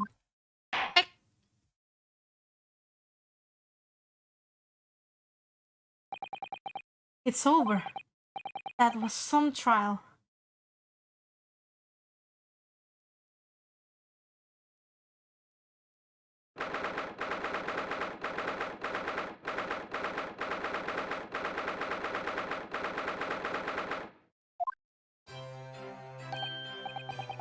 Professor, what a splendid outcome, isn't it? Oh, it is! Congratulations, Professor Harebrine! Mr. Naruhodo, Miss Osato, I am truly beside myself with gratitude. How can I ever thank you enough? I'm just glad it's been all cleared up. That you realized you were just caught up in a bad situation. Oh, now you know. If I had that research grant money, I'd give the whole lot to you. Every penny. Well, that's very kind, but I'm just a student, so I don't need any financial reward. Your acquittal is more than enough. Oh dear, what can I do?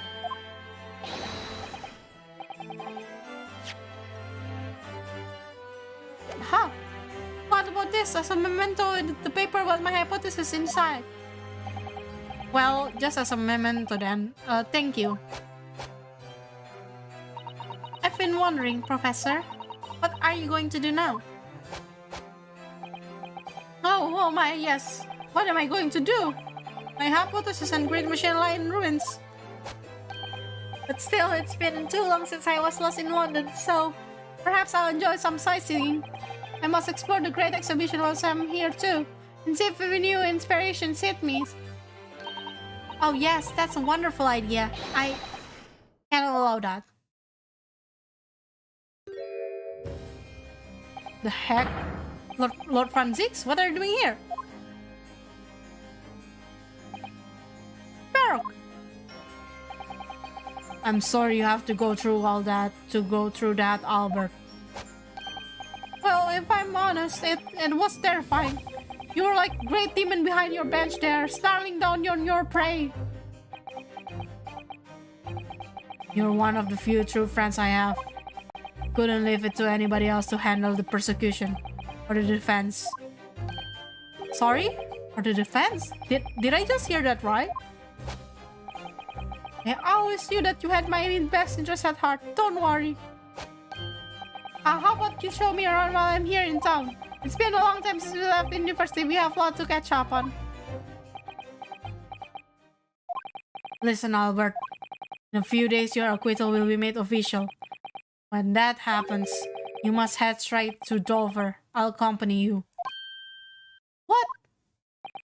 From there, you'll cross the channel and make your way back to Germany. I've already purchased the ticket. But no! Hold on a minute, Baroque! What about the great exhibition? This is the chance of a lifetime for me. I want to look around. No sightseeing, Albert. Give up on the idea. Sometimes it's hard to see anyone in those eyes, Baroque. Lord Franzix? What's all this about?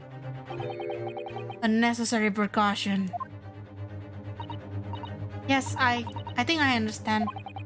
You do?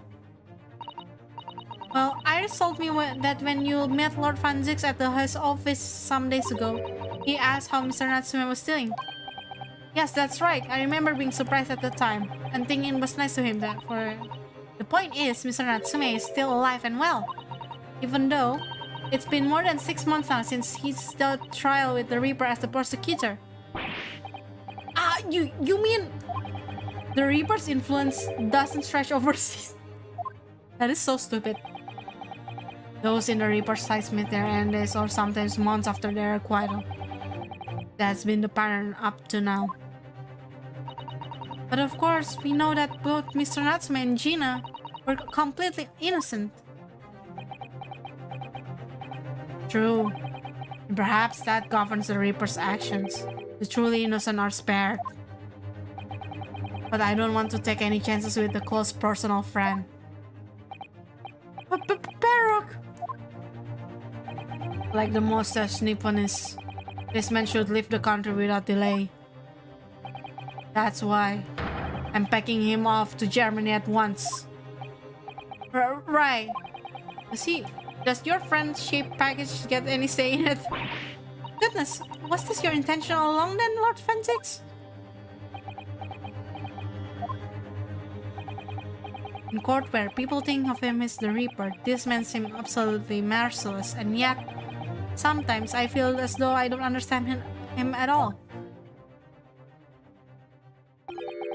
It's time to go, Albert. Back to the prison for the time being. Ah, yes, alright. Well then, Mr. Naruhodo. Thank you so much for everything. Not at all, Professor. It was a pleasure getting to know you. Best wishes, Professor Heilbrein. Well, once the dust has settled, you must come and visit me in Germany. Anyway, goodbye for now.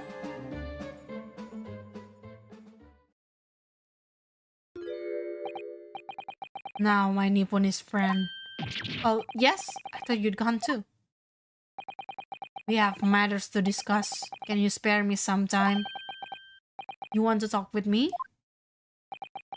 I'll be waiting in the courtroom in 10 minutes. Courtroom. Jesus. Courtroom. Well, that was strange. For some reason, I didn't get that sense of impending doom as we walk away this time.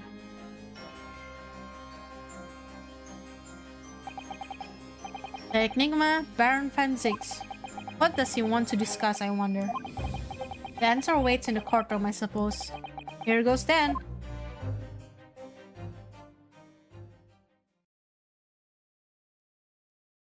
What is going to happen?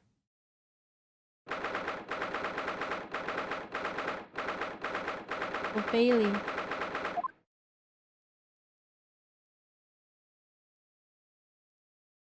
Why is the mask? So are you satisfied? You save a Goella's scientist from a great injustice. Yes, I think so. I'm relieved at least that the man's innocence could be proven. Anyway, I imagine you've been wondering where my animosity towards your Nipponese comes from.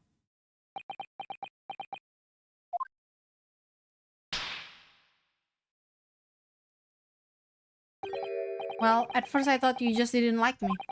I imagine you saw me as a pretentious child from an unimportant land who had no business being here. But now, I think differently.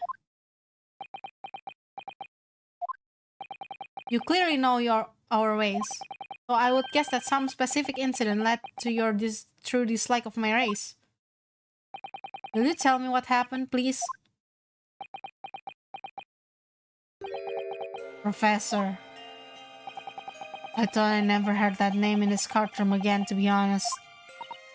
He took your brother's life. Clint, my brother was Clint Van Zix. 16 years ago, when I was just in my teens. He was already director of prosecutions and key member of the judiciary. I looked up to him. He was everything I aspired to be. He was involved in the establishment of justice systems in the foreign countries as well. There was an exchange program between Britain and other nations then too to share knowledge and ideas. As part of those programs, 3 judicial students came to Britain from your homeland, the Empire of Japan. Oh, if it was 16 years ago then, one of them could have been my father. Of course, I remember Dr. Mikoto well. I had no idea. I was a minor at the time, training at the prosecutor's office. One day, Clint introduced me to the 3 visiting Nipponese. So you've actually met my father? He and his college was polite and amicable. They were adept in their work and exacting in their standard. It was my first encounter with the Nipponese spirit and it made a very great impression upon me. But 6 years later, that's when it happened. The investigation was going nowhere. There were no suspects even, just an ever-growing list of victims. And in the end, my brother became one of them. The last, in fact, before the case was finally resolved. I'm so sorry, Lord Van Zix, truly. Glenn was always ready to put his life on the line for the justice anyway, so he wouldn't have wanted it any other way. He lost life to the killer, but it was his victory in the end. For me personally though, it was the greatest loss. I found myself in a dark place indeed. When I finally found out the killer's identity, the reason why no one had been able to catch the man sooner ceased to be a mystery, such a mystery. He'd been hiding in plain sight all the time. In plain sight? Are you aware of political events 10 years ago? It was a period of extremely sensitive diplomacy between British and Japanese empires. A new treaty was being forged, I think. Correct. The Anglo-Japanese Treaty for Friendship and Navigation was being concluded. The leaders of both countries were deep in extensive political discussions. Which is why this particular killer's appearance in court was conducted as a closed trial. If the British public had known the identity of the killer, not only would the treaty have been in jeopardy, but our 2 nations could have very well been ended up in war. It was Japanese. The killer was Japanese.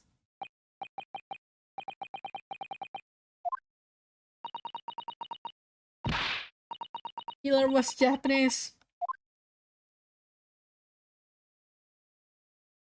Ah, he's gonna open it. 今日審理が終わった時が来たそう思った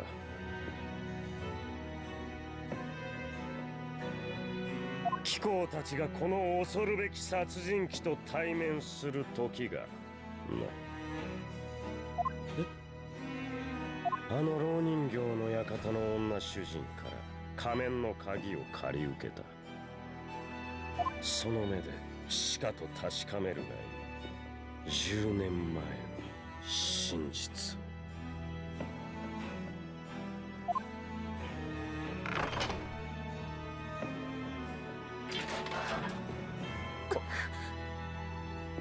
これがプロフェッサーの正体。その通り今まで考えたこともありませんでした。英国犯罪史上最悪の事件、その殺人鬼の正体が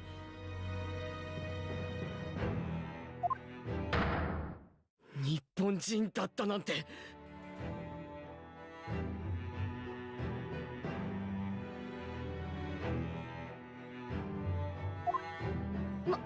待ってください。この面影どこかで見たことがある。 Oh shit. そんな気がいたします。 Oh shit. Strangely familiar.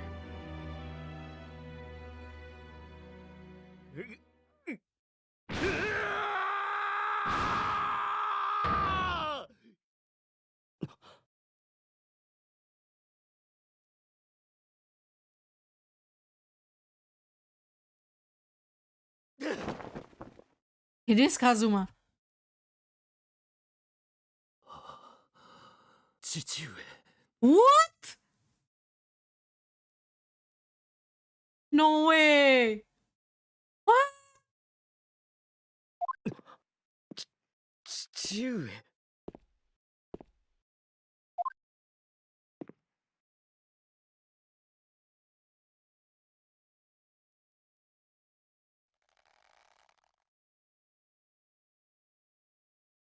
My god. 麻生木。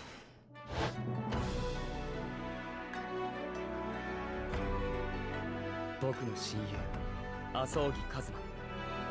1年の時を経て今全ての記憶を取り戻して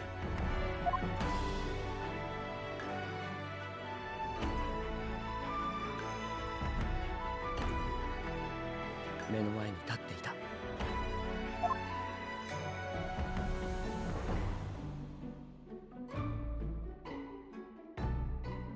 なるほど。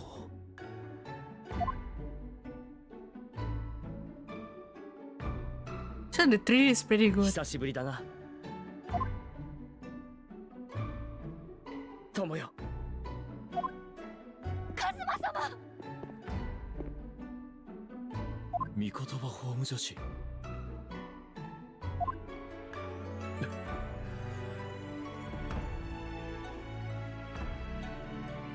長い間ご苦労だった。礼を言う。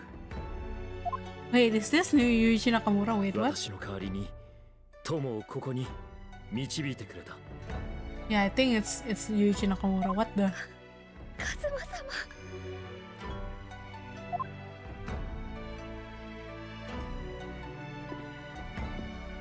やっぱり生きていたんだな麻生木。貴様にも礼を言わねばならない。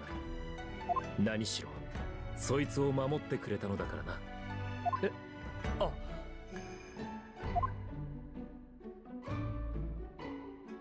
あ麻生木の家に代々伝わる名刀カルマ。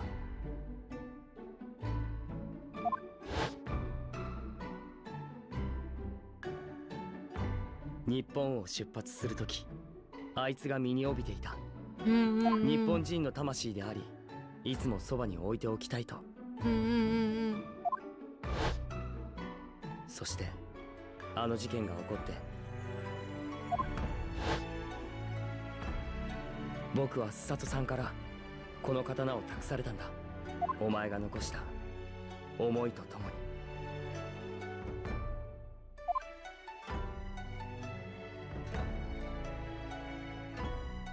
こいつがあるといつもお前が見守ってくれている気がしていた。That's gay.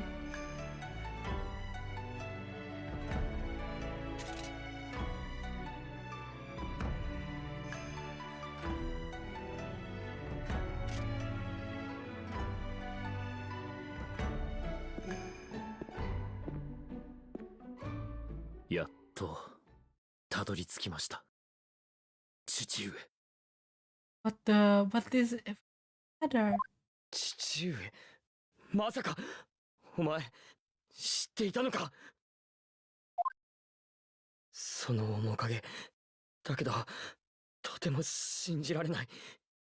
殺人鬼の正体が麻生木一馬の父だったなんて。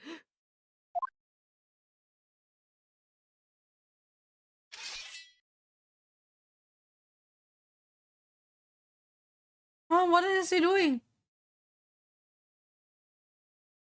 It's just a wax, though. Bro, it's just a wax.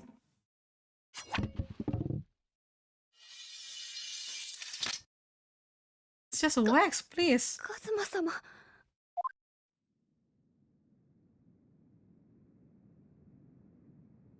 なるほど。貴様と積もる話はあるが、今はその時ではない。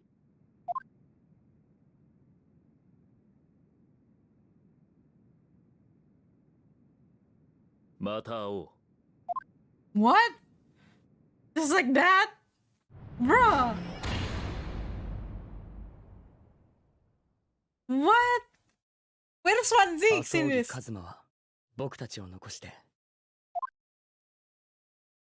法廷から出て行った。Where is Fun Zeke in all this? Hello?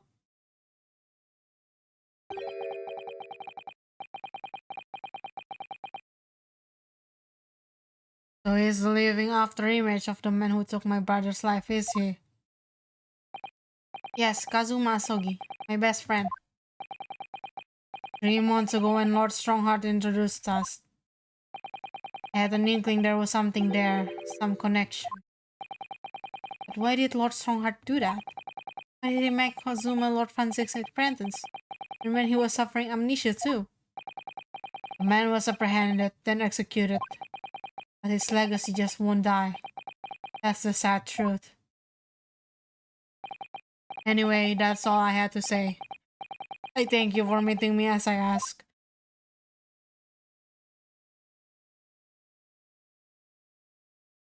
Six actually know the culprit's faces. 10 years ago, my grandmother took me to the rail station. We were there to meet my father from the train. For me, it was the first time I'd ever seen him. Poor Sato-san, all this tied up with the painful memories of her too. She never talked about this with me before, though. It took time to just having father around, but just when I was starting to get used to it, he called me into his study one day. He told me that a great friend of his had passed away in London, and that the friend had left behind a son, a boy 7 years my senior. Father told me the boy had made a promise with his late father, so he was studying to become a defense lawyer. I wanted to help, so I decided to become a qualified judicial assistant. As I'm sure you've worked out now, that young man's name was Kazuma Asogi. So you see, that's how he and I met.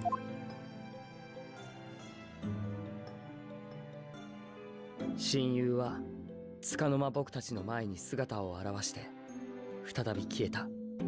そしてその瞬間、止まっていた時は動き出す。 Now what is that?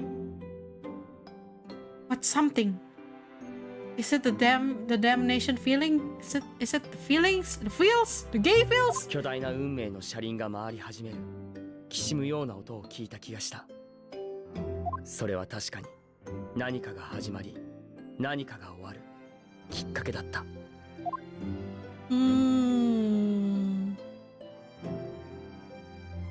I see.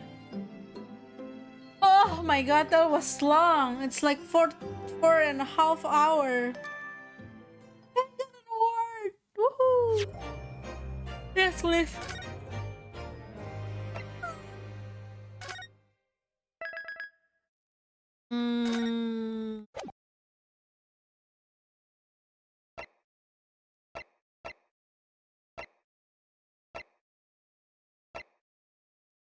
Twisted karma and his last blow. The resolve of Renus cannot.